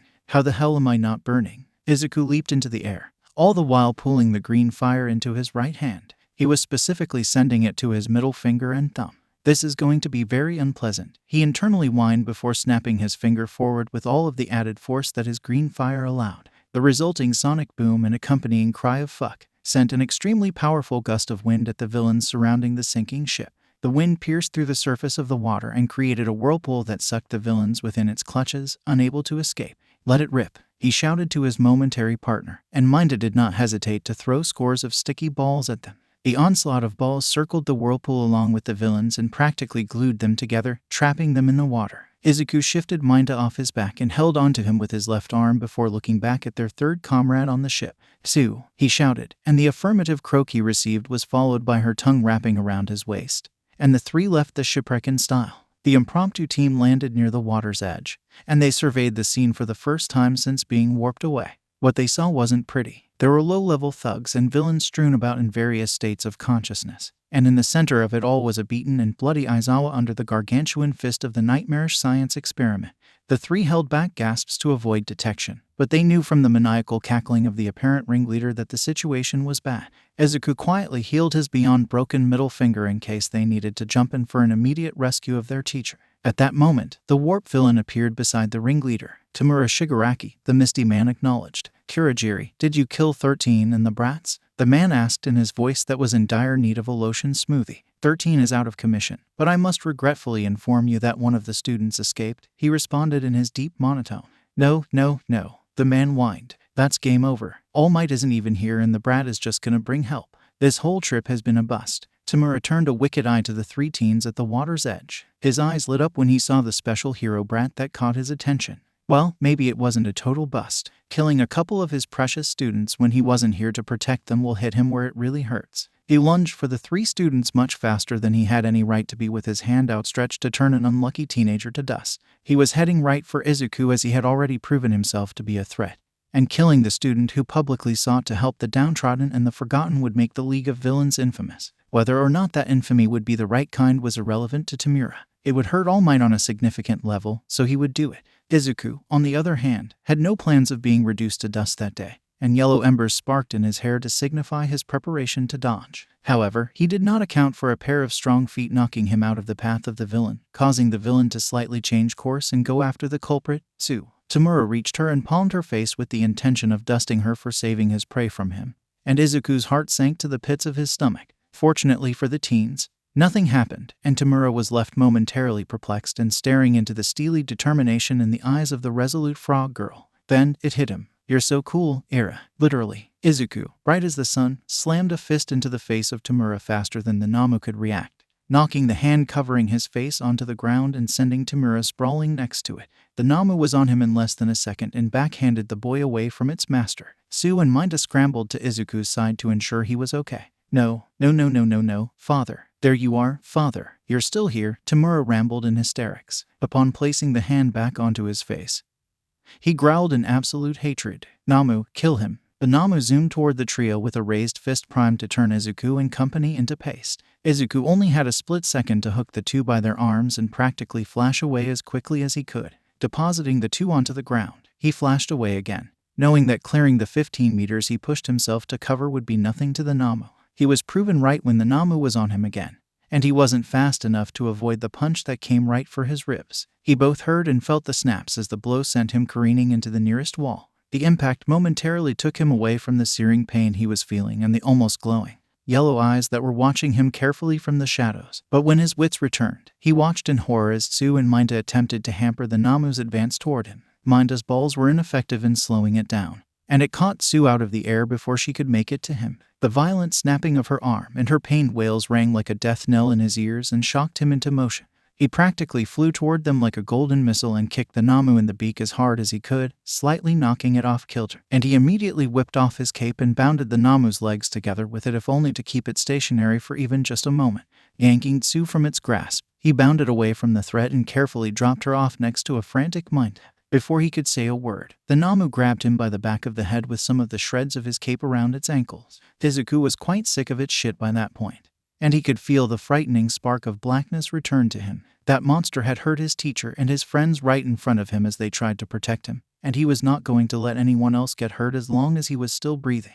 Turning a snarl back toward the Namu, a bright inferno of green flames ignited onto his right arm and only his right arm. He would have noticed the wisps of black fire intermingling with the green at spots, but he was completely focused on stopping the rampaging beast. Twisting his body around in its grasp, he launched a right hook at the Namu's exposed brain with the most force he could drag from within and then some, and it connected, blasting the Namu away from him and his two friends upon impact. Tamura and Kurogiri were left wide-eyed at the display. The Namu was designed to be an unstoppable killing machine that could match All Might in its prime, and it would most certainly be able to take down the currently weakened All Might, let alone some pissant hero brat. But the kid had just landed a blow hard enough to literally blow the creature away. Kurogiri, is that kid using fucking hacks? Tamura asked a bit indignantly. I do not know, Tamura Shigaraki, Kurogiri replied. What did I tell you about saying the whole name? It's weird. Just call me Tamura. My mistake, Tamura Shigaraki.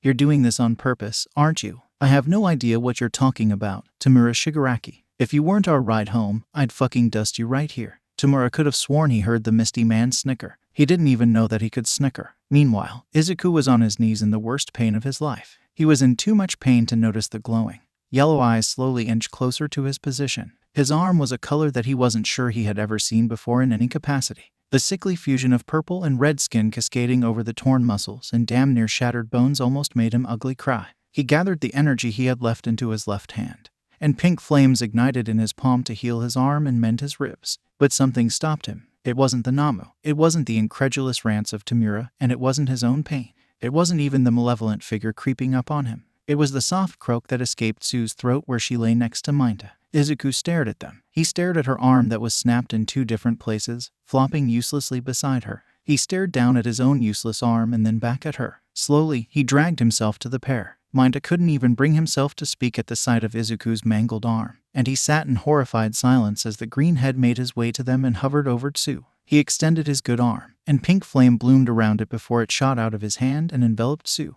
The girl croaked in surprise, and she almost instantly felt the pain vanish and her arm practically reset itself. She turned a wide-eyed stare to Izuku, and he only gave a reassuring half-smile before the pink flame died down and he nearly collapsed to the floor. Minder rushed to his side to check on him, but a gleeful cackle caught their attention. Oh yes, what a display. You'll make a fine meat suit with a powerful quirk like that. Came the call of a dark green mass of sludge that quickly knocked Minta away and enveloped Izuku. The alarmed teen just didn't have the energy to put up a fight as the sludge villain forced its way into his mouth and down his throat. Sheer panic flooded him when he felt the disgusting, viscous liquid squeeze into his windpipe, and Izuku reflexively activated his quirk. His panic triggered the red flames to blast both around him and within him, and Minta was only barely saved by Tsu yanking him away from the heat at the last moment and jumping away. The sludge villain was inundated with temperatures that he could have never even fathomed, and he ejected himself from the crimson teen with horrific wails of pain. He was both evaporating at an exponential rate and burning a sticky, repugnant mark into the ground.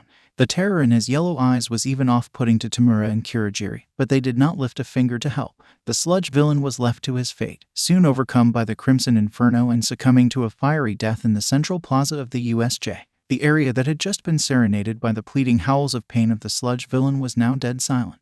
No one said a word, not Tamura, neither Tsu nor Minta, not Aizawa, and not the few students who had made their way to the bottom of the stairs. Izuku was stock still, staring in horror at the steaming black gunk that used to be the sludge villain. Holy shit, Tamura broke the silence. That was fucking metal. I didn't think the hero brats had it in them to kill. Izuku heard none of it as the enormity of what had just happened finally caught up to him. He had just practically vaporized someone. He had killed someone. With his quirk, he literally killed someone. He started to shake, and his breaths became shallow. The footsteps of Tamura started to echo loudly in his head, too loudly, much too loudly. His ears were ringing, and he was hyperventilating. Brat, you really are something, Tamura continued before looking down at the teen. Izuku did not look up, and he did not hear him. I think I'm gonna let you live to be the savior of the darkness or whatever the hell it was you spouted.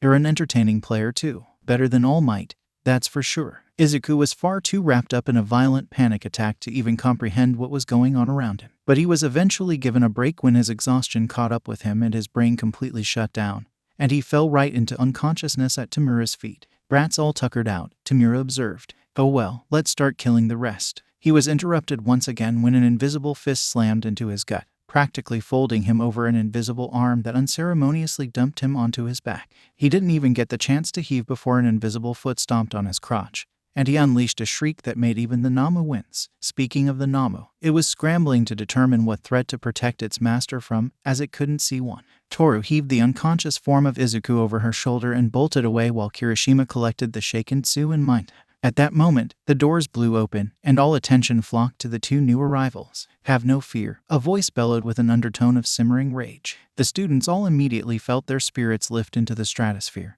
while the remaining thugs and villains started to shit themselves. For I am here. All Might finished without his trademark smile, and that was frightening enough. The older villains, however, felt a double dose of terror. The few who had encountered the woman beside him were frozen in place at the all-too-familiar glare in her green eyes that was accompanied by an aura of unadulterated malice. That malice shot through the roof when her eyes landed on the form of her son, and a few of the thugs were strongly considering surrender. All Might, Tamura breathed out. You're finally here, now we can kill you. Ochako, Verdant sternly addressed without taking her eyes from the scene below. Report. Ochako had been so completely floored by the sheer presence of All Might and Verdant that she almost jumped out of her skin when addressed. 13 was badly injured. We did the best we could to mitigate the D damage, though. And Eraserhead, he's down there. But the big, black monster hurt him really badly. It hurt Izuku and Tsu, too, she about choked out. If Verdant's fury could grow any further, it would have been visible around her. All Might, take the big one. It looks like it was made with you in mind. I'll handle the rest. Are you sure? I wasn't asking. And, like a bullet, Verdant shot down the stairs and into a group of sweating thugs, launching into a flurry of brutal punches, knees, and elbows. She kicked one in the face and pivoted with her other foot to intercept a man with a pipe coming from behind, taking the pipe from him and breaking his arm in one swift motion. A strike with the pipe to his knee disabled him before she met her next attacker's blade with the pipe. Another came from behind again to overwhelm her, but she ducked the attack and watched him unwitting hit the other in the face with a fist covered in bone plating. She took that opportunity to sweep both of their legs and bash them both into unconsciousness with the pipe. She popped back to her feet in time to see two new threats rushing at her from opposite sides with blunt weapons in hand. So she snatched them out of their respective grasps with her quirk, and she simultaneously launched them at the opposing thugs' heads with two satisfying thunks following. Ochako, watching all of this from the top of the stairs, was positively blown away. She figured that Izuku's mom was strong, but what she was seeing was on another level. It wasn't necessarily without comparison, but she was mowing through the numbers of remaining villains with such ease and ferocity without having a big, bombastic quirk that had inspired a well of hope in her that she could be something similar. That woman offered to train me. She remembered with eyes the size of dinner plates. You go, Mrs. Midoriya. Wait, Midoriya, Mina asked beside her. As in our class rep, Midoriya. Ochako nodded. That's his mom. She works at UA. That's Midoriyas mom. Came the simultaneous shouts of Mina, Siro, Shoji, and Sato as they watched Verdant yoink a villain's hard hat with her quirk and proceed to smack him across the face with it. Eventually, Verdant cleaved through the thugs that attempted to stand their ground until she was beside Aizawa and face to face with Tamura. You alive, kid? She asked the bloodied homeroom teacher. Yeah, I'm good, he responded with a cough, appreciating the attempt at dry levity given the situation. Good, she replied. This the guy who dusted the gate with a touch. Yeah, that's him, Aizawa answered. Keep him in my line of sight. Roger, she said, already understanding the plan. Tamura, meanwhile, was confused and a little annoyed at the new arrival that was threatening to ruin his viewing of Namu killing All Might. Who the hell are you? It won't matter in a few minutes, Verdant coldly responded and crackled her knuckles. Tamura didn't even get the chance to sneer out a reply before she decked him in the face, knocking off the hand covering it a second time, and drove a powerful knee into his abdomen. He forewent, catching his breath in favor of grabbing onto her to turn her to dust. But nothing happened. His eyes went wide again. Goddammit, Eraser. He was cut off again when Verdant grabbed his arm and jerked his elbow in the opposite direction. He didn't get the chance to scream for Namu to help before she slammed him onto his back and unloaded all of her fury onto his face one haymaker at a time. The Namu couldn't help even if it wanted to, as it was preoccupied with getting pounded into the fifth dimension by All Might. Shurajiri tried to intervene, but an unexpected glacier slammed into him, and he was tackled by his metal collar by a returning Kirishima. Tamura was hanging on to consciousness by a thread when Verdant stepped away from him, and two things happened. All Might blasted his Namu through the ceiling of the USJ, and Eraserhead momentarily took his eyes off of him to see what All Might had just done. Tamura poured all of his energy into a single move to get back at the miserable fucking bitch that broke his arm, nose, and what he suspected was his orbital bone. He launched at her from the ground, intent on turning her to dust with his one good hand.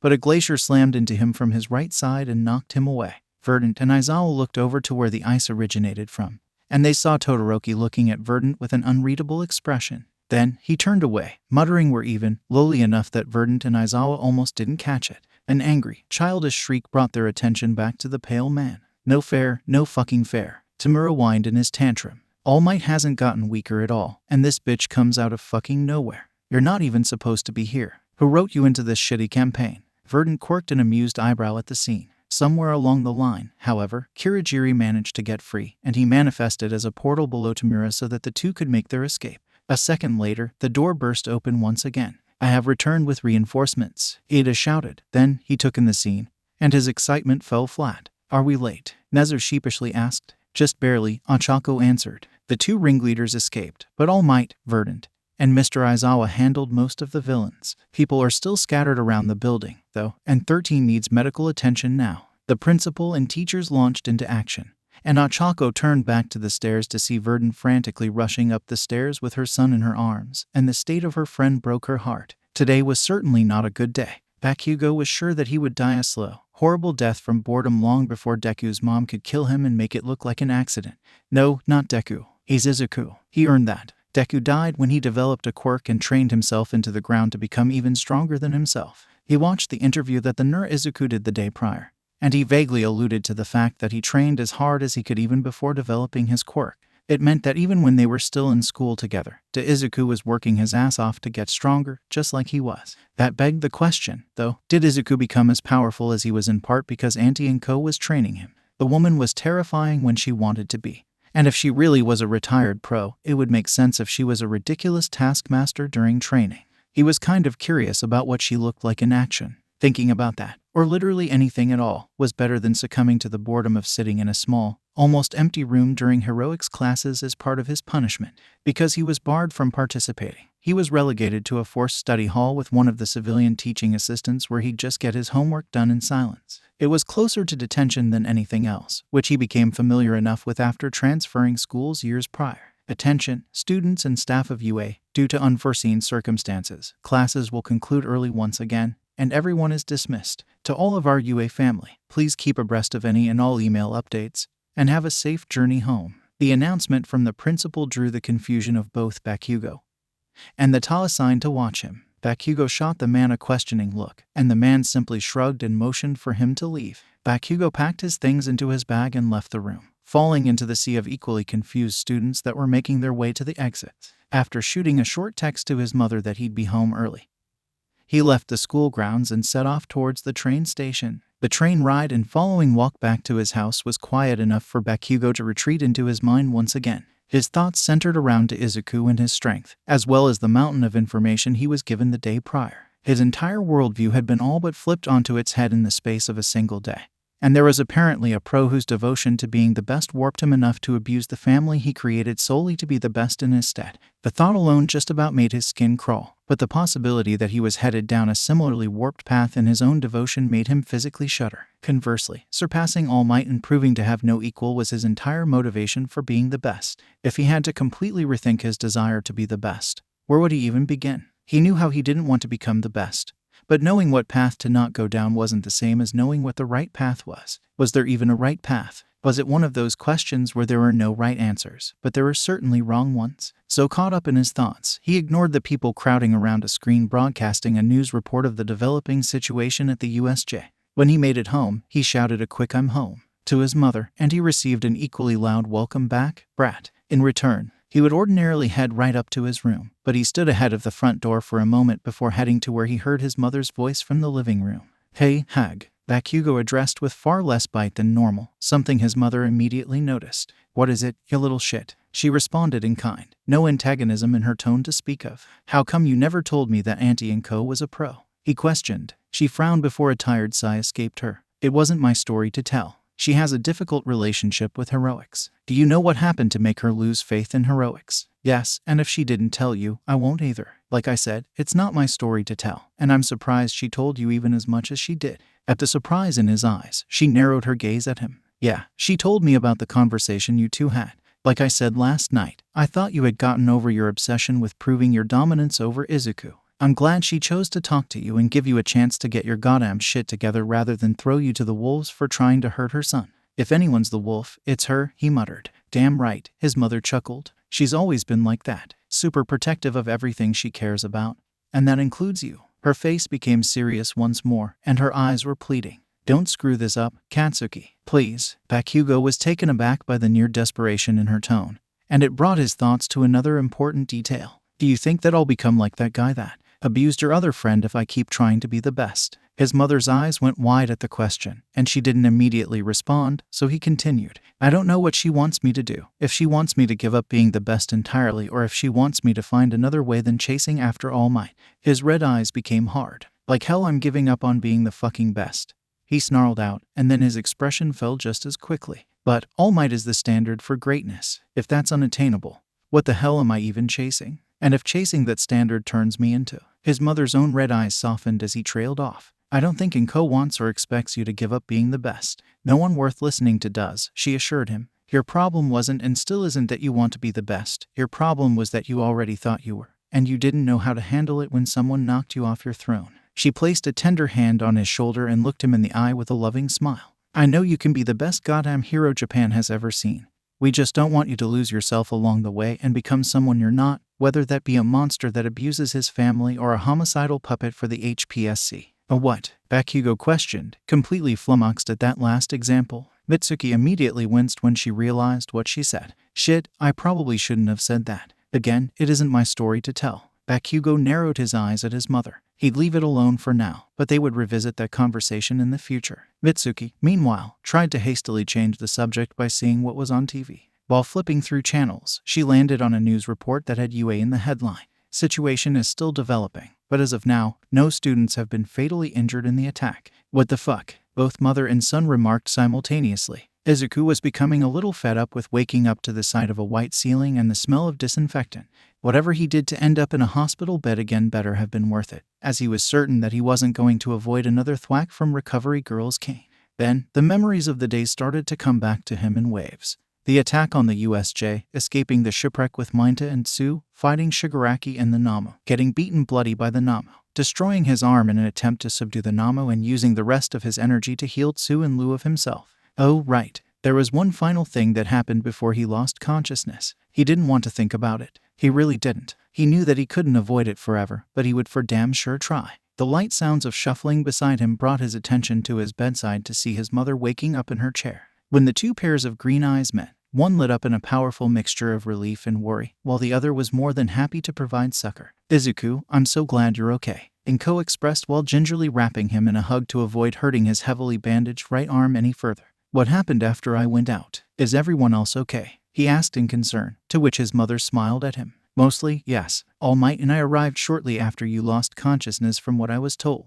The villains were dealt with, but the ringleader and his warper managed to escape. What about Mr. Aizawa? And 13. He pressed. They weren't in great shape, and they'll be in the hospital for a bit alongside you, but they'll both likely make full recoveries, she assured. None of your classmates were seriously hurt either, in part because of you. I got the story from the students who were watching the scene unfold from the entrance as well as the two who were with you. She gave him the warmest tearful smile she could muster while softly running her hand through his curly hair, and he instinctively leaned into her touch. I cannot express in words just how proud of you I am. You shouldn't have had to have been in that situation, but you handled it expertly, and you even chose to heal a comrade before yourself. You're already a fantastic hero, son. Izuku wanted to believe that. He wanted so desperately to latch onto that glowing praise and let it warm him as long as he could, just like when he was 5 and was initially misdiagnosed. However, also just as when he was 5, something was preventing him. Izuku, his mother began, her face now draped with sadness and concern. Do you want to talk about what happened? His throat went bone dry. She knew, of course, she knew. No one would keep that a secret. And no one should expect anyone to. He was not a hero. He was a murderer. Izuku, she said a touch more firmly, yanking him out of his spiral. It wasn't your fault. Izuku held himself together as best as he could. But he could no longer meet her eyes. It wasn't your fault. Sometimes, things just happen, especially when your life and the lives of others are on the line. It doesn't make you any less of a hero. And it doesn't make you a murderer, either. Izuku was starting to shake. He still would not meet his mother's gaze. Inko drew him into a soft, loving hug, and she started rubbing his scalp again. You did what had to be done, sweetie. He was going to kill you and then use your body to kill your classmates. You saved yourself, your classmates, and countless other future lives. You're a true hero, Izuku. And the dam broke. Izuku burst into tears and latched onto his mother as tightly as he could with his injuries. And he bawled into her shoulder. There they sat for the next few minutes as Izuku poured out all of his distress through his tears, and his mother gently comforted him all the while. I didn't mean to. Izuku choked out after his sobbing died down.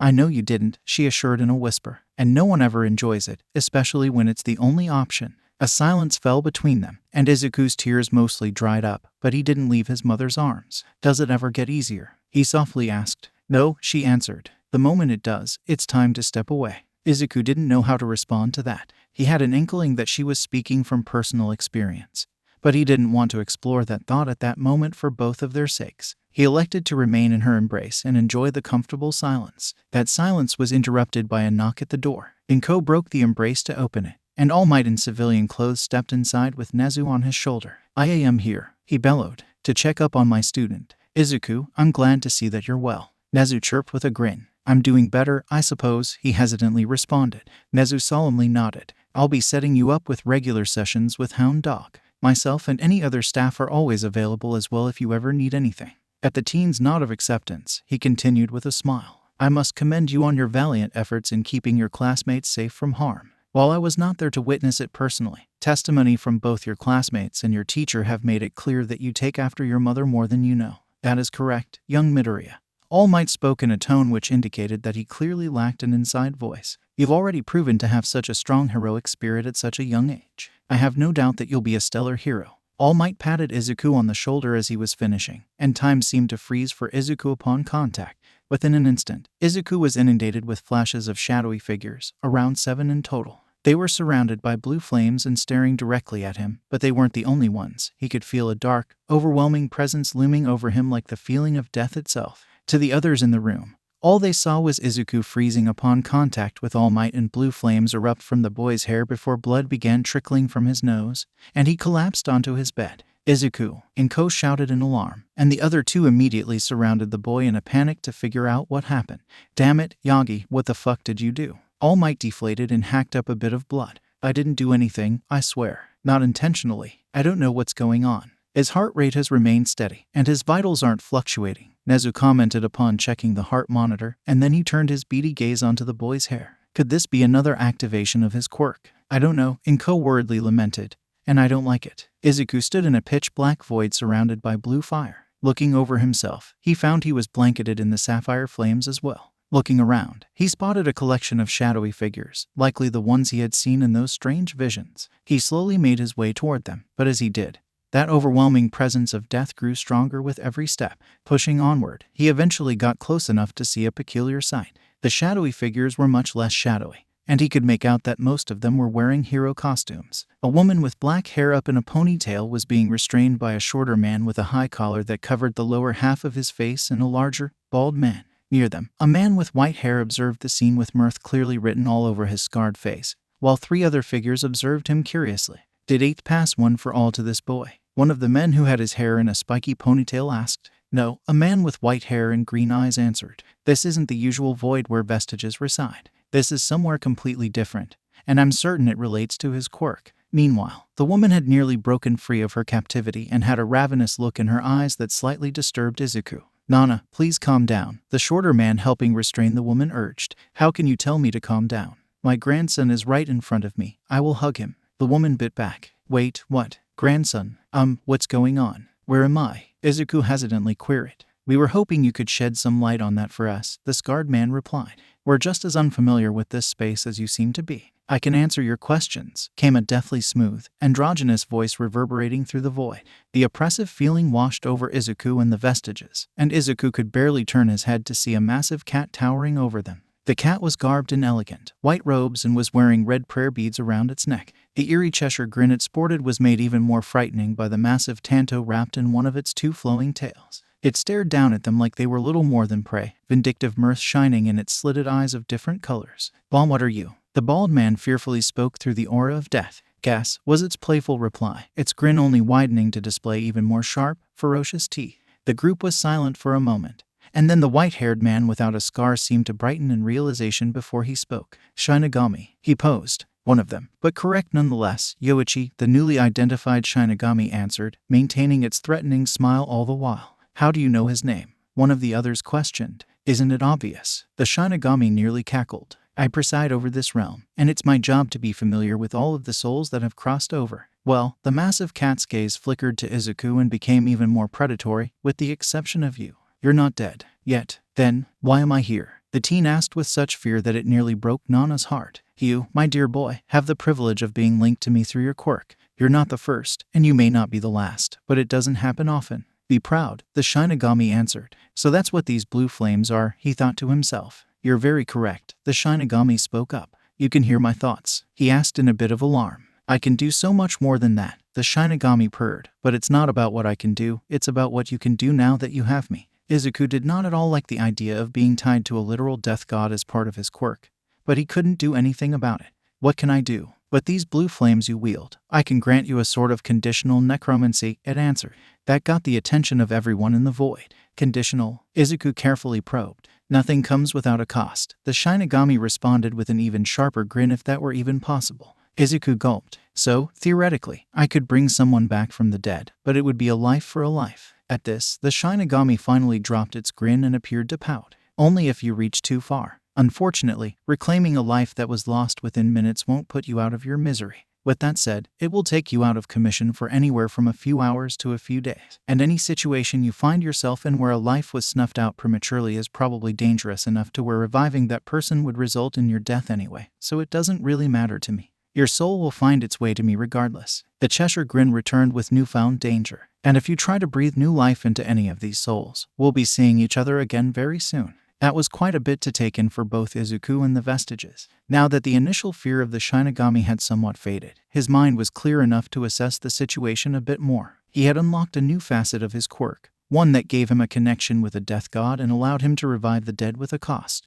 If he were going off his and his mother's theory about his quirk, it meant that somewhere down the line, one of his ancestors had a necromancy quirk of some kind.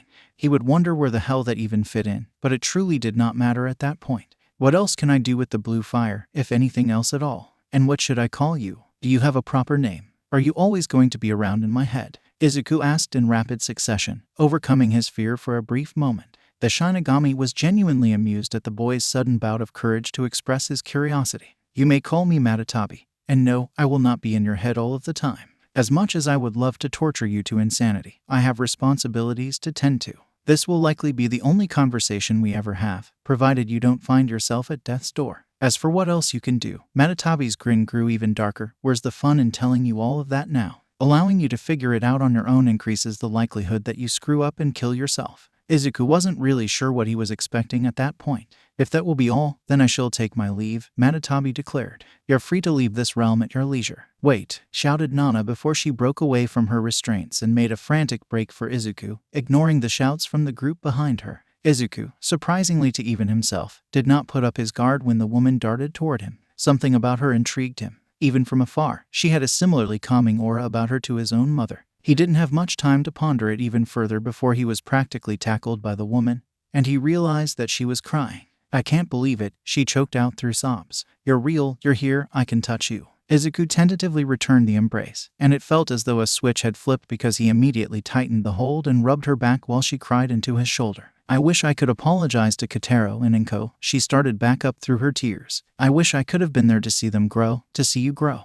It was just too dangerous for them. She fixed him with a kind, tearful smile. I see Inko grew up just fine if you're any indication. How is Kotaro? I didn't know I had an uncle, Izuku hesitantly responded. He really didn't want to upset the grandmother he was meeting for the first time, but he also wouldn't lie to her. She was downcast at the response, but she nodded in understanding. She looked around to find that Matatabi and the other Vestiges had left, and the two were alone amongst the flames. I can only see through Toshi's eyes. I can't speak to him or influence him at all, so please tell Toshi and Inko that I'm so sorry and that I'm so proud of both of them, just like I'm so proud of you, Izuku. I wish we could talk for longer, but everyone is really worried for you in the living world. She hugged him one final time and ruffled his hair with a sad smile. Be the best damn hero you can be, and don't ever stop smiling. If you really want to be a hero for the forgotten, then a smile is the very least you can offer them when trying to help. And with that, she stood up and backed away from him, fading from the void. Izuku was left alone to take in the encounter amongst the inexplicable chill of the blue fire engulfing and surrounding him.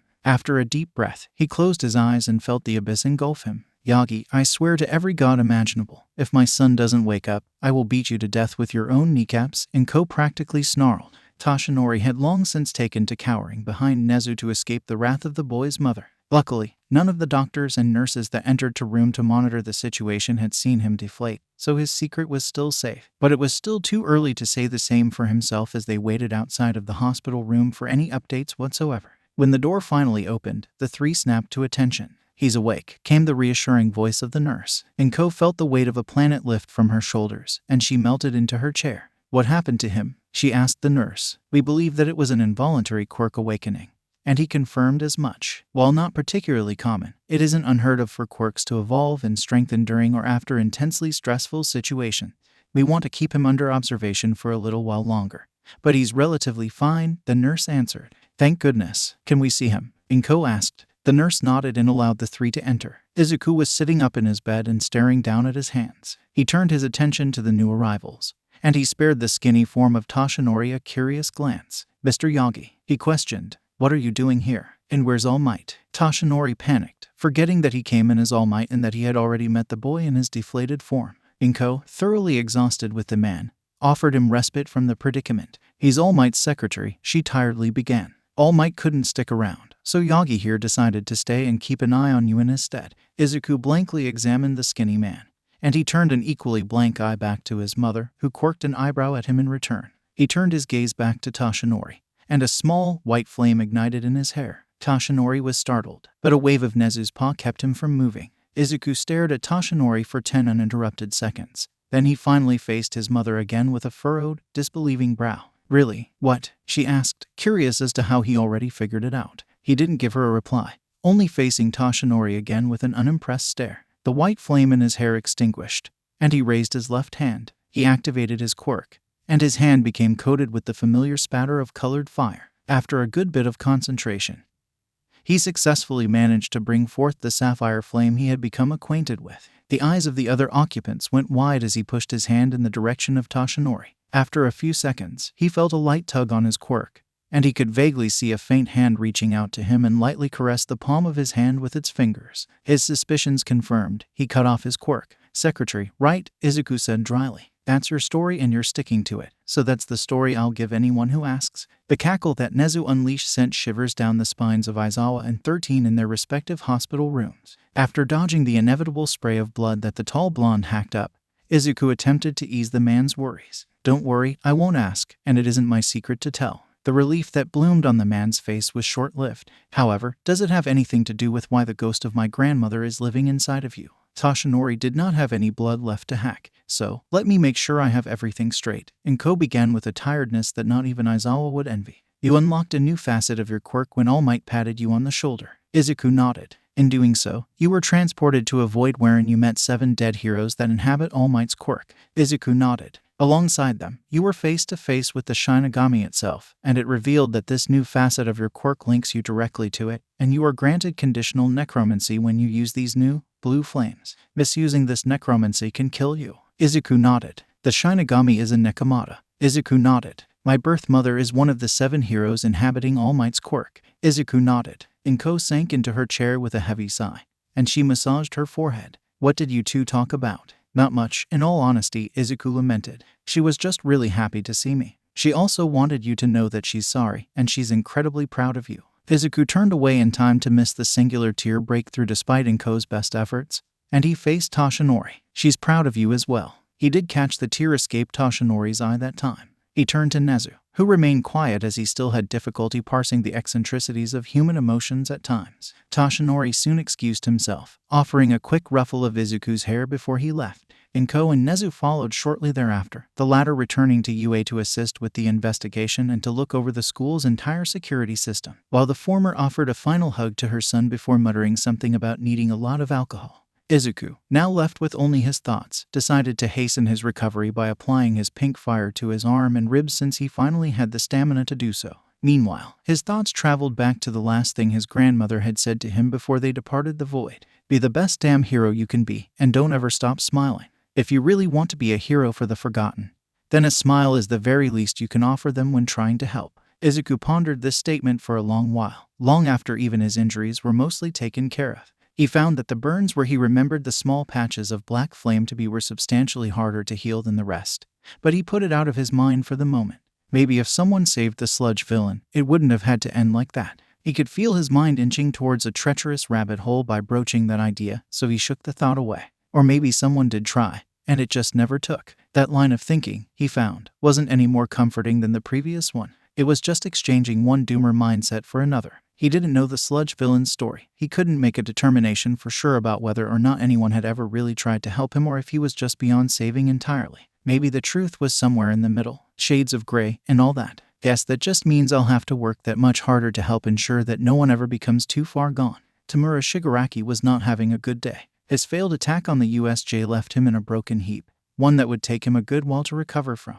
If being put on mandatory bed rest because of a cheap, self-insert NPC wasn't bad enough, his sensei specifically called for Kurogiri to bring him to his sensei's own medical chamber for recuperation. Ordinarily, he'd be over the moon, but he just knew that Sensei was going to spend that time detailing everywhere he went wrong and why they failed so miserably at killing All Might. He loved Sensei, but the man was a petty, condescending asshole at the best of times. He spoke to him in a tone that would sound caring and patient to most who gave a cursory listen, and it did just that to Tamura for years. However, ever so often, Kurogiri would glitch, and it was as if another, more playful personality would force its way to the surface. Those instances were usually rather brief, but Kurogiri would indulge in dry sarcasm or jokingly talk down to him in a way that would leave for plausible deniability. It wasn't until Tamura became used to those infrequent slips that he started to notice similar speaking patterns from Sensei. Only the twinge of joviality he'd get from Kurogiri wasn't there. It just felt manipulative. But that wasn't possible, right? Sensei always had his best interests in mind and wouldn't just manipulate him for his own ends. He was there for Tamura when no one else was. He was there to help Tamura destroy everything he hated.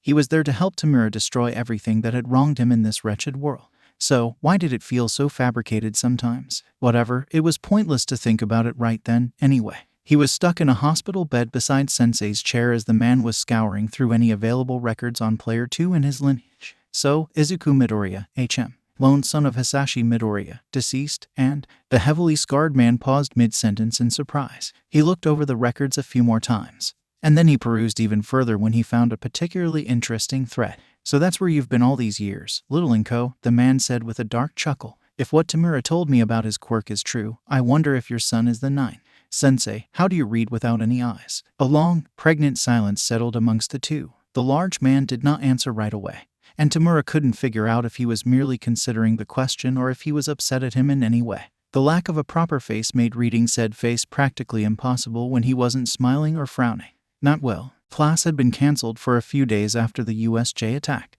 Izuku was surprised to find that his phone had blown up with notifications while he was in the hospital. He expected texts from Ochako and Yu, but the rest of his class had apparently gotten a hold of his phone number from either Ochako or Ida, and they bombarded his phone with well wishes and questions about his well-being. The outpour of concern and support he received from his classmates was enough to warm his heart, but the lengthy text he received from Tsu thanking him for everything he did to heal and protect her and Minda just about made him cry. He even got a text from Takage checking up on him after 1B heard about the attack. He'd really have to do something nice for all of them. A few days later, against his mother's wishes for him to take another day to himself after the Sludge villain's failed attack, he returned to school alongside everyone else. He was one of the first people in class in an effort to get out in front of the inevitable swarm of attention he was expecting to receive. He was right, as Toru beamed at the sight of him, and even Aoyama expressed his happiness to have a brethren of the Sparkle back in good health. The most odd reaction, however, was from Bakugo. The two teens' eyes met when he arrived, and the usually bombastic blonde became rather pensive. He ultimately decided to hold on to whatever was on his mind, though, and he sat down in his seat in front of Izuku without a word.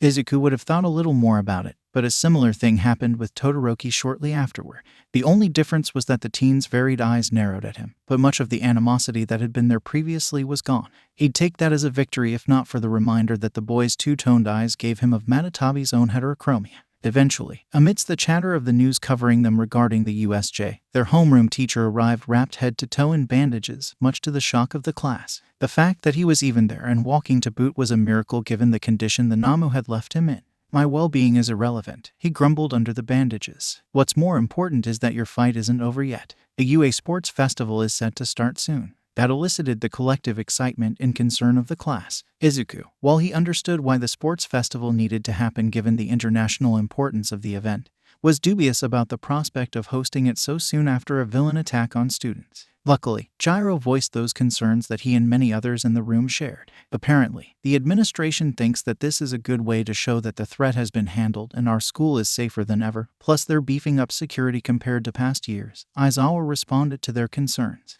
This event is a huge opportunity for all students at UA. It's not something that can be cancelled because of a few villains. Izuku was still a bit skeptical, so he resolved to see Principal Nezu during lunch to express his thoughts. After Aizawa finished his speech and classes proceeded as normal. The excitement for the festival was noticeably bubbling amongst the students. When the bell for lunch rang, that excitement only became more apparent. Izuku gathered his things to head to the principal's office, but he stopped to intercept a hand sneaking up on him, and he offered a smile to the expected culprit. Izuku, Ida, let's do our best at the sports festival, Ochako said with an intensity that he had never seen from her. No one else in the room thought she was capable of that kind of intensity, either, and the reactions to her declarations ranged from hesitant approval to outright concern. Izuku, on the other hand, fully supported her fervor and opted to join her. Hell yeah, let's do our bests. He shouted in agreement and pumped his own fist into the air. She spun to face him and shot him a challenging smile, and they pumped their fists again in unison. We're gonna fucking crush it, the two emphatically declared, much to the growing discomfort of the rest of the class. Once they left the classroom, the three friends engaged in light conversation until Izuku went to split off from them to head to Nezu. But he remembered something.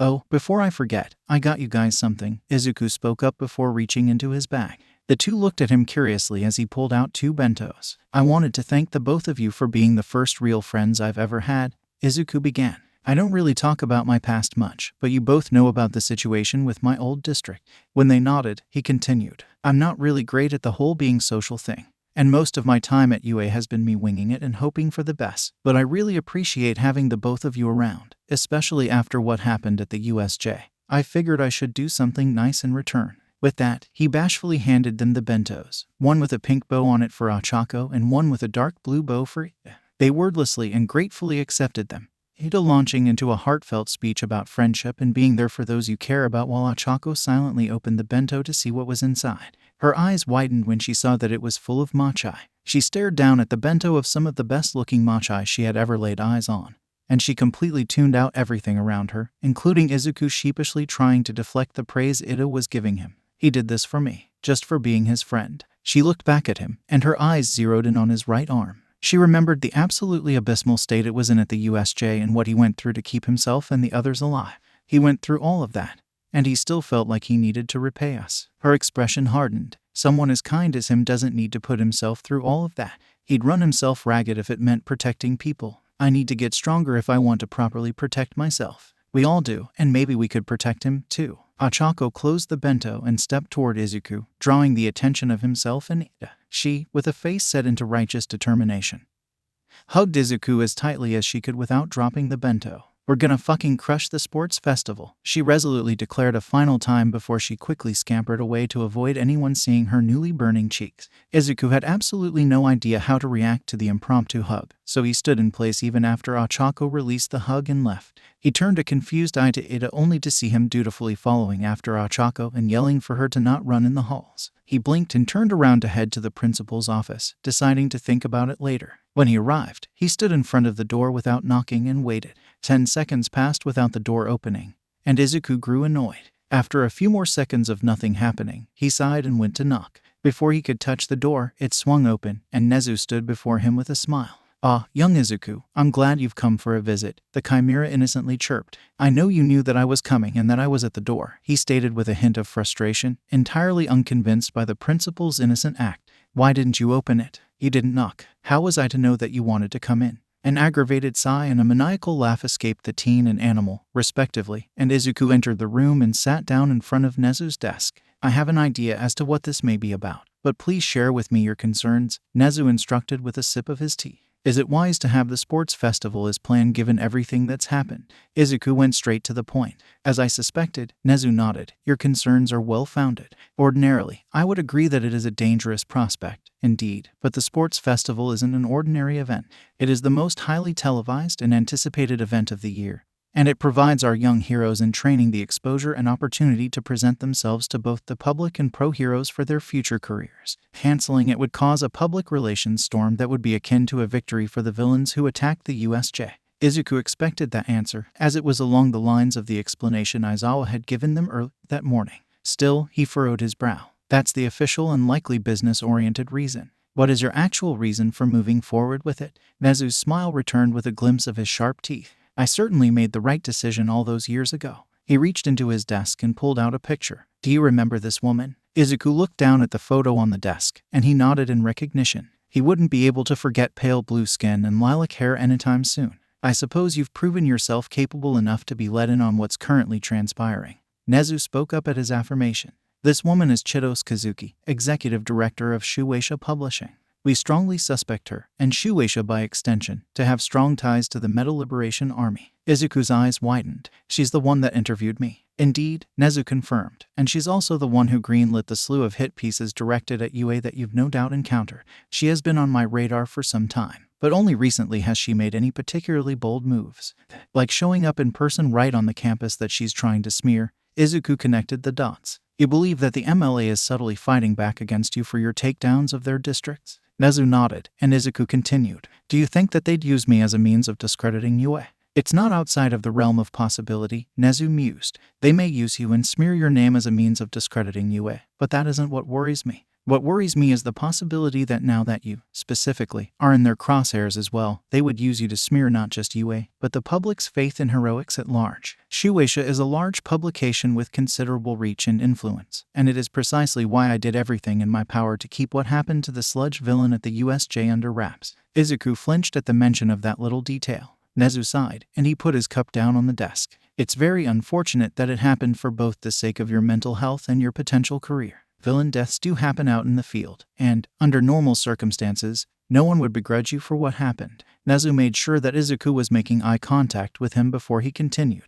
However, given your declaration to be a beacon for those lost within the cracks of society, a villain death so early in your career will torpedo that notion before you can make any substantial progress with it. Had Shueisha caught wind of it, I have no doubt that they would jump on the opportunity to slander your name and create even more disillusionment among the fringes of society to draw people to their cause, as well as chipping away at the faith the general public has in hero institutions if someone with as noble of intentions as yourself was forced to take a life not a week into your very first year. That's, goddammit, Izuku cursed. Nezu nodded in agreement. That is the reason the sports festival must continue as planned.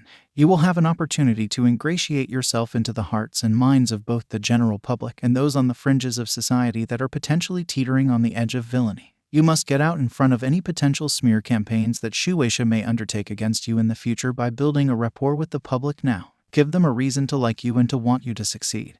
And don't give the MLA any means or opportunity to discredit you. So, well, Izuku stammered at the information. Nezu patiently waited for him to get his thoughts together, and he was thankful for that. You want me to win the festival and become a media darling? Not necessarily, Nezu answered, picking up his cup of tea once more to take another sip.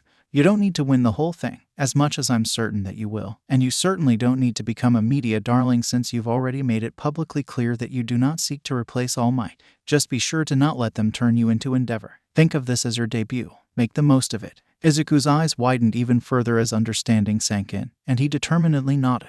Got it. Excellent. Nezu nodded with a feral smile. The end of the school day provided a rather peculiar situation for Class 1A. They attempted to leave the room, but they found themselves blocked by a mass of students from the other classes. A few in one nervously looked at the group of interlopers. Izuku looked on in curiosity. Bakugo stared in dismissive annoyance, and Todoroki remained as impassive as ever.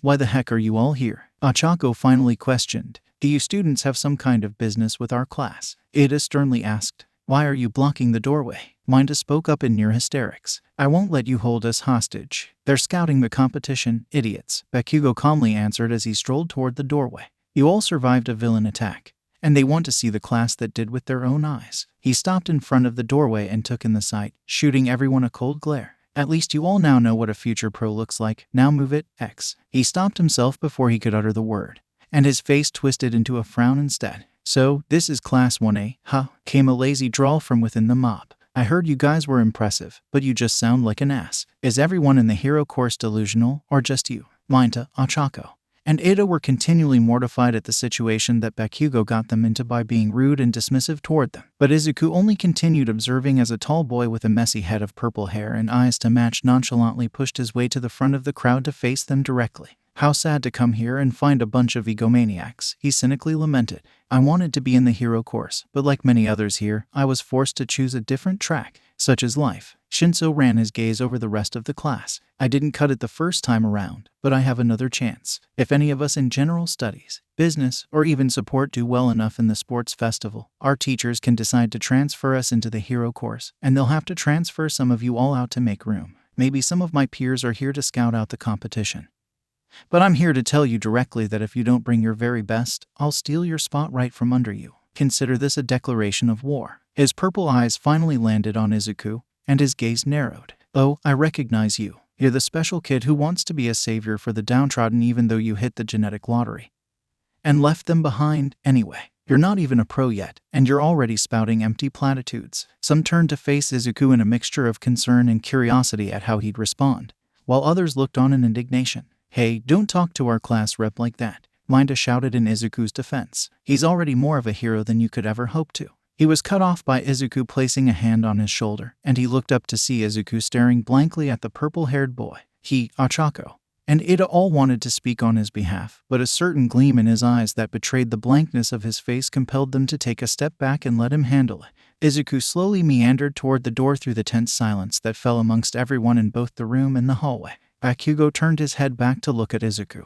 and even he opted to step aside once he saw something familiar in Izuku's gaze that did not escape the notice of anyone in 1A. Then he clamped their mouths shut and kept an eye on their friend and classmate. And Todoroki was now paying attention to the scene. All the while, Izuku had not yet uttered a single word, offering only a blank, assessing gaze to the taller teen that got under his skin. What? Nothing to say. Am I not far enough in the cracks to be worth your esteemed breath? He tried to prod the green head. Izuku still did not respond, and his emerald eyes only continued roving over the boy like he was up for dissection in a biology class. Izuku only removed his eyes from him to observe an even taller boy with silver hair prepared to shout something. But a detached hand grabbed onto his head, and his gaze flickered to the form of Takage quickly shaking her head at the taller boy to keep him from getting involved. When he brought his eyes back to the purple pair in front of him, he observed a concoction of frustration and festering resentment. The purple boy was going to speak again, likely to spit out another scathing remark, but he was interrupted by Izuku poking his abdomen. It took him so off guard that he did nothing to stop the boy from pushing his finger into different places on his abdomen and then grabbing and feeling up his arm. His wits returned to him, and he snatched his arm away. The hell are you doing? He spat. You made a declaration of war. Izuku began while cupping his chin as if assessing him even further, but from what I can tell, I'm not confident that you could back it up. That really irked the purple boy, and the slight chorus of oohs from the gathering of students wasn't helping. I mean, your arms have no definition to speak of. And you're a little pudgy in the midsection, he continued, ignoring the growing snickers from his classmates and looks of disbelief and amusement from the interlopers. You kind of got this skinny fat thing going on that your height probably draws attention away from. But height only matters in a fight when the combatants are on equal footing. And I don't think you're physically on equal footing with anyone in either heroics class. He took a look around the increasingly red teen in front of him to gaze at the other, wide-eyed students surrounding them. Frankly, I really doubt that you're on equal footing with many in general studies, business, or support. That did it, and many of the students in attendance could no longer contain their laughter. Wana transitioned from silently cheering on their class rep to actively cheering him on, and he even spied the toothy, approving grin of Takage amongst the crowd. Ada, however, was beginning to have flashbacks to their unfortunate interaction at the entrance exam, and he did not envy the purple teen's position whatsoever. Izuku, still maintaining his blank countenance, refocused his gaze on the practically snarling boy in front of him. I really don't recommend looking past your compatriots and challenging anyone in heroics directly. Not only are you punching way above your weight class, you're also prematurely discounting the efforts of those in your class who have probably worked even harder than you. That's the fastest path to failure and being swiftly overtaken. I'm not saying that you shouldn't shoot for the stars. You should always want better for yourself and strive to get there. The problem here is that you're declaring yourself to be among the stars when you've never taken the time to build the spaceship to get yourself there. Build that spaceship first. Then meet me on the moon, alright. Whatever indignation the tall boy with silver hair was feeling at 1A's perceived arrogance was gone, and he had joined the rest of the mob in trying to decipher if Izuku was attempting to motivate the other boy or if he was just being exceptionally petty in his response to the boy's earlier digs at him. Either way, the green-haired boy wasn't wrong, and he had succeeded in energizing many in the crowd by acknowledging their hard work and indirectly motivating them to show it off at the sports festival. Now, if you'll excuse us, Izuku continued, there's a sports festival in 2 weeks that we all need to work our asses to the bone for. Bring your best, because we're all going to be bringing ours. With that, Izuku pushed past the seething teen and through the miasma of determination and excitement, high-fiving a familiar floating hand on his way out of the crowd. The rest of 1A and the crowd at large was pumped and ready to give it their all. Shinso, meanwhile, was apoplectic at being verbally eviscerated so succinctly. It stung that everyone watched it happen and even laughed at him as it progressed. But it stung even more that Izuku wasn't exactly wrong in his assessment. It just fueled his anger and resolve even further to shut the green-haired piece of shit up for good. Like the rest of the group, he was really looking forward to the sports festival. Unlike the rest of the group, however, he did not notice that Izuku never once mentioned anything about quirks in his assessment. Inko had been finishing up dinner while Izuku was in his room when she heard a knock at the door. Assuring Izuku that she'd get it and lowering the heat on the stove, she made her way to the front door before looking through the peephole, and who she saw surprised her. She opened the door to see a nervous Ochako lightly clutching her left arm and struggling to meet her gaze. "Ochako, it's lovely to see you," she said with a welcoming smile. "Izuku didn't tell me you were coming, but I think I made enough to make you a plate." "Oh, no, I'm not here for dinner," she spastically corrected with a wave of her arms. I came to ask you something." "Oh, what is it?" she inquired while motioning the girl inside into the living room. "Well," she lowly began, trying to gather up the courage. Izuku poked his head into the living room to see what was happening, and he was surprised to see Ochako with his mother. Ochako saw him, and their eyes met. It made her think back to the bento of Machai, and she instantly found the resolve she needed. "I want you to train me, Mrs. Midoriya." Izuku's eyes widened to the size of dinner plates, and he promptly disappeared in a yellow flash back to his room. Inko was too surprised by her declaration to chuckle at her son's antics, and a large smile washed over her face. "I was waiting for you to ask," she admitted. "I've wanted to since I brought it up after the entrance exam. Izuku is an excellent fighter, but he can afford to be more explosive and bombastic with his offense given his quirk. You and I, however, could do quite a lot together." "You really think so?" she asked with both hope and disbelief in her tone. "Absolutely," she answered with the same smile. Ochako beamed at that, and the determination she had been feeling all day surged through her once more. "Then please train me as hard as you trained Izuku for the sports festival. Do you want to be able to walk by the time the sports festival arrives?" she asked the girl after a pause. Just as quickly, that determination vanished and wariness overcame her. Preferably," Inko hummed in consideration. "We'll pace ourselves and see where we end up by then."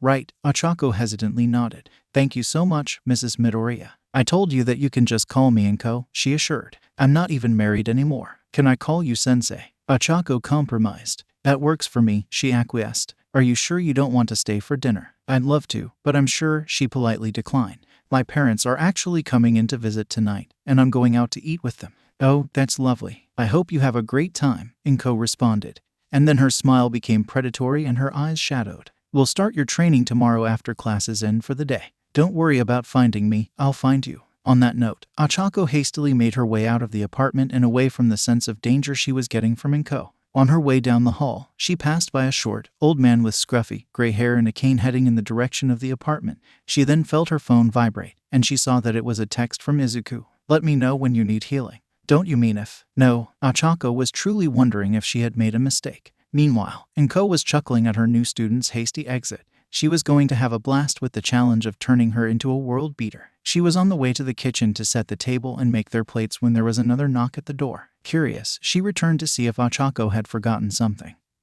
But she didn't see the girl in the peephole. Instead, it was an older man. "Hello, can I help you?" she asked the man after opening the door. The man's eyes widened for an instant before he schooled his features. "Are you Inko Midoriya?" "Yes, may I ask who you are?" She carefully probed. "My name is Sorahiko Torino," the man gruffly stated. "I was a friend of your mother." Inko stared at him with utmost seriousness, and he returned her gaze in kind. "Akatani or Shimura?" she finally asked. "Shimura," he answered simply. She nodded and stepped aside to allow him into the apartment. She led him to the living room before she went to the kitchen and turned off the stove entirely, putting a lid on every pot to keep the food warm before returning to the living room. So, you knew my mother, Inko stated as she sat down in a chair while Torino found himself on the couch. Yes, I did, he answered with a bit of sorrow. She was one of my closest friends, probably my best friend. Honestly, she took that in and remained quiet for a few moments. Did you know about us, Kotaro and I? Yes, he answered with a sigh and a downcast expression. She had to give you two up after your father died. Things were becoming much too dangerous for her and you both, and she didn't want anything to happen to either of you. I figured as much, she answered with a sigh of her own. And, at Torino's quizzical expression, she continued, Yagi told us about everything. I know that my mother was the previous wielder of the quirk before him, so whatever or whoever put him in the state he is now was likely the one who killed her. Torino was not expecting that. Toshinori had only told him that he found Nana's daughter. He hadn't been under the impression that the oaf told her the whole story as well. Why did he tell you all of that, if I may ask? Torino questioned. He didn't want to offend Inko, and if anyone had the right to know what happened to Nana, it was her, but the information was privileged for a reason. That would be due to my son, she answered with a fond smile. The son who thinks he's being sneaky in his efforts to eavesdrop on the conversation. A frantic shuffle from the hallway resulted in a thud and a hushed shit before he sheepishly entered the living room.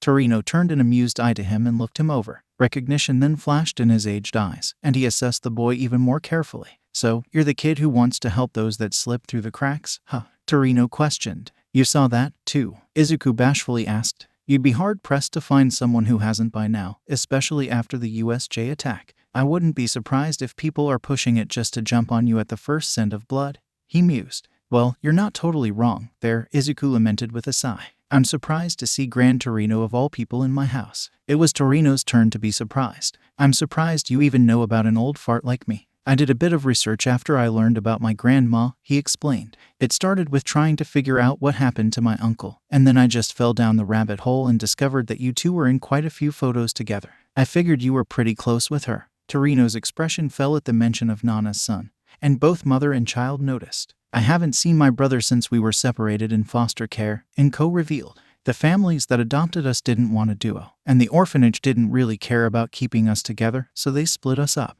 I was only 4, and by the time I was even able to really think about what happened, I was afraid of what I might have found if I went looking. To this day, I don't know what happened to him. Torino sighed. I tried to keep an eye on the both of you in the aftermath, but the family that adopted you skipped town right afterward, and I never knew their names. Kotaro was easier to find since he kept his surname, probably because he was a little older than you were. About 15 years ago, he and his family were killed in their home. It was probably Quirk related, since they were all reduced to dust. He had a wife and 2 kids, but no one survived. They were reduced to dust. Izuku pondered. Inko remained quiet for a few minutes. No one said anything, and Izuku only disregarded his own thoughts for the moment to approach his mom and rub her back. She wasn't crying, but he could clearly see from the strangled distress on her face that it was really affecting her. She gave him a warm smile in gratitude for his support, and she quietly assured him that she was okay. You look just like her, you know, Torino spoke up again. You both do. He took a few moments to focus on Izuku. Did Toshinori pass the quirk on to you?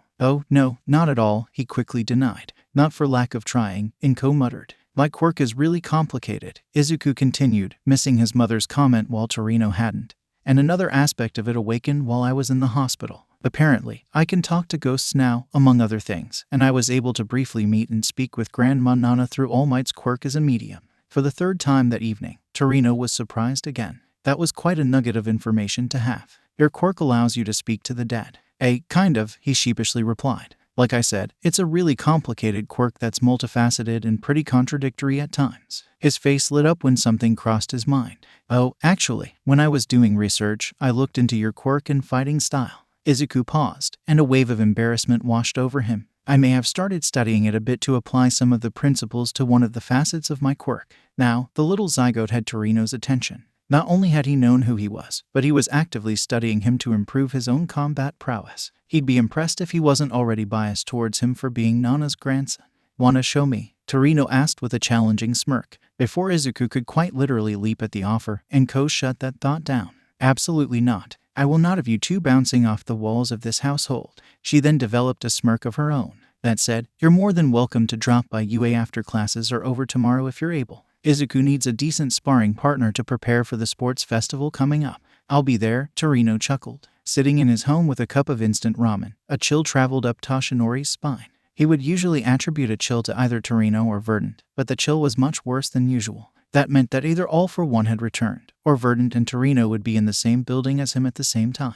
He truly did not know which one he preferred. Izuku practically floated in excitement, and he had to be careful to not activate his quirk and go up in a crimson blaze. The two adults laughed at his excitement, and all three were glad that the atmosphere had been sufficiently lightened. Torino, would you like to stay for dinner? I'm certain I've made enough for 3, Inko offered. Sure, I can stick around for a bite, he assented. I'll be able to get a better grip of this little whippersnapper before tomorrow. Izuku was definitely looking forward to sparring with him. Izuku should not have been looking forward to sparring with him. It was so reminiscent of his days training with his mom that he was having trouble accepting the fact that he wasn't trapped in a time loop. Or perhaps that was just a concussion. It couldn't really be sure. I may have gone a little overboard with that last hit, Torino commented while rubbing the back of his head with his comically bulbous gloves. You think? Izuku dryly retorted while still on the ground. I gotta admit, though, your mom definitely taught you well. You dodge like your life is on the line every single time, Zygote, because that's never really been inaccurate. What other things come with your quirk? Izuku sat up and rested a hand doused in pink flame on his head. Well, there's this. Torino was surprised yet again. This kid. My quirk has the base form where it's just kaleidoscopic fire that does regular fire stuff, and then it separates into its individual colors, each one providing a different, specific benefit. The pink, as you can see, allows me to heal myself or others at the cost of my stamina. And the yellow you were fighting with enhanced your speed, Torino mused. Yeah, but only in a straight line and in short bursts thus far, Izuku confirmed. I can see that. Your movements were often too predictable when you only used the yellow, Torino chided. What else can you do? Well, green improves my strength, white improves my cognitive ability, red allows me to locally superheat things, orange makes shields, but I'm not that great at summoning them, blue gives me necromancy, and I don't really know what black does, but I try to avoid it. How good are you at using 2 colors at once? Torino asked, and Izuku only twisted his hand in a so-so motion. Activate the yellow, and then activate the green on your arms and try to maintain them as long as you can without hurting yourself. Izuku hopped to his feet and did so, letting the bright, yellow flames overtake him before he pushed the emerald to the surface and coated his arms with them. A few wisps of green appeared in specks around his body to spread the strain and prevent it from purely being on his arms. Good, Torino nodded. Now, try to keep up this time. Izuku internally heaved a heavy sigh, and he wondered how his classmates were doing with their training. Achako fell to the ground in a boneless, exhausted heap. She now completely understood why Izuku was the way he was. Inko-sensei was a taskmaster among taskmasters. The first thing they did when they entered the training grounds was something called dodge training, which consisted of Inko-sensei pelting her with small, rubber balls with accuracy akin to snipes. If that weren't bad enough, she'd use her quirk to yoink the balls back to her hand, and Achako would have to dodge those, too. The dodge training continued in the form of spars in which Achako would have to keep from being hit for 3 straight minutes. She hadn't made it past 14 seconds, and Ko-sensei was ridiculously fast, and she hit hard, so contorting her body through the pain to dodge even more strikes was a task in and of itself. Then there were the instances in which the roles were reversed, and she had 3 minutes to land a single hit or negate her gravity, and Ko-sensei would stay on the defensive and wouldn't strike back, but she would knock her hands and wrists away at any given opportunity. Achako hadn't landed a single clean hit even once. She refused to give up, though. She would take the torture and see it all the way through. She would get stronger. She would become a great hero and support her struggling family financially. She would become strong enough to protect herself and others so that Izuku didn't always have to. She would become great enough to stand alongside him as an equal. She dragged herself back to her feet, dusted the dirt off of her arms and tank top, and shot a look of pure grit to her sensei while re-entering a fighting stance. I'm not done yet. Let's do it again. Inko smirked and nodded in approval before entering a defensive stance. Let's, everyone, get your game faces on. Or entering the arena. Ada shouted to his classmates in the one awaiting room. They all had spent the last 2 weeks training themselves to the bone like Izuku not so subtly suggested in his talk with the tired kid from General Study. They prepared not only their quirks, but their own bodies as well. They did not want to be picked apart because they were lacking physically and relied too heavily on their quirks. Conversely, they also didn't want to be one-trick ponies with their quirks either. Many of them searched for new applications for their quirks, some even asking Izuku for help branching out since branching out seemed to be part of his SH tick, and he was happy to help. The result of one such incident involving confectionery sugar, double-sided tape, a floor covered in sticky balls, and 2 angry bears was Izuku receiving a week's ban from ground beta while it was being repaired and the fake city's power grid was being fixed. Midoriya, Todoroki called while approaching the sitting teen. Izuku looked up at the approaching boy with a bit of caution. They hadn't ever spoken much to each other, and Izuku figured that Todoroki just didn't like him a great deal. He motioned for the slightly taller boy to speak while many of the others turned their attention to the interaction. From an objective standpoint, I think it's fairly clear that we're the strongest in the class, he bluntly stated. That drew a few different reactions from the room, Bakugo in particular narrowing his eyes. I suppose, Izuku shrugged. Where's this going? Our first and only bout was interrupted, so there was never a real winner crowned. I can't say for certain who was stronger between us back then, but what is certain is that I will beat you here and now, the boy declared with a nonchalant confidence. Man, what's with all these declarations of war lately? Kaminari joked. Yeah, what's the big deal? Kirishima asked Todoroki. Why are you picking a fight all of a sudden? And right before we get started? We're not here to be each other's friends, he coldly responded while shrugging Kirishima away. Don't forget that this isn't a team effort. Todoroki, Izuku called before the boy could walk away, and Todoroki stopped, but he did not turn around. Like I told the other guy, you're making a mistake by looking past everyone else in your bid for the top. It's the easiest way to be left in the dust. Todoroki finally turned to face him, and Izuku continued. Everyone else in One has worked their asses off for this, and they're all gunning for the top, too. Not only that, but 1B is also gunning for the top, and all of the other classes will be fighting tooth and nail just to prove that they belong. He fixed him with an intense stare. You're good, really good. In fact, you're one of the people I'm looking forward to taking on the most. Todoroki was temporarily taken aback by the admission, but he schooled his features before it became apparent, and Izuku continued again. Make no mistake, though, you're not the only good one here. If you want to beat me, fine, but you'll have to make it to me first. And that's not going to be as easy as you think. A proper rematch between us isn't anywhere close to being set in stone because any single one of us can be knocked off by any other one of us if we rest on our laurels for even a single moment. Seriously, why the hell does he ask why we voted for him? Mina whispered to Tsu, who merely shrugged. So, sure, bring it, Izuku continued with a challenging smirk. But know that I don't plan on losing to anyone today. Let me hear you scream as our students make their way to the big stage. This first group aren't strangers to the spotlight. Dazzling adoring fans and villains alike, give it up for Hero Class 1A. The cheers and adulation that Wana received were almost overwhelming for them, Izuku included. However, he kept replaying Nezu's words in his mind to keep himself focused. This is my debut, and no MLA is going to stop that. They haven't been getting nearly as much screen time, but rest assured that they are not to be underestimated. Give a warm welcome to Class 1B. The cheers were not as loud as they were for 1A, but the hero students still received their share of praise nonetheless. Izuku looked to the arriving class, and he shot Yui and Takage a thumbs up when he found them. All he received from both girls in return was the gesture of them making horns on their heads with their index fingers. He wasn't sure what that meant, but he rolled with it anyway. Next up, General Studies classes C, D, and E, Support classes F, G, and H, and Business classes I, J, and K. I get the feeling that we're only here to make the hero kids look good, a General Studies student muttered to another. Speak for yourself, I'm gonna win this whole damn thing. The other General Studies student responded with a confident fist to his other palm. Well, I admire your enthusiasm, I guess, the first one replied. Meanwhile, Shinso was stewing in his rancor. He didn't like having to lay eyes on those arrogant shitheads in the hero course that all had flashy quirks perfectly suited for heroics.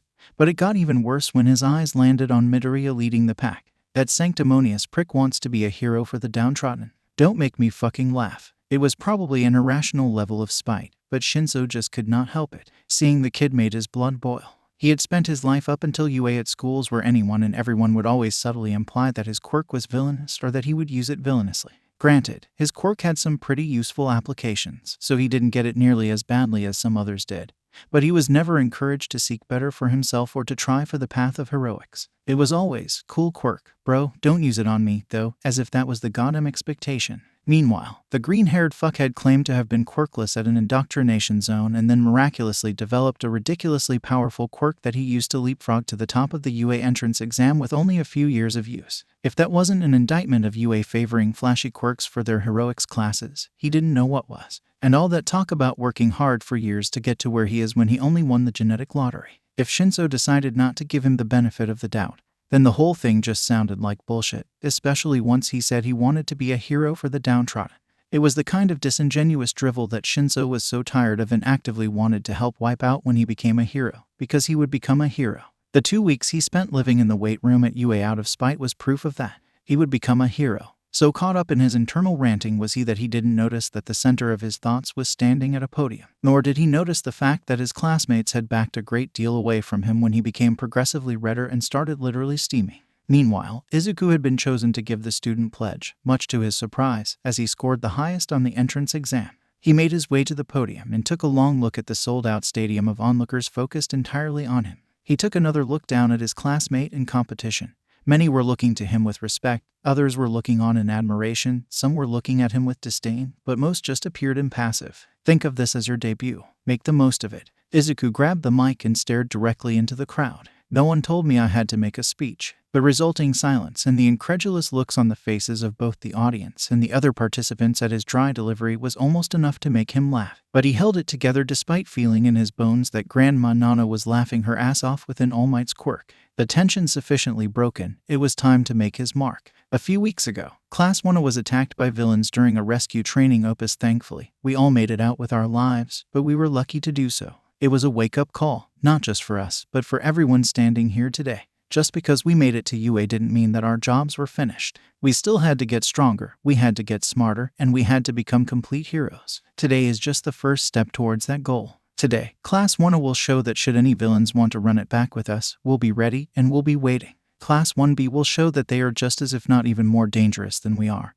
and they won't lay down for any villain attacks either. The general studies, support, and business classes will show the world that just because they're not in heroics doesn't make them any less capable. Underestimate them at your own risk. And that goes doubly so for those crazy bastards that make our gear in the first place. Within the crowd of students, a short girl with pink dreadlocks and goggles smiled viciously, and several of her classmates gave her a very wide berth. We're the first years of UA, and every generation is said to surpass the previous one. So, get a good look at the future and survive if we let you. The crowd erupted into a thunderous roar, and many of the other participants gave him a round of applause with dual shouts of "so manly" sprinkled into the group. In the luxury boxes where pro heroes that weren't on security detail were watching, and smirked in approval. She'd have to steal that last line. Without further ado, it's time for us to get started with the first fateful game of the festival. Midnight announced to the raucous arena. A large screen behind her began cycling through a lengthy selection of events until it landed on something. The first event is an obstacle course, she excitedly announced. All 11 classes will participate in this treacherous contest.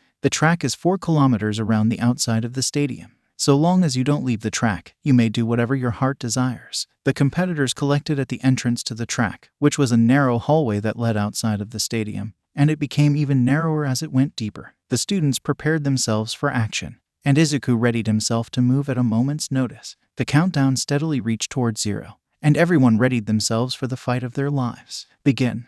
The rush into the narrow passageway was a hectic and chaotic mess of bodies violently pushing against each other to make any amount of ground. It became abundantly clear to many that their current situation was the first obstacle of the race, and Todoroki was the first to capitalize. Foregoing fighting through the mob, he instead created a path for himself by freezing the ground and the feet of the competition, allowing him to quickly overtake them and lead the pack. Many of his classmates, and even some that weren't, found ways around the ice with admittedly creative applications of their quirks. He hadn't considered that Bakugo could simulate flight via propulsion with his explosions, and he supposed that Yaoyorozu keeping herself off the ice with a bow staff was rather inspired. But he wasn't particularly worried. None of them would overtake him or even keep up with him down the stretch. Well, almost none of them. As if on cue, an unfortunately familiar bright yellow blur shot past him from above, and he turned an aggravated eye toward his classmate that landed a few meters in front of him. Midoriya glanced back at him with a slight turn of his head before he noticed it. Detached hand and forearm that was hanging onto his gym uniform. Todoroki was perplexed at the sight for a moment, and even Midoriya was momentarily taken aback at the development, but the two-toned teen shook it off and continued on his path to victory. Izuku, on the other hand, stopped to inspect the hanger-on until it quickly dawned on him. Sure enough, a floating head of green hair and a familiar grin flew to his location and circled around him. "Did you split your entire body to fly over the crowd?" Izuku asked with an amused and impressed smile. "No, wish I could've," she lightly denied. "Our uniforms aren't DNA-coded, so I'd have to get naked to split everything. I asked Tetsu to throw my body as hard as he could in front of everyone." Speaking of which, Izuku spied her body in the air flailing towards the ground near him, and he scrambled to catch it to avoid it garnering any damage. Once he ensured her body was fine and set it back down, she quickly reassembled herself and flicked Izuku on the temple. "Sucker," she laughed before bounding ahead. Izuku could only mirthfully tisk and head after her and Todoroki alongside the rest of the participants that made it out of Todoroki's trap. He made it to the next obstacle in time to see Mina bouncing on his sticky balls and leap for Todoroki to attack him, only for the overzealous boy to be smacked to the ground by a giant robot. Said giant robot was accompanied by many other giant robots, and the runners came to the realization that they were facing an army of robots from the entrance exam. Looks like they've encountered their next trial. A test of strength and cunning. It's a robo-inferno. So, this is what the other students faced in their entrance exams, Todoroki remarked. They obviously went to a lot of trouble, but I wished they prepared something a little more difficult. He planted his quickly frosting right arm on the ground in front of him, quickly and violently freezing the ground under the approaching robots. Especially since my dear old dad is in attendance. He spat the last few words out with venom. With a swipe of his right arm, he sent a wave of ice and frigid air at the nearest robots, freezing them in their tracks and allowing him to dart through their legs. Many other students tried to follow, but he had intentionally frozen the giant robots while they were off balance, sending them careening to the ground in front of and potentially on top of the other participants. Izuku immediately went on high alert. What started off as a tough race between students with already questionable safety measures had just become a legitimately dangerous situation. What is showing? Shoto Todoroki from Class 1 has pulled away with the lead, with both an offensive and defensive attack, no less. No wonder he got in through recommendation. He hadn't ever encountered the Robo Inferno before and still cleared it like it was nothing. Why are you screaming? Back on the track, the tumbling mass of frozen metal succumbed to gravity and made its way to the ground. Izuku flared his quirk once again while preparing to intercept it, and he pushed the emerald flames to the surface and coated his body with them to catch the robot. Unbeknownst to him, the outer limits of his fire shined a brilliant orange and flattened out around him and in front of the other runners to keep them out of harm's way. The green core within the sea of orange caught the falling mass of steel, and it was only then that he noticed two others on either side of him. Hiroshima to his right had hardened his body and caught the falling monstrosity, while another boy to his left, Tetsu if he had to guess, covered his body in what appeared to be steel and caught the robot as well. With a collective heave, the three pushed the robot back and away from themselves and the others. Damn it, Todoroki divided by 1A.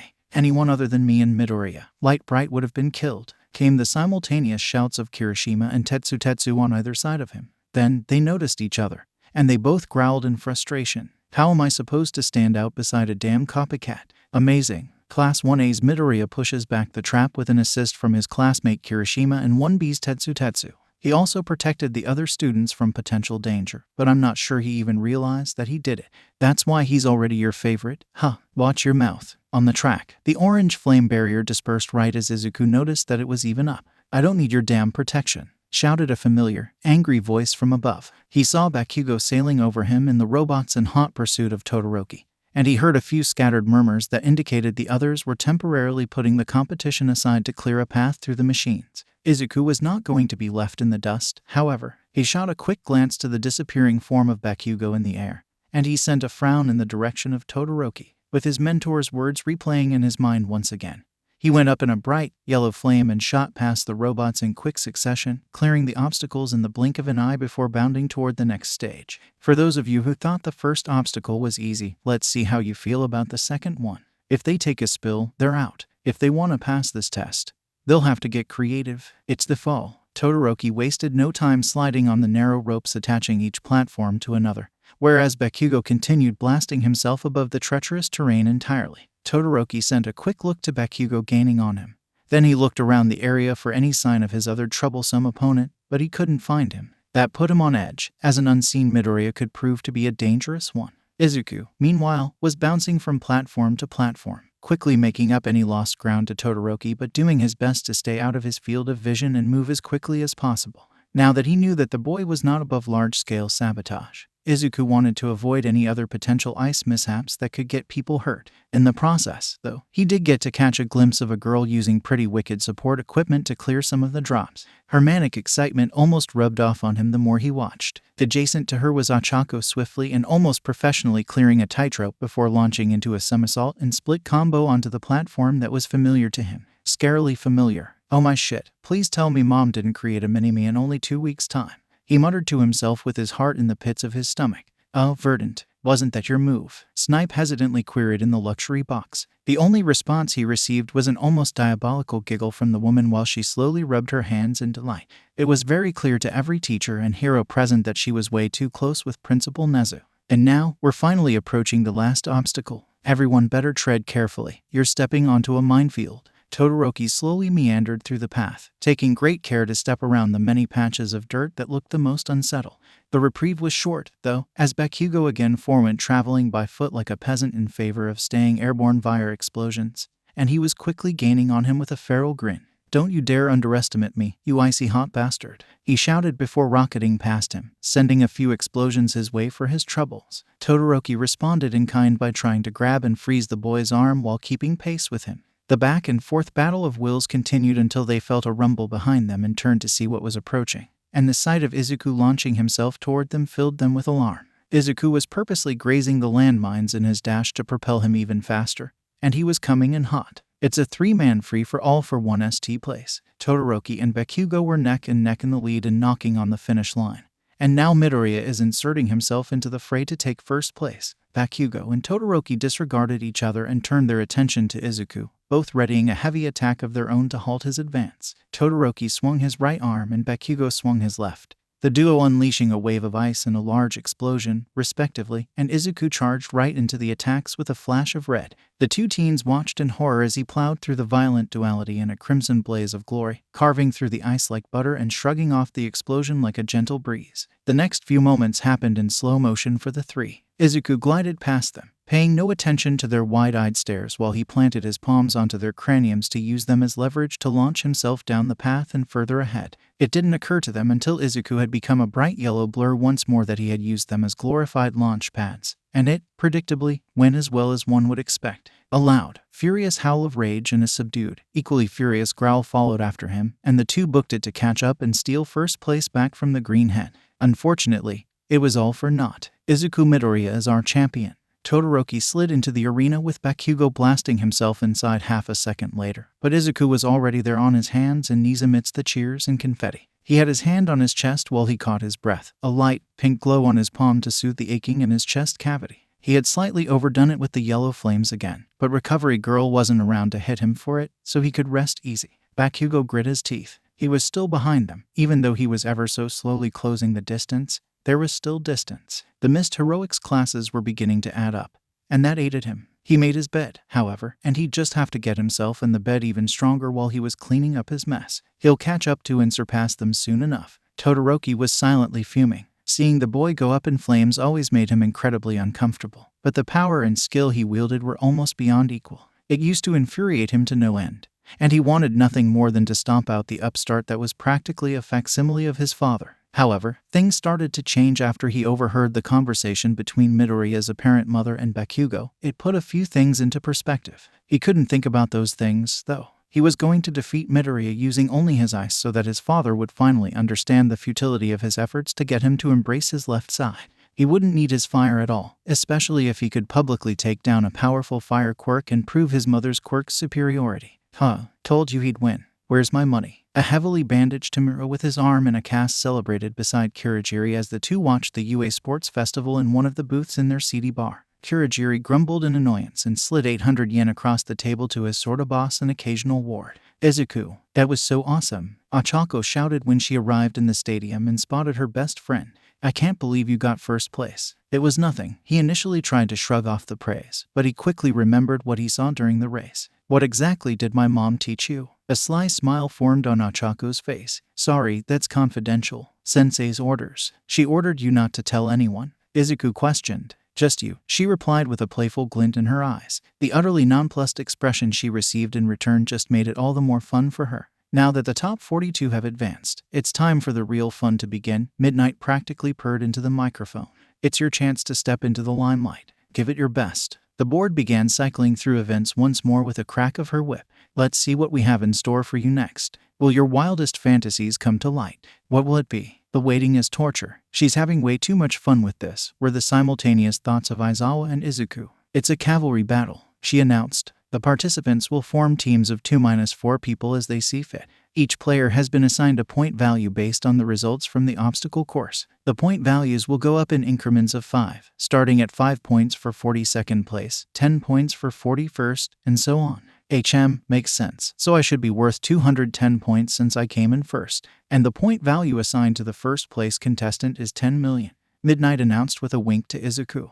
Are you fucking with me right now? Izuku deadpanned. Is that an offer? Midnight quipped in a sultry tone. What was that? A furious Inko shouted from the crowd, and a fearful Midnight immediately put her hands up in surrender. Nothing, just banter, she quickly placated the angry mother, while she shook away the feeling of imminent doom. Izuku was dealing with the newfound attention and predatory gazes of 41 other competitors. It appeared that being worth 10 million points made him an easy target. Well, that just wouldn't do. Izuku activated his quirk, making a few steps back. He concentrated on separating the flames, and, after a few moments, the colorful fire took on a deep blue hue. All activity around him halted, and Izuku started emanating a cold, haunting aura among the arena floor that he did his absolute best to keep from reaching the audience. The other contestants instantly felt something dark, something evil. It felt as if death itself was breathing down their necks and grinning maliciously over their shoulders. Make it a good show? Izuku challenged with a dark smirk, and several people could swear they saw an ethereal cat hovering over him with an even more frightening smile.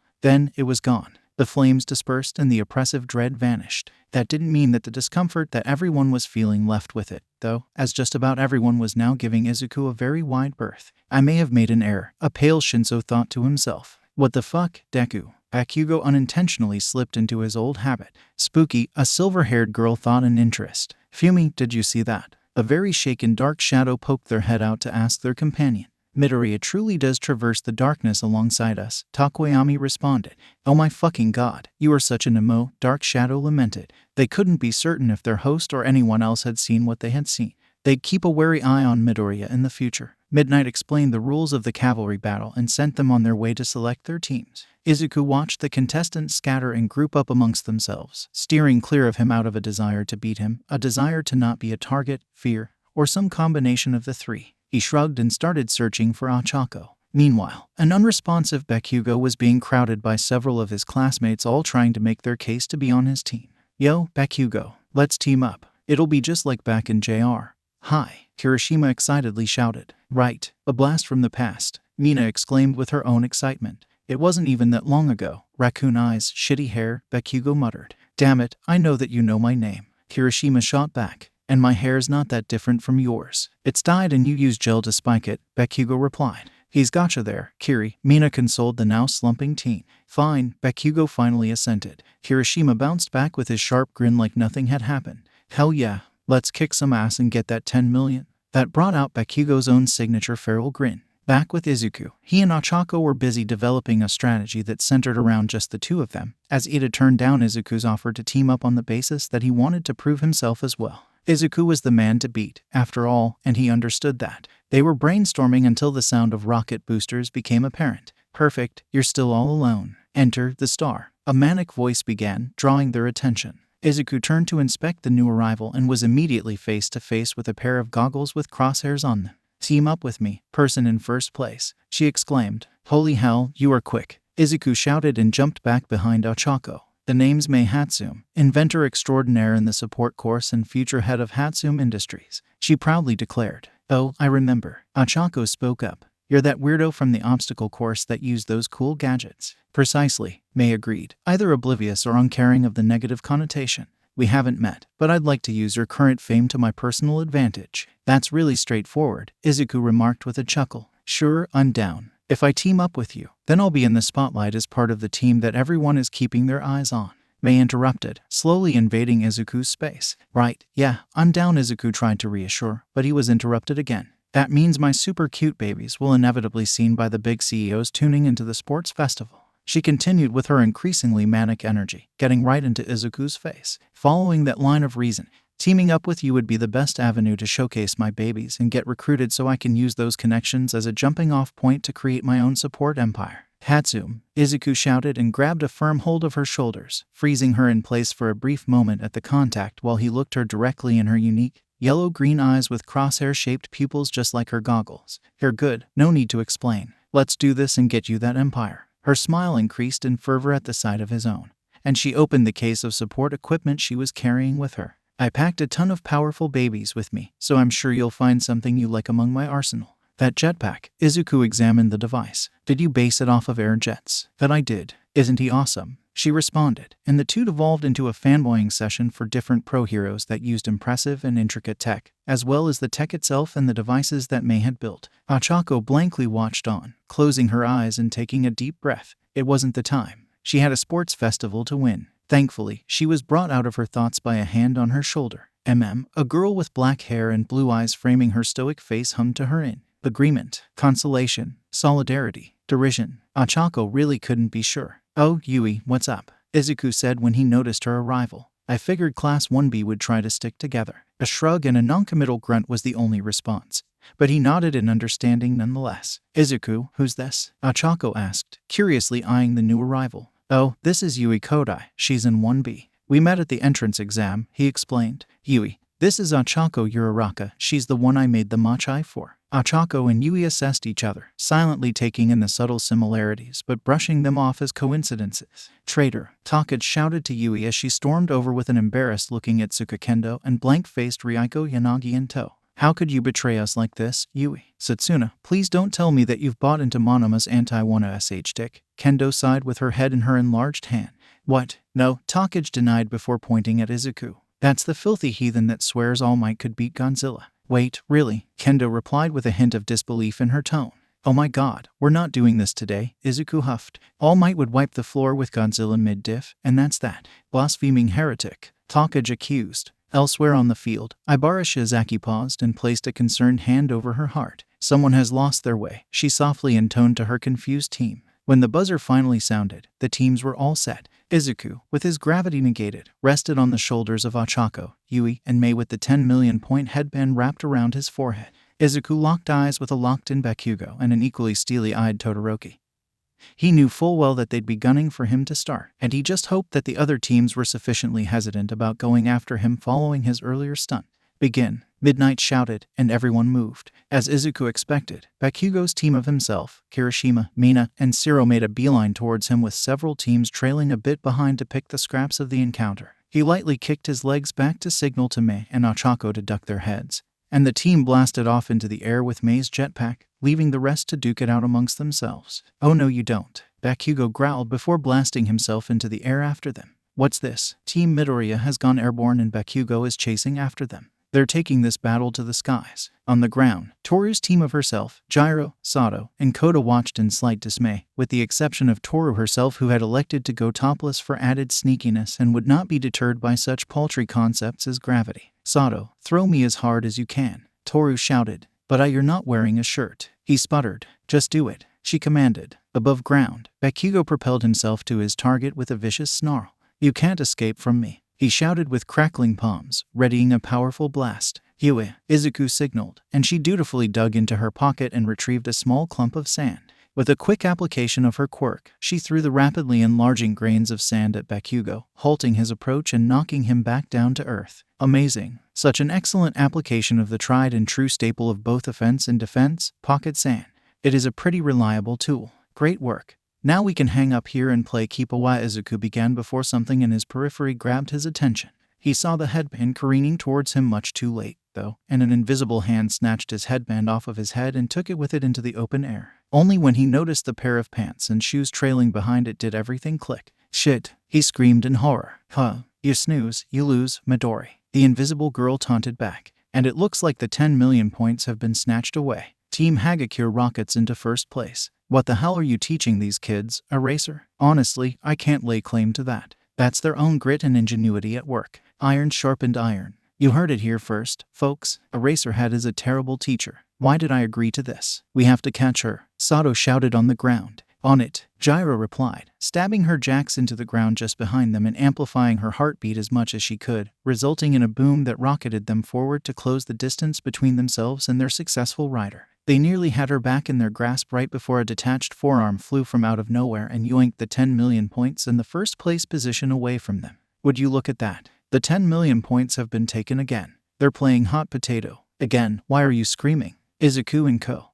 watched his headband be ripped away from the invisible thief in worry, as Takage's arm could fly faster than the four of them could with the jetpack. "How are we gonna get back the headband?" Ochako spoke her concern to Izuku. "Oh, we're getting back that fucking headband," Izuku replied in a low, resolute tone. "Hang on." The group nosedived toward Toru's team, and Izuku snatched her headband before rocketing away. "Call that a finder's fee," he shouted to the indignant girl they were flying away from. "Be careful not to exhaust all of the fuel. It has a limited supply," they reminded him. "Right, thanks. Do your goggles enhance your quirk at all?" Marginally, they work better for smaller things up close, like when I'm making babies. My eyes themselves would work better long distance, which I'm assuming you need. Yeah, could you pinpoint our headband and give me a rough estimate on where it would be in, say, 10 seconds? Provided you're really fast, I can give you a general area but not much more than that. That'll work just fine. Everyone, hold on as tightly as you can. Midoriya and the gang appeared to just be hovering in the air with a headband of significantly lower value.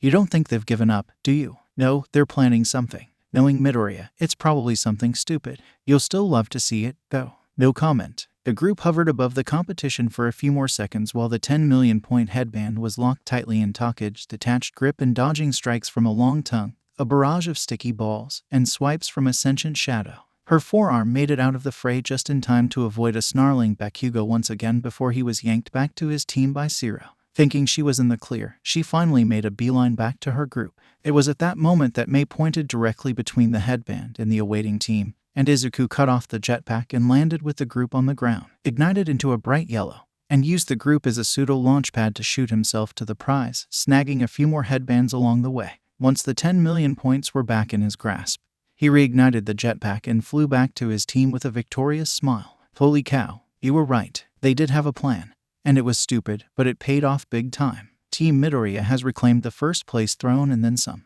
Elsewhere, two people scowled. One was Todoroki, who felt it was time to take him out. The other was Shinso, who felt the same, but he wasn't especially excited about it after the showing with the blue fire. He had no idea what the hell that feeling was, and he didn't particularly care to find out. Once Izuku was back with the team and the headbands were secure, he sighed. Sorry, Hatsune. I killed the rest of the fuel with that stunt. It's perfectly fine. That move was sure to garner even more attention from my babies. She assured him. He couldn't really tell. Plus, we still have the rocket boots. We're not down and out just yet. Achako spoke up with a pump of her fist. Yui agreed, diving her hand back into her pocket. And now, we've reached the halfway point of the game. Midoriya. Todoroki addressed him as his team carried him toward Izuku's. I'll be taking that headband now. You're more than welcome to try. Izuku responded with his hands wreathed in the kaleidoscopic fire. Now, Ada, forward. Yaoyorozu, be ready to protect us. Kaminari, do your thing. Todoroki directed his team. Ada's calf engines boosted them forward. Yaoyorozu created an insulated blanket as well as a grounding rod, and Kaminari lit up with his quirk for a 1.3 million volt indiscriminate shock. Achako zoomed backward with the rocket boots in time to avoid the brunt of the attack, unlike every other team in the vicinity, but she didn't get far enough. Within that second, however, the four were blanketed in orange fire that the electricity from the attack harmlessly passed over. What? Izuku was befuddled. Is this shit only subconscious, or something? How inconveniently convenient. Worry about that later, Izuku. Achako reminded. We're almost out of room to backpedal. Nowhere left to run, eh? A tired voice sneered beside them. Izuku turned to see Shinso quickly approaching them on a group of very dazed, glazed-eyed riders. Shinso was on them wearing a preemptive victorious smirk, almost trying to rub it in that he was going to snatch the headband away from the golden boy himself. That was until Yui's hand shot out of her pocket and yeeted a handful of sand into his face. "Ah, fuck," Shinso screamed and immediately started rubbing the sand out of his eyes. Retreat, retreat. Geez, Yui, Izuku remarked while also struggling to hold back his laughter. I didn't forget what he said about you, she curtly replied. Look at that. The trusty pocket sand has made a return. The resulting roar from the crowd at the sight of more pocket sand could have been heard on Island.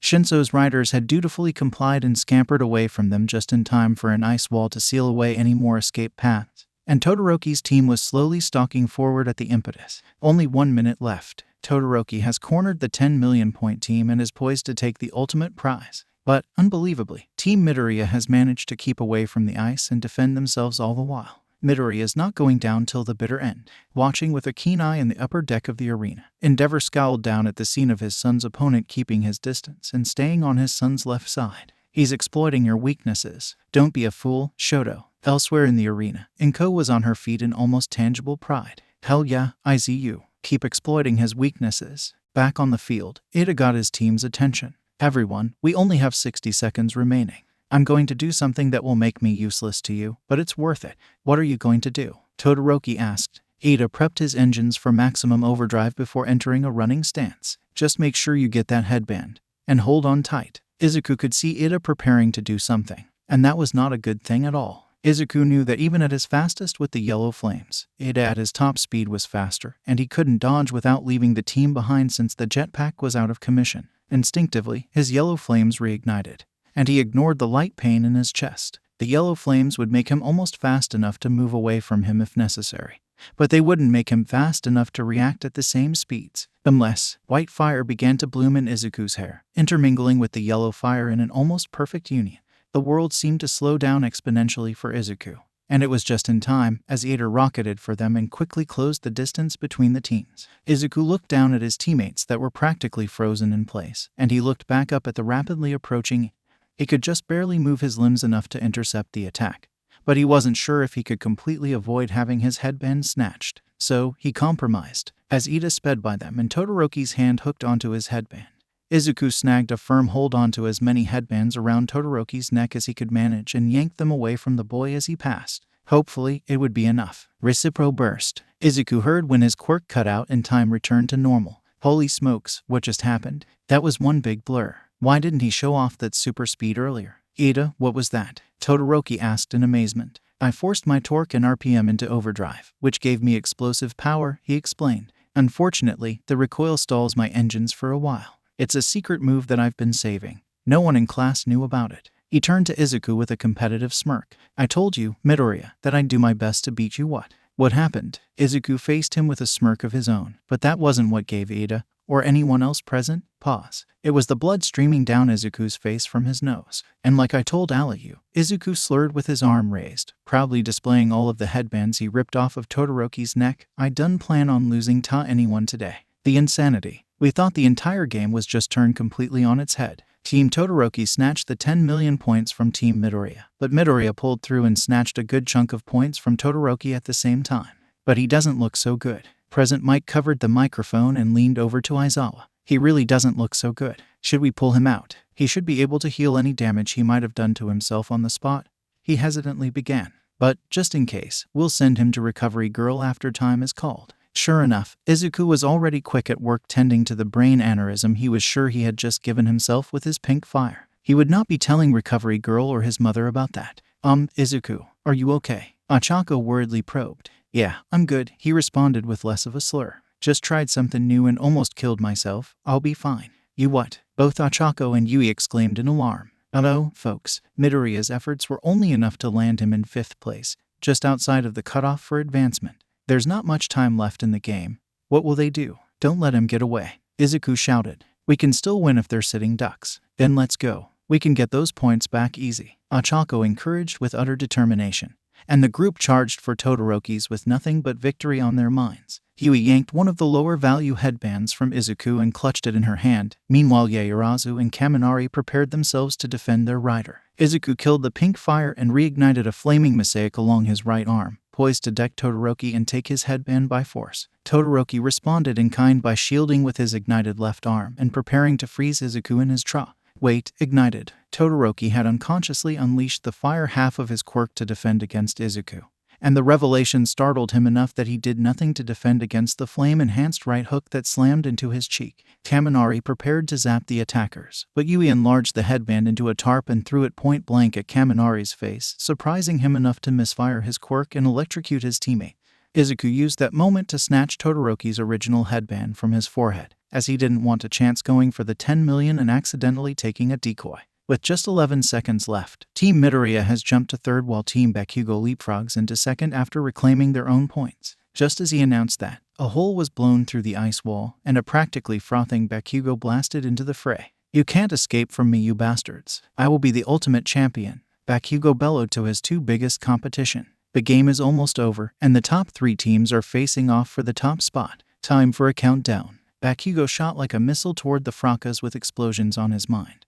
Todoroki was a snarling wreck at being forced to use his fire, and Izuku's entire upper body was lit ablaze in preparation for the inevitable impact. Time's up, and with that announcement, all 3 riders fell face first to the ground. The horses all shared a collective sigh of relief at the end of one of the most intense face-offs they had ever experienced. In 1st place, Team Todoroki. In 2nd place, Team Bakugo. In 3rd place, Team Midoriya. And in 4th place, with a comically large headband just barely edging them into the spot, Team Shinso. These 4 valiant teams will advance to the final round. Thanks for the lift, Shinso said to his newly conscious and thoroughly befuddled teammates before walking away with a smug smile. The smile was only partially faked, as he still had some sand left to clear out of his vision. Izuku was sitting on the ground and trying to both regain his energy while he waited for the world to stop spinning. His head slightly ached, and he just hoped that his mother didn't catch sight of the blood. It was wishful thinking, and he knew it, but he could still hope. Midoriya. Todoroki addressed him as he walked to the teen and stood over him. Can we talk?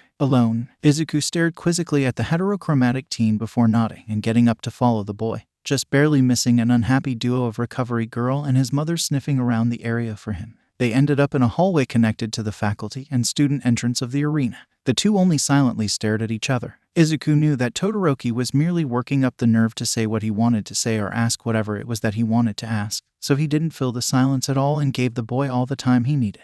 I was overwhelmed, and it made me break the promise I made to myself a long time ago. Todoroki finally spoke up. Izuku knew that there was even more to come, so he didn't interrupt and let his classmate find his words. Ida and Kaminari, Yaoyorozu and Uraraka, none of them felt it. In that moment, I was the only one who could sense your true power, and it was overwhelming. It reminded me of. Todoroki trailed off, and a terse frown found its way onto his countenance. He stopped looking at his left hand, and he stared Izuku in the eye. Are you a bastard child of endeavor? Izuku was not expecting that question. In fact, one could probably say with a decent level of accuracy that he was expecting quite literally anything other than that. The idea was so ludicrous that he wanted to laugh it off as a really dry joke from the stoic boy.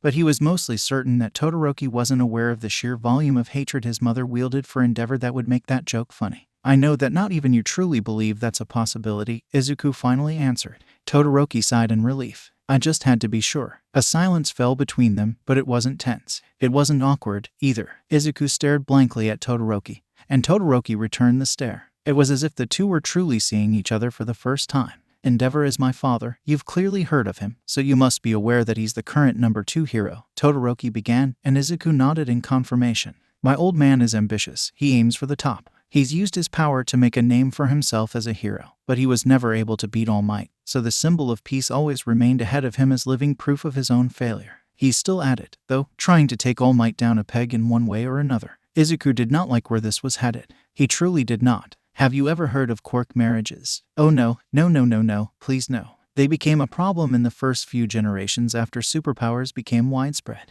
There were those who sought out powerful mates, with the sole intention of creating powerful children, closer to super soldiers given the turmoil society was in back in those days. Izuku finished to Todoroki's surprise. So, you're aware. Yeah, I've done quite a bit of research on quirks and societal progress over the centuries in spite of quirks. It was a rabbit hole I fell down after stumbling on paranormal singularity theory. So, you know that people were often forced into relationships under the guise of old-fashioned arrangements, then?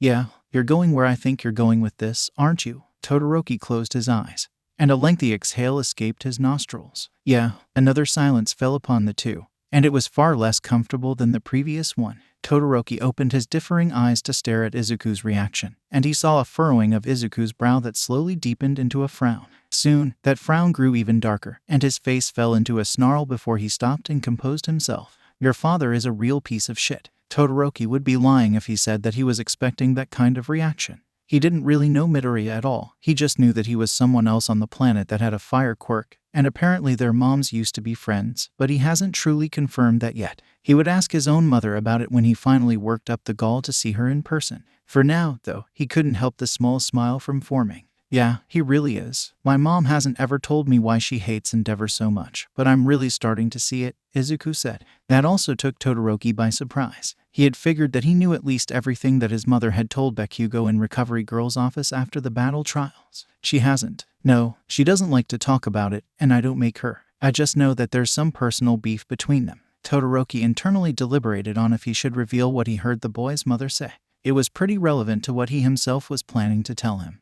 But it also came from a different perspective, a different level of hurt that he couldn't speak to. Ask your mother about it after the festival, Todoroki suggested. It'll help truly contextualize the monster that my father is. For now, however, my father's sole goal in his life right now is to build me up to usurp All Might. Todoroki's fist tightened. I refuse to be a tool for that scumbag. He's the reason that my mother is crying in every memory I have of her. She called my left side unbearable before she splashed boiling water on my face. Everything made a little too much sense to Izuku in that moment. The heterochromia with the scald mark over Endeavor's eye on the side with Endeavor's hair all came together. The reason I challenged you was both because I wanted to settle our previous battle and because I needed to prove to my father that I can win without having to rely on his damn fire quirk. I needed to prove that I can defeat a powerful fire quirk using only my mother's ice and put his twisted ideology to bed for good. He looked back up to Izuku with a smoldering determination. I'm going to show him that I reject his power and that I can take first place and be a hero without using his damn quirk. Izuku briefly looked down and considered everything the other boy had said. Todoroki turned to leave, but Izuku spoke up. I believe it. What? I believe that you can win this festival and be a great hero while only using your ice? That is, I mean, barring some specific situation where you'd have to cauterize a wound on a civilian so that they don't bleed out.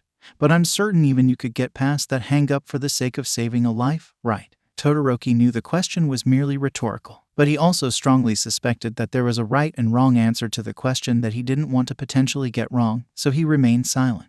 You're incredibly strong, and you trained exceptionally hard for this, even beyond the torture your father put you through. You worked your ass off to get where you are now. So, yes, I do believe that you can do it, but I don't believe that you should have to. What do you mean? Our lives are honestly pretty similar in many ways, even if they couldn't be any more different in many others. We're both children of pro heroes. We were both trained to the bone from a very young age, and we both have massive expectations on us. However, my mom didn't train me to the point of abuse or isolate me socially, and she was the only one who believed in my dream to become a hero when most others wouldn't dare attach that aspiration to a quirkless kid. Oh, right, you're a late bloomer. Yeah, and my dad was a quirkless terrorist. Todoroki's eyes widened at that statement, and he wasn't sure what to do with that information. My dad was a deadbeat that pretty much bounced when I got my initial diagnosis. But when he found out that mom was training me despite my official status, he flipped out and came back home with the intention of killing me. Probably her as well. What happened? My mom atomized him and dispersed him into the open air. There was a pregnant pause between the two teens and the third one listening in on the conversation around the corner. Excuse me, what the fuck? Well, I wasn't home for his arrival, but apparently he attacked her and tried to look for me in our apartment, so she tore him apart by his base components. Her quirk is attraction of small objects, and I figure that there isn't a minimum size requirement, only a maximum. So, yeah, he's pretty dead, if removal from existence even counts as death. I bring that up to stress that my father was an abject pile of squirrel shit, and I don't miss him at all. My quirk also mostly comes from him, as he could breathe fire. Do you see where I'm going with this? Todoroki's eyes widened in realization, and he frowned in apprehension. They're not the same. They're not, Izuku agreed. But whenever I use my quirk, hell, whenever I see fire at all in the back of my mind, I can't help but be reminded of him. I think about the man who cared about me so little that he was ready to kill me and my mother just because he felt I was rising above my station. I think about the man who only valued what my quirk status could provide, rather than who I was as a person, as his own progeny. He lit a small, colorful flame in his hand, but I don't think of it as his quirk. It's not his quirk, it's mine. It always has been mine, and it always will be mine alone. No one can change that, least of all him. He cut the flame and looked Todoroki in the eye. Your quirk, be it the fire half or the ice half, is no one's but your own. It's not your father's quirk or even your mother's quirk, and no one gets to dictate that but you. You can be the best damn hero you want to be using your quirk how you see fit because it's your quirk and yours alone, and you are the master of your own destiny. Don't think of any part of your quirk as a shackle to overcome. Instead, take it, make it your own, and be the best damn version of Shoto Todoroki that you can possibly conjure up that answers to no one but himself. Todoroki was thrown back to a memory long forgotten. It was a memory of himself and his mother watching an interview that All Might did in which he echoed the same sentiments that he had just been given. He remembered his mother asking him if he still wanted to be a hero as he was positively transfixed by the screen. He remembered her reminder to stay true to himself. You are not a prisoner of your lineage. It's okay to use your power to become who you want to be. Todoroki was not crying. He was not. Fuck. Goddamn you. Todoroki choked out and leaned against the wall. Tears silently escaped his clenched eyelids, and he felt a soft hand on his shoulder. Taking a leap of faith and opening his puffy, newly red eyes, he saw the other boy giving him a kind smile before patting him on the shoulder. You're not alone. You never are. Todoroki sniffled. Thank you, Midoriya. He stood up straighter and composed himself. I'm going to kick your ass in the final round despite this conversation. Izuku offered him a challenging smirk. Like I said before, you're more than welcome to try, but I don't plan on losing today. Todoroki turned away to leave the hallway and catch the tail end of lunch before the final round began.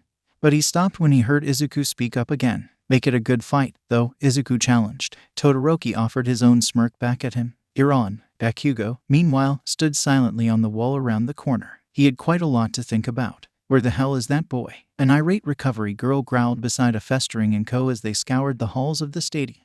When I get my hands on him. The sheer recklessness of that little hellion. Inko, while very upset with what she had seen during the cavalry battle and their inability to find her son afterward, wasn't particularly angry like the medic walking beside her. She was much more concerned about what might have resulted from the fusion of his flames, and she just wanted to check on her son to make sure he was okay before the final round.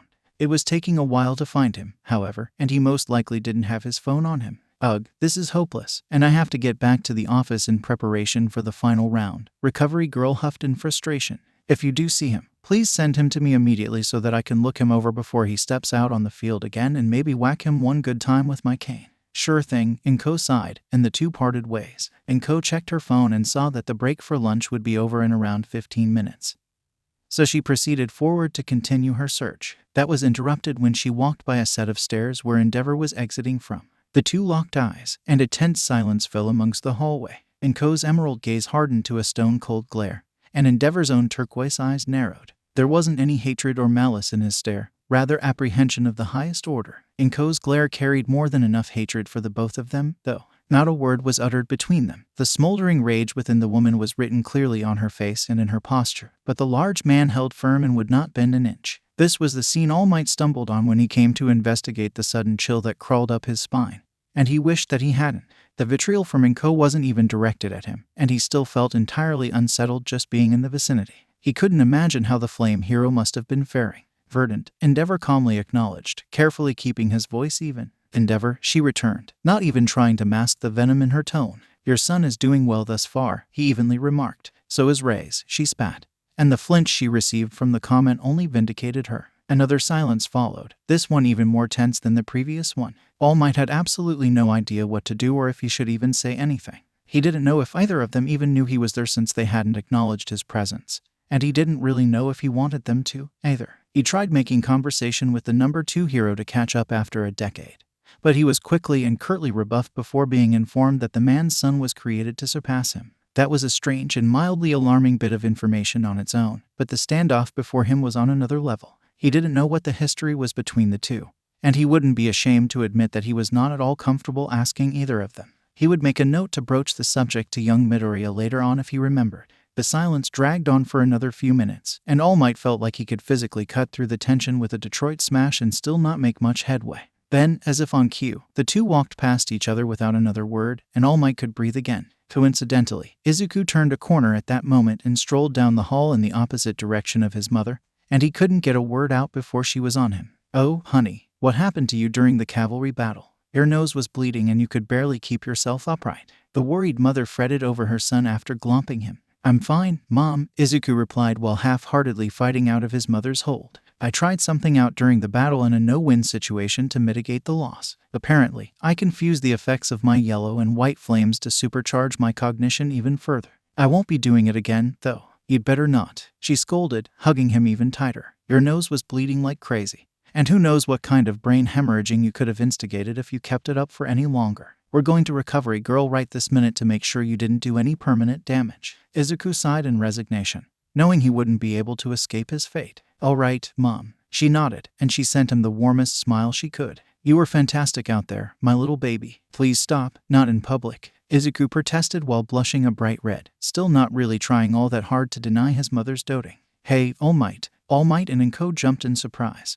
All Might forgot that he was still standing there, and Inko hadn't even realized that he was there. She cursed herself for getting sloppy, but she blamed it on Endeavor that time. Young Midoriya, your mother is right. You were excellent out there. All Might spoke up when he finally regained himself, and he walked alongside them to the nurse's office. Unbeknownst to All Might, the vestiges were locked in a heated debate within One for All. We can't let 8th pass the quirk onto the boy. It'll kill him, Yoichi argued from his seat. Well, we have to find some way to get in contact with him. Nana argued just as fervently. We can't speak to Toshi. And Izuku's the only one who could connect us with the outside world. He's our only hope as a medium. She's not wrong, Degoro spoke up, even if her real reason is that she just wants to see her grandson again. Shove it, Baldy. We have to get the information about Singularity to 8th somehow, Hikage agreed. If he passes it on to anyone with a quirk, it'll kill them much faster than it killed me. Maybe even instantaneously. I don't see why we should incur the attention of the Shinigami just so 7th can speak to her relative again, supplied the 3rd cantankerously.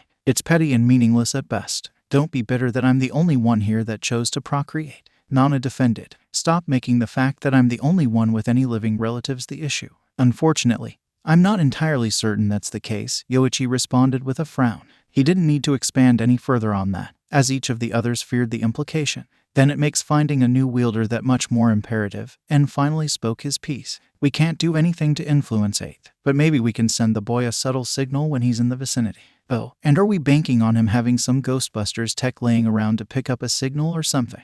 The second retorted, and he only received quizzical stares in return. What? Are you telling me that Ghostbusters is already lost to time? It's worth a shot, Hickage assented with a shrug, now that he's cognizant of our existence.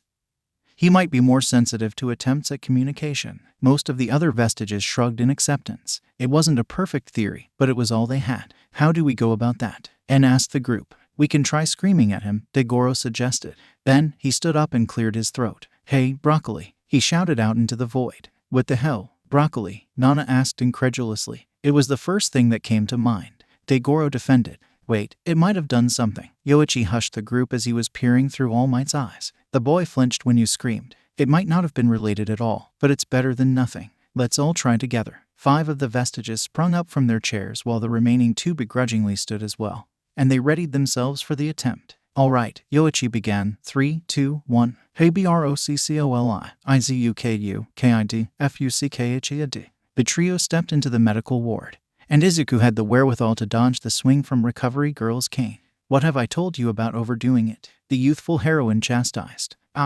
He began to defend himself until he slumped. Yeah, I don't really have an excuse for this one. He received a whack to the shin for his troubles. You're damn right, you don't. She huffed. Now, sit so I can run a diagnostic on you. I know you at least mended whatever damage you might have done to yourself, but better safe than sorry. Yes, ma'am, he complied. While she was running the diagnostic, something caught the teenage boy's attention. What the? Izuku muttered in confusion. He swore he just heard something or someone calling out to him. He couldn't really place it until it happened again, and he could follow the sensation to All Might's general direction. Young Midoriya, is everything all right? All Might asked. Inko looked a bit concerned as well. She didn't want to think he had done that much damage to his brain to where he was hallucinating. Izuku stared at All Might for a few more moments, and then it clicked. Oh yeah, everything's fine. I think your Quirk is trying to communicate with me, though. That gained the attention of the 3 adults, and even Recovery Girl was interested. Outside of Izuku's stunt before the cavalry battle, she had only heard about what the blue flame could do when it awakened and hadn't seen it for herself. Izuku allowed a small, colorful flame to bloom in his palm, and he concentrated until it became the familiar sapphire. Gesturing for All Might to step a bit closer, he slowly jutted his hand toward him until he could feel a connection. When he felt the gentle caress of his grandmother's hand again, he relaxed. When another, distinctly male hand latched onto his wrist, he almost panicked. Wait, stay calm. He heard a man call out to him from All Might's direction, but he only saw the large man standing there. That was until a shadowy, almost translucent figure began to manifest out of him. Izuku looked around, and the other occupants were only staring at him, so they likely couldn't see what he was seeing. I'm the first wielder of One for All. The man that he could make out had white hair and possibly green eyes stated. The other vestiges, and I have an urgent message that we ask you to deliver to 8. 8. Izuku questioned, much to the confusion of the adults present. All Might, the Phantom clarified. He cannot pass on One for All to anyone with a quirk. Multiple quirks inhabiting a single person will shorten their lifespan, and One for All is much too powerful for anyone with another quirk to survive it. The next wielder must be quirkless like he was. That was a lot for Izuku to take in, and he dumbly nodded. Got it. The white-haired apparition stepped back, and the familiar sight of his grandmother returned to him. She didn't say anything, only reaching over and embracing him. Even with her non-physical form, he still felt the entirety of the love poured into that one hug. Then, without a word, she pulled away, and his quirk shut off. Izuku, is everything okay? Izuku did not immediately reply, instead basking in the residual warmth from his grandmother's hug and parsing the information that was given to him. When he finally looked up, he turned to Recovery Girl. Did you find anything of note? He asked her. Nothing worrisome, she answered. You're lucky this time. It seems you did a pretty good job at preventing your brain from sustaining any damage. I don't want to have to tell you a third time not to mess around with that.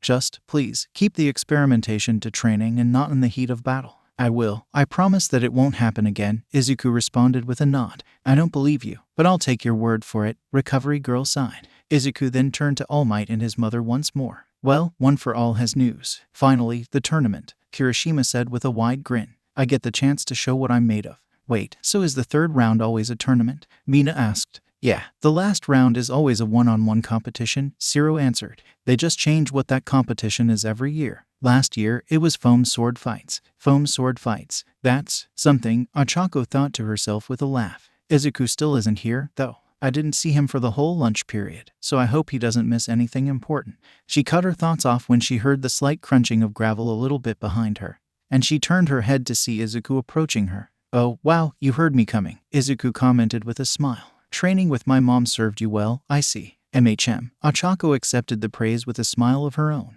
I finally get what you meant about listening for everything, although I don't think I have your level of paranoia just yet. Where were you, by the way?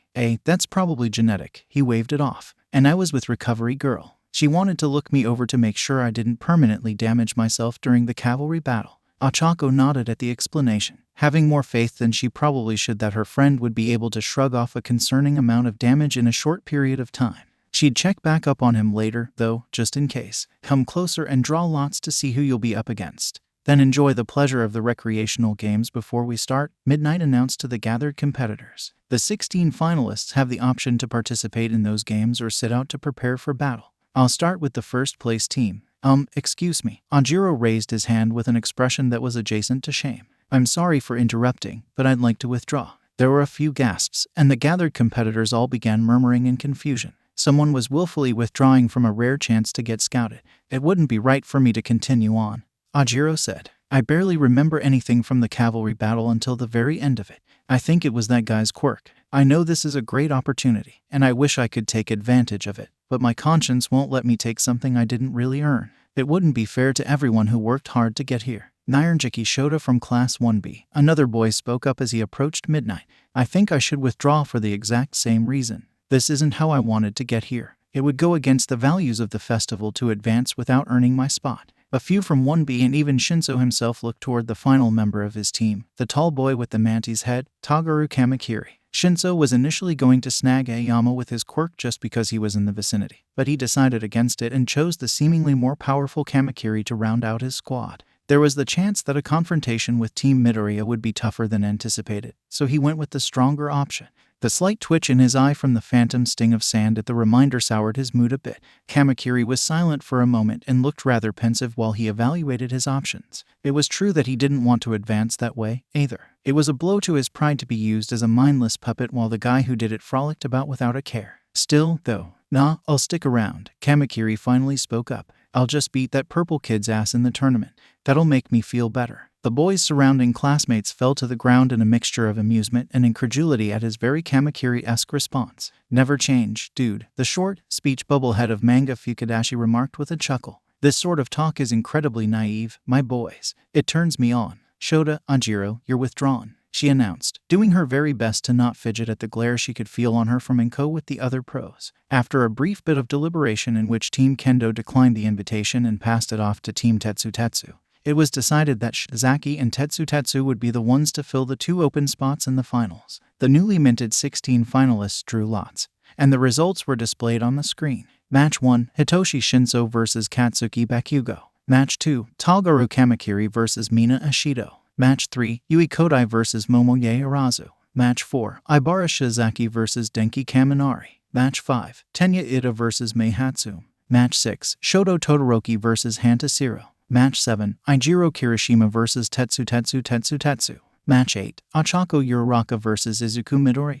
Shinso was a little sour at the fact that he and Midoriya were on opposite sides of the bracket, so he wouldn't possibly face him unless they both made it to the finals. Well, guess I'll just have to make it to the finals, then. Yeah, that's it. I'll make it all the way to the end and put him in his place on the grandest stage. Shinso hyped himself up, not even paying attention to who his opponent was. It wouldn't matter, ultimately. He'd snag them with his quirk and force them to leave the ring. Easy peasy. Bakugo, on the other hand, was more nettled that both Izuku and Icy Hot were on the other side of the bracket, so he'd only possibly get to face one of them. However, he looked over to where Shinso was walking away from the screen and hyping himself up to face their class rep in the final round of the bracket.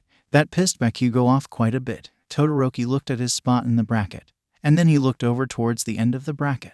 We're in the same half of the bracket. Good. Izuku and Ochako stared at their placements on the bracket. They'd be fighting each other in the last match of the first round, and neither really knew just how to feel about that. Well, Ochako drawled as she tore her eyes from the screen and looked over at her best friend. I guess this means we're rivals now. Izuku snorted, and only at the mildly offended face of his friend did he speak. Weren't we already rivals the minute you asked my mom for training? Fellow graduate of the Midoriya Hellspawn Academy. Ochako couldn't fight the laugh that came out of her. Really? That's the name you're going with? It sounded better in my head. Okay, Izuku flushed with a pout. Sure.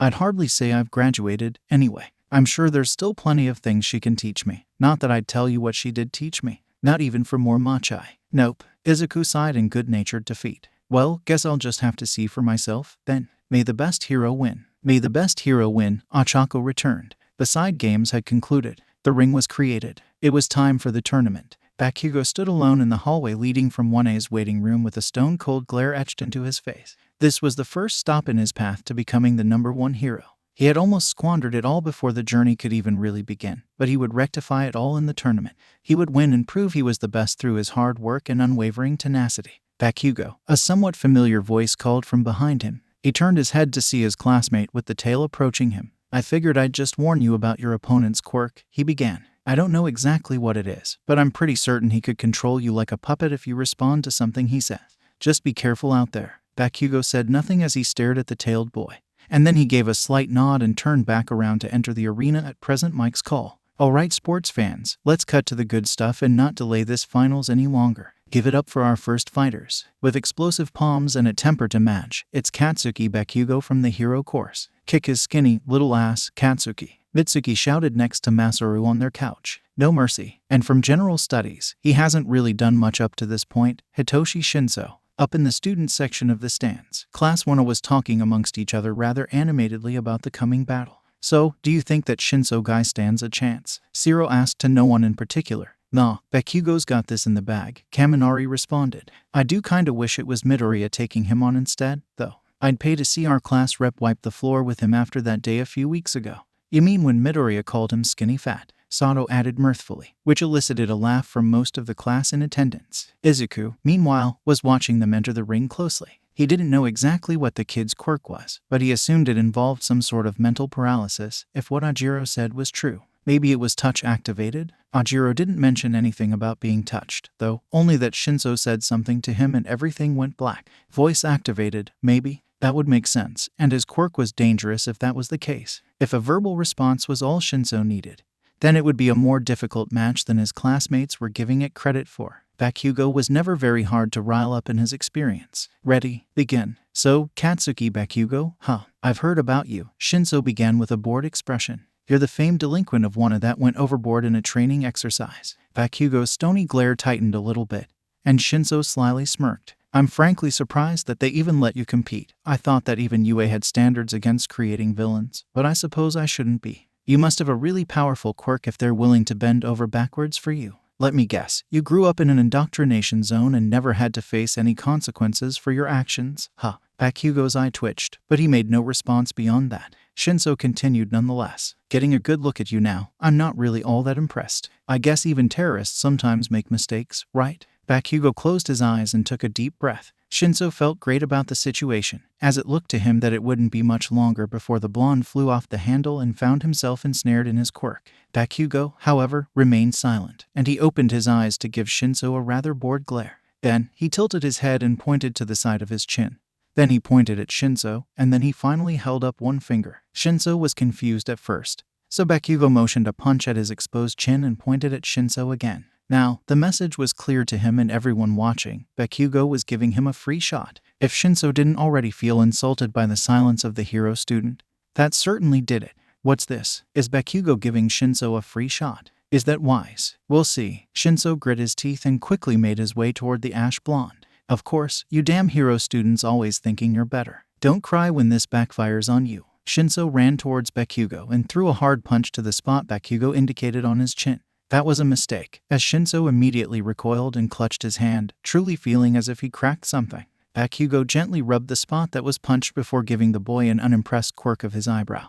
And then he threw a right hook of his own that slammed into Shinso's jaw, sending him to the ground in a heap. The boy was hollering in pain and clutching his jaw tightly, and Bakugo only stared down at him with the same stony glare he entered with. Shinso sent him a murderous glare before leaping back to his feet to attack Bakugo again. He threw another punch, but Bakugo easily deflected it and threw a hard punch to the boy's stomach. Shinso would not be deterred, though, and he threw another punch that was again deflected, followed by an elbow to the other side of his jaw and sweeping kick that put him on his ass. Shinso was positively fuming at that point, and the same, almost apathetic glare Bakugo kept on him made him see red. With a furious yell, he charged at Bakugo again, and he was put back down to the concrete again, and again, and again. Soon enough, one could accurately describe the match as Bakugo beating the dogshit out of Shinso with lethargic ease. Every punch Shinso threw was either dodged or deflected, leaving him open for a vicious attack that floored him without fail. Every kick was blocked, leaving him open to a vicious attack that floored him without fail. Every taunt or scathing insult was ignored, usually in tandem with a vicious attack that floored him without fail. The worst part for Shinso, there was not a single explosion the entire time. Bakugo was handing him his ass on a silver platter in front of the world without using his quirk whatsoever. The crowd didn't really know how to feel about the display. They wanted to see action, and they were technically getting that, but what they were watching wasn't exactly a fight. It was closer to a methodical massacre, and Bakugo is absolutely dominating this fight. A bit maliciously, I might add. There's nothing malicious about it. Shinso's quirk is sort of like mine in that it doesn't give him any physical enhancements. However, it's powerful in a way that could theoretically end fights before they even began. But that also comes with the caveat that he has to physically be able to do that, even more so when he comes across an opponent that isn't falling for his tricks. If he wants to be in the hero course as much as he says, he has to be able to defend himself in a straight fight. Otherwise, he'd just be a liability on the field. Bakugo is merely evening the playing field for him by not using his quirk and letting him prove if he can do that in the first place. That's a harsh assessment, even for you, but not an inaccurate one.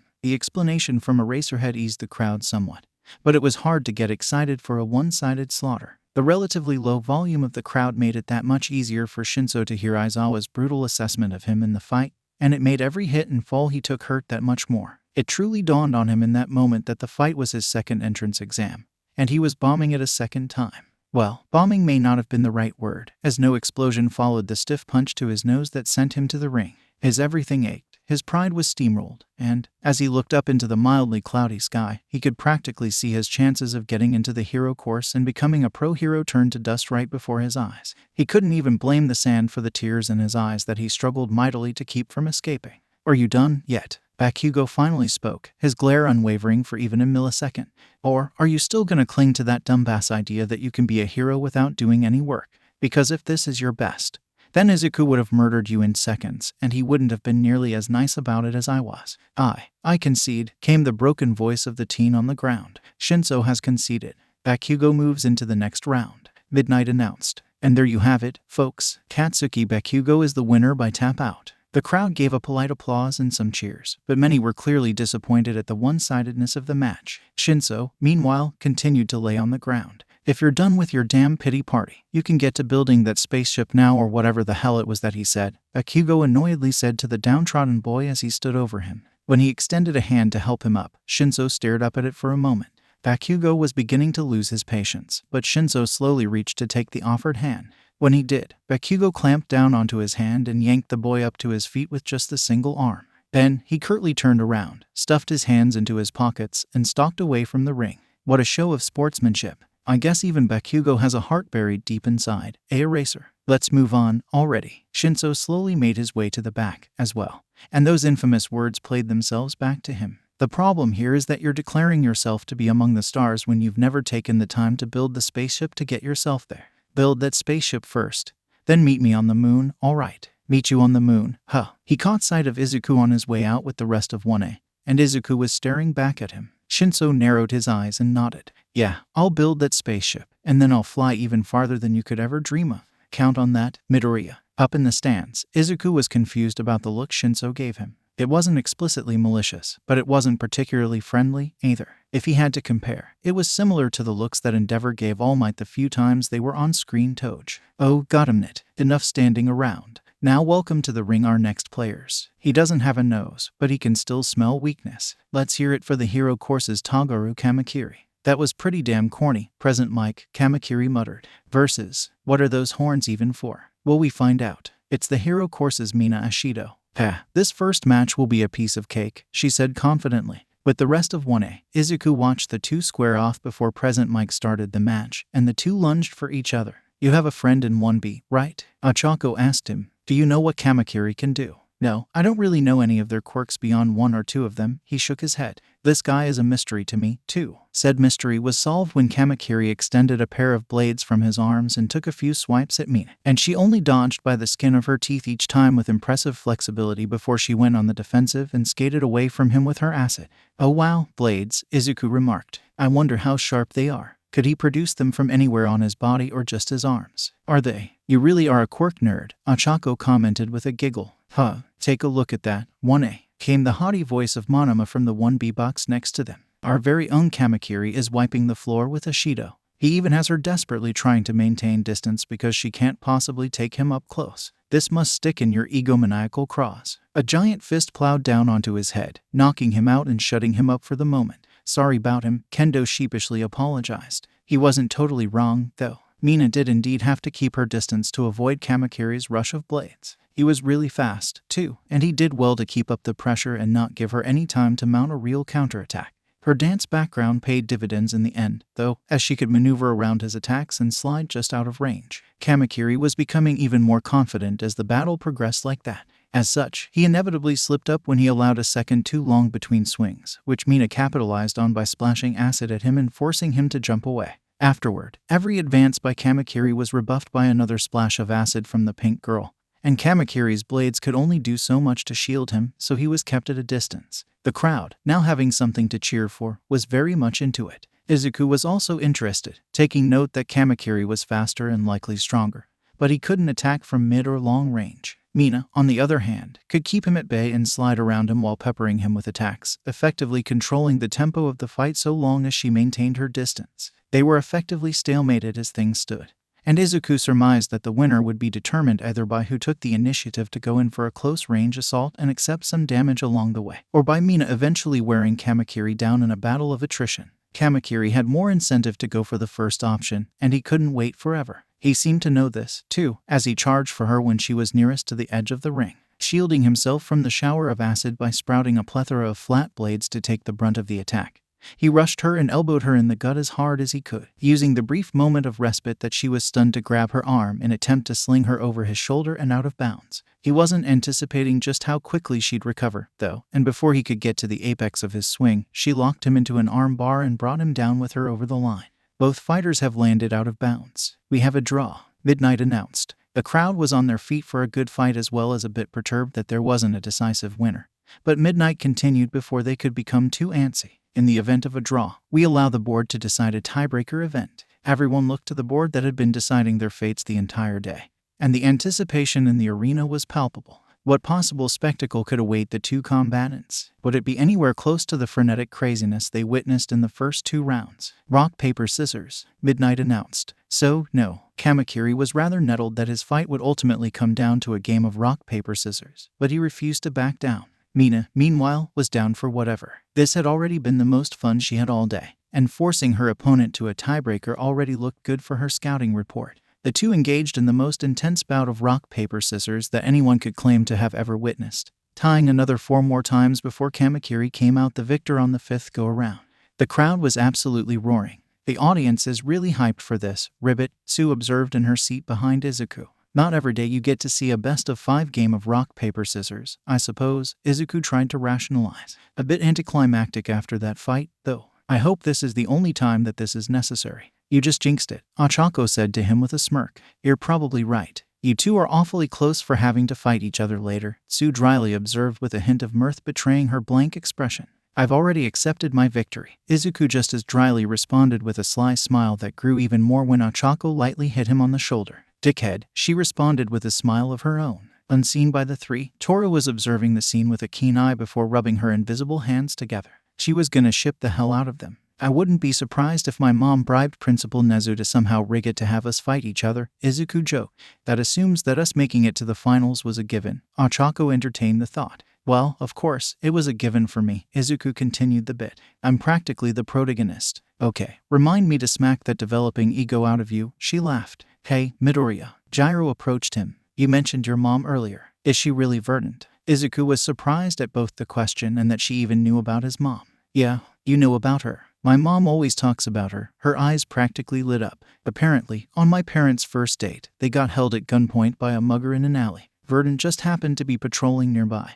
And my parents say that she snatched the gun out of his hand with her quirk and then pistol whipped him until he cried. Honestly, I might not even exist if she wasn't in the area that night. That definitely sounds like something she'd do, Izuku remarked. Though, that is a little rough, even for her. I wonder what pissed her off that day. Maybe Endeavor. The class fell into talking about Izuku's mom and the show they remembered her putting on at the USJ. Bakugo, meanwhile, had made his way to the Wanna box in time to hear Jiro's story, and he couldn't say that he was all that surprised given what he had learned earlier about what she did to her husband.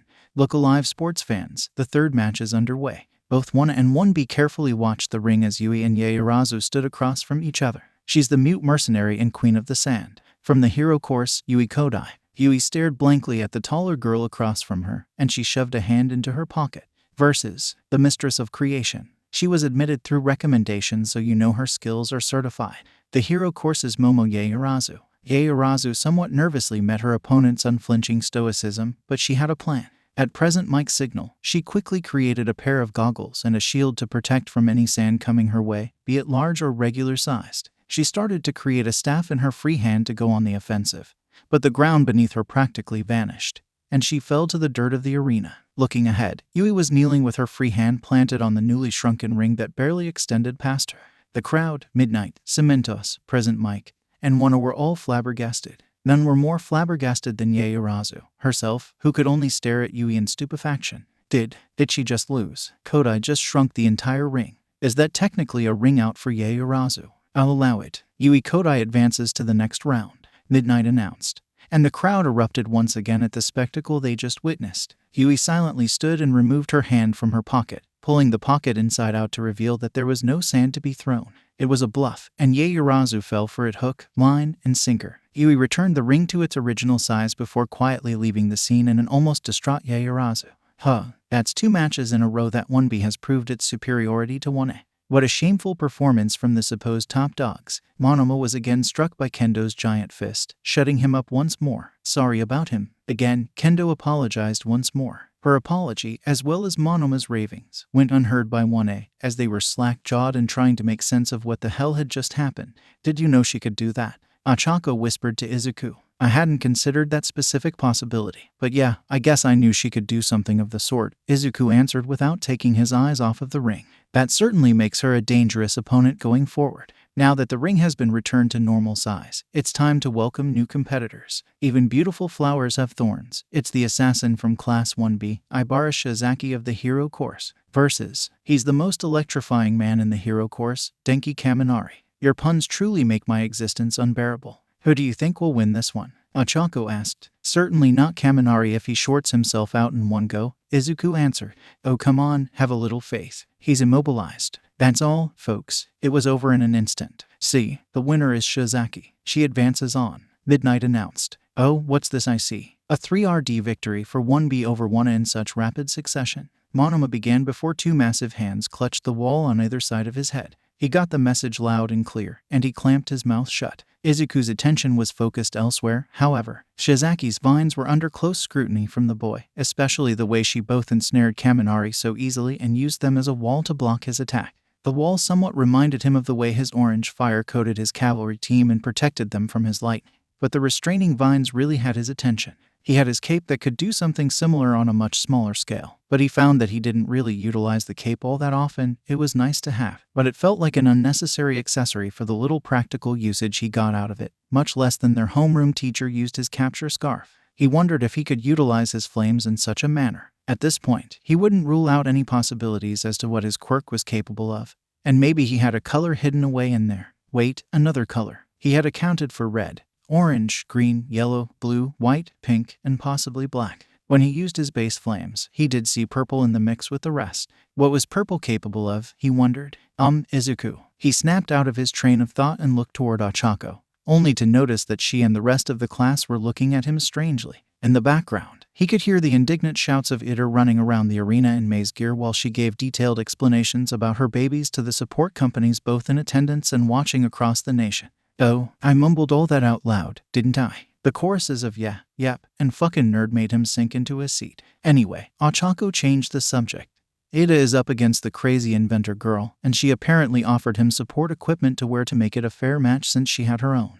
And he fell for that. Izuku deadpanned. Yeah, she sighed. 2 more matches, we should head off to get ready for ours. Izuku would not admit to having completely forgotten about his own match, and no one could prove it if he had. The two left the stands and parted ways in the hallway, leaving Izuku to quietly meander towards whatever designated waiting room he was set to be in for his match. Time to stop this childish rebellion of yours. You have a duty to surpass that imbecile, All Might. Izuku stopped in his tracks and listened to the conversation happening around the corner. He recognized that voice. And the only person he could possibly be talking to was. Shit, do you understand what I'm saying? You're different from your siblings. You're my greatest masterpiece. The footsteps Izuku was hearing ceased, and the silence that followed was tense. You bastard. He heard Todoroki growl, and his heart began to sink. I am not your masterpiece. I am not your pet project, and I am not your damn tool. I am Shoto, and it's high time that Shoto starts doing what Shoto wants to do. Izuku's heart rose once more, and a smile made its way to his face. Odd manner of referring to himself in the third person aside. Todoroki seemed to have taken what he said to heart. Endeavor could suck it. If, by that, you mean to continue using only your right side, it may work for you in this tournament, but you'll soon find the limits of that power. You'll see reason eventually, Endeavor scoffed. I am not you, Todoroki spat. I am Shoto, and I will win this tournament on my own terms. If that means using more than my right side, so be it. But I won't be doing it for anyone but myself. I will not exist for anyone but myself. I will be a hero and do so how I see fit because that's what Shoto wants, and Shoto doesn't answer to anyone but himself. Izuku had to physically restrain himself from loudly cheering him on. Todoroki had definitely internalized what he had said, and he was throwing it in the face of his father and declaring his own path. Now, the real test would be to see if it actually stuck. He waited a few moments for any noise or footsteps, and he attempted to slick past the hallway intersection unnoticed. Attempted was the operative word, since he made eye contact with Endeavor halfway through the journey. The two silently stared at each other, one a deer in headlights and the other a passive curiosity. You're powerful, boy, the flame hero began, somewhat startling Izuku. You've got a powerful quirk, and you know how to wield it. I have no doubts that you'll end up facing my son in the tournament. Give him a good match, and don't disgrace him or yourself by holding back. The hulking man then turned and walked away, leaving Izuku alone to process what the man had just said to him. Why did it sound like he was scouting me for a fucking internship?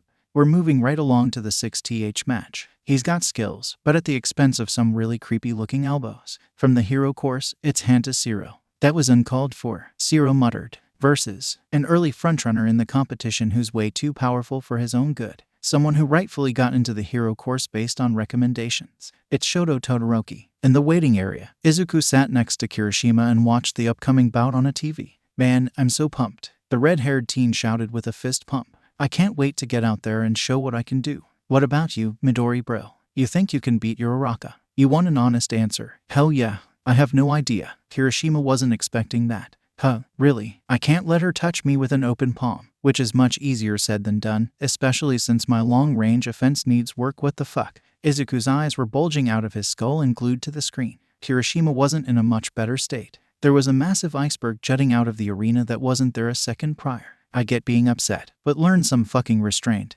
Izuku muttered to himself. I hope Zero's okay, Kirishima added with a hint of worry. He should be fine, provided he's thawed out quickly, Izuku replied. Welcome back to the finals, everyone. Sorry for the long wait. The insane amount of ice from the last match has been cleared, so it's time to welcome new combatants. The 7th matchup includes 2 completely redundant quirks. One of them is a passionate, manly fighter made of steel. With a name so nice, they gave it to him 4 times. It's the hero course's Tetsu versus a passionate, manly fighter made of rock. His name is decidedly less goofy. It's the hero course's Ijiro Kirishima. When the fight began, the 2 teams rushed each other and threw everything they had as well as the kitchen sink at each other. Izuku watched the first few exchanges, and he could quickly tell that the fight was going to drag on, so he decided to stretch and get himself into the right mindset for his fight. Ochako was not going to be an easy opponent, especially since he doesn't know exactly what sort of tricks his mom could have potentially given her to have an edge over him. He wasn't under any illusions that she hadn't.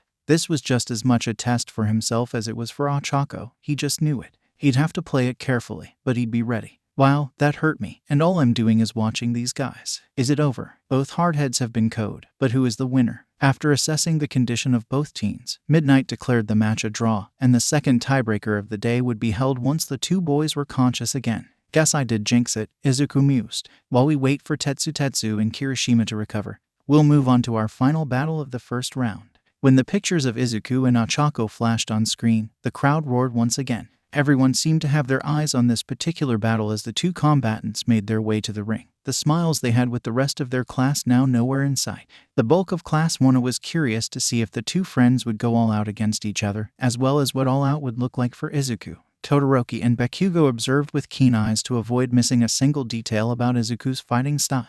Both boys would be prepared for their rematches. A few in Class 1B wanted to see for themselves what all the fuss was about, as did the civilians and some pros in the audience that recognized him from the interview that circulated. Yui and Takage were really interested in seeing what Izuku looked like in actual combat. Shinso begrudgingly anticipated the fight if for no other reason to see if what Bakugo had said was true. Inko abandoned whatever jovial atmosphere she had prior to the match and watched the upcoming battle like a hawk. It slightly unsettled All Might beside her, but he was paying close attention as well. He couldn't outwardly cheer for Nana's grandson, but he was rooting for him, and he could practically feel one for all buzzing within, so he knew that she was, too. Many of the seedier parts of society were also paying attention. Two pairs of red eyes focused on their respective screens. A pair of turquoise eyes scowled derisively. A pair of golden, slitted watched a screen in almost orgasmic interest. And even the scar tissue where eyes once existed was focused on him. The eighth and final battle of our first crop of matches. He already has his own origin story and his sights set on nothing short of victory. From the hero course, Izuku Midoriya versus the Zero Gravity Zenith. Can this underdog prevail? Also from Class 1A, Ochako Uraraka. Ochako and Izuku stared each other down, both entering into a fighting stance. Let the 8th match begin. Ochako darted toward Izuku with frightening speed, and Izuku quickly ignited yellow and dodged to the side to avoid her advance, kicking up a chunk of concrete in the process. However, she pivoted on a dime and advanced toward him again with palms ready to strike after smacking the debris along the way. Izuku sent a burst of green flame to his legs to leap up and over her, landing a good distance away from her for the moment. So, she knows I'm limited to one direction, and she can quickly change direction to counter that. There are no walls to bounce off of, so reliably outrunning her is out of the question. I don't know how long she can keep up a chase, and it's not worth it to find out. Ochako re-entered her stance, and Izuku did as well. The message was clear that he wouldn't be allowed to bounce around the ring and avoid her, so he wouldn't. Ochako charged him again, and he met her charge this time. Deflect the wrists, go for body shots, keep her hands in sight at all times, be ready to move on a hair trigger. The two finally clashed with Izuku immediately blocking an attack by pinning her wrist. Ochako swiped at him with her free hand, but he ducked and pivoted from the clash and spun around the swipe, batting her arm away and driving a rough elbow into her ribs before sweeping her legs and sending her to the ground.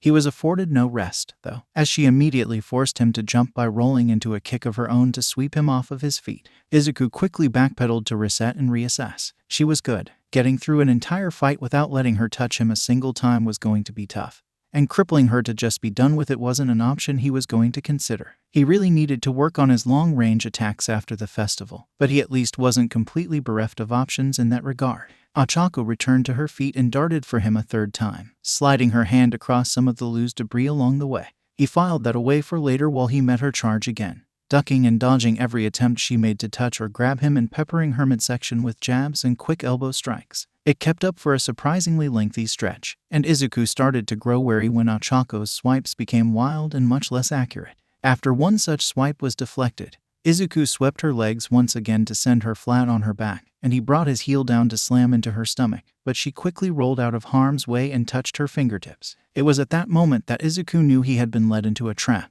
as the loose debris that he had kicked up earlier and disturbed in his efforts to keep away from Ochako was sent back down to earth right where he was standing. He leaped to the side to avoid the small shower, but Ochako was right on top of him in a split second poised to negate his gravity. It was only a reactionary flare of his red flames that saved him and made her jump backward to escape the sudden heat. This match is heating up, folks, and me. In the audience, Mona was surprised at the way the match was going. Many were admittedly expecting a curb stomp. Wow, she's really keeping up with him, Gyro remarked. I don't think he's going full throttle yet, Ribbit, Sue replied. But I also don't think she's giving him many opportunities to use his strengths to his advantage. It may be that he doesn't want to seriously burn her, as well, Ida spoke up. Exercising discretion to keep the both of them safe could ultimately lead to his downfall. However, You saying Uraraka will throw herself into danger just to land a hit on him? Kaminari questioned. I'm counting on it, Ida nodded. And Uraraka's not giving an inch. She's still launching herself at Midoriya to finally land that one hit she needs, even though Midoriya is practically melting the ring with every step.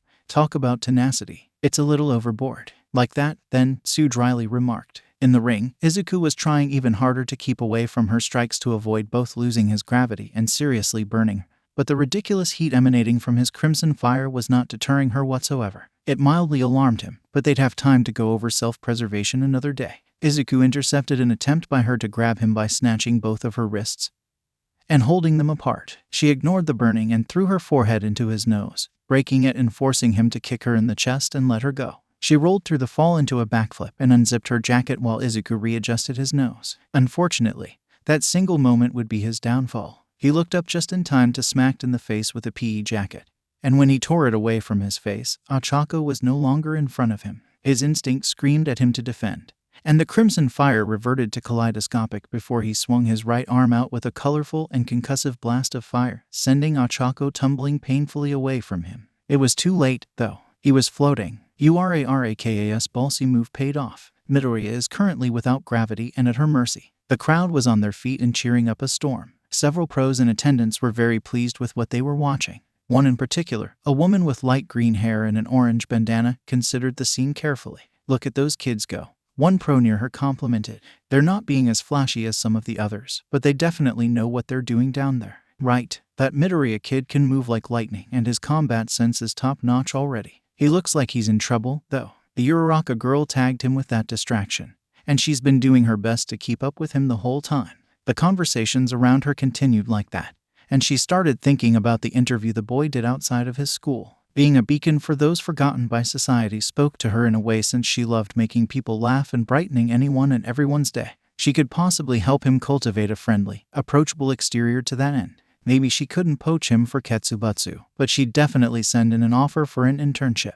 Back in the ring, Izuku was understandably upset with himself at his predicament. He was a millisecond too slow to halt her attack, and she finally got him. That wasn't the worst part, however. I did it. It took a month, but I finally got you. She cheered as she slowly made it back to her feet. That was the worst part. Their game, where she valiantly tried to sneak up on him and negate his gravity without his notice, had finally concluded, and he lost. The match was salvageable, but the loss in their game would sting for quite a while. Speaking of the match, he was slowly floating towards the edge of the ring. That would not do, so he flared his kaleidoscopic fire once more and propelled himself higher into the air and away from the edge, very similarly to what he did at the entrance exam. Wait, has the mysterious rainbow comet from the entrance exam returned? And it was Midoriya the whole time. Mysterious. You knew it was him. You've known since it happened. And he's made his grand return for the sports festival. No 0-pointers to take out this time, though. Ochako was both kicking herself for forgetting that he could do that, as well as slightly transfixed with how fucking cool the flying rainbow looked in her opinion.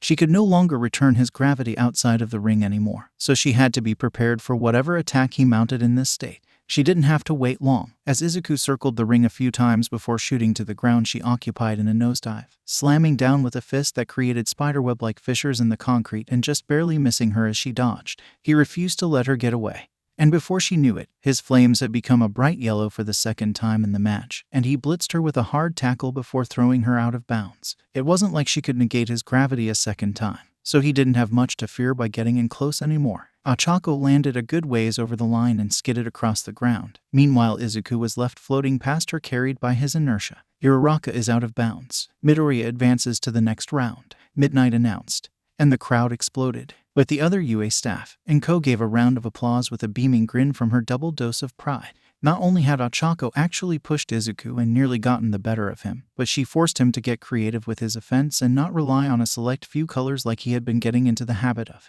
Not every opponent that made him work for it would just brute force it like the Namu. Cunning opponents required equal helpings of craft in return. Shinso, meanwhile, was feeling a mixture of relief and indigestion. He was under no illusions that he would have lasted very long against either of them, but it only hardened his resolve to catch up to and surpass Midoriya by any means. Ochako laid on the ground and sighed in disappointment. She was so close, much closer than she really ought to have been, but it ultimately wasn't enough. When she saw her best friend floating overhead, she stood up to cancel her quirk and catch him, and, as expected, he fell onto her and brought her down to the ground with him. Unlike the last time, Izuku was conscious, so she wasn't stuck on the ground until medic bots could lift him off of her. When he did stand up, he offered her a hand to help her to her feet. She looked at it for a second with a minutia of dejection before she shook it off and forced a smile onto her face. Accepting the hand and climbing to her feet, she congratulated Izuku on his win, but he didn't say anything. He only blankly stared at her, but his eyes were assessing every detail of her facade. It clearly wasn't fooling him. She almost yelped when he grabbed her wrist and held up her arm, presenting her to the crowd that began to applaud and cheer for the both of them, but many focused their praise onto her when they realized what the boy was doing. Izuku stepped aside and let the cheers rain down on her, Midnight and Cementos choosing to let them have their moment rather than hurry them along.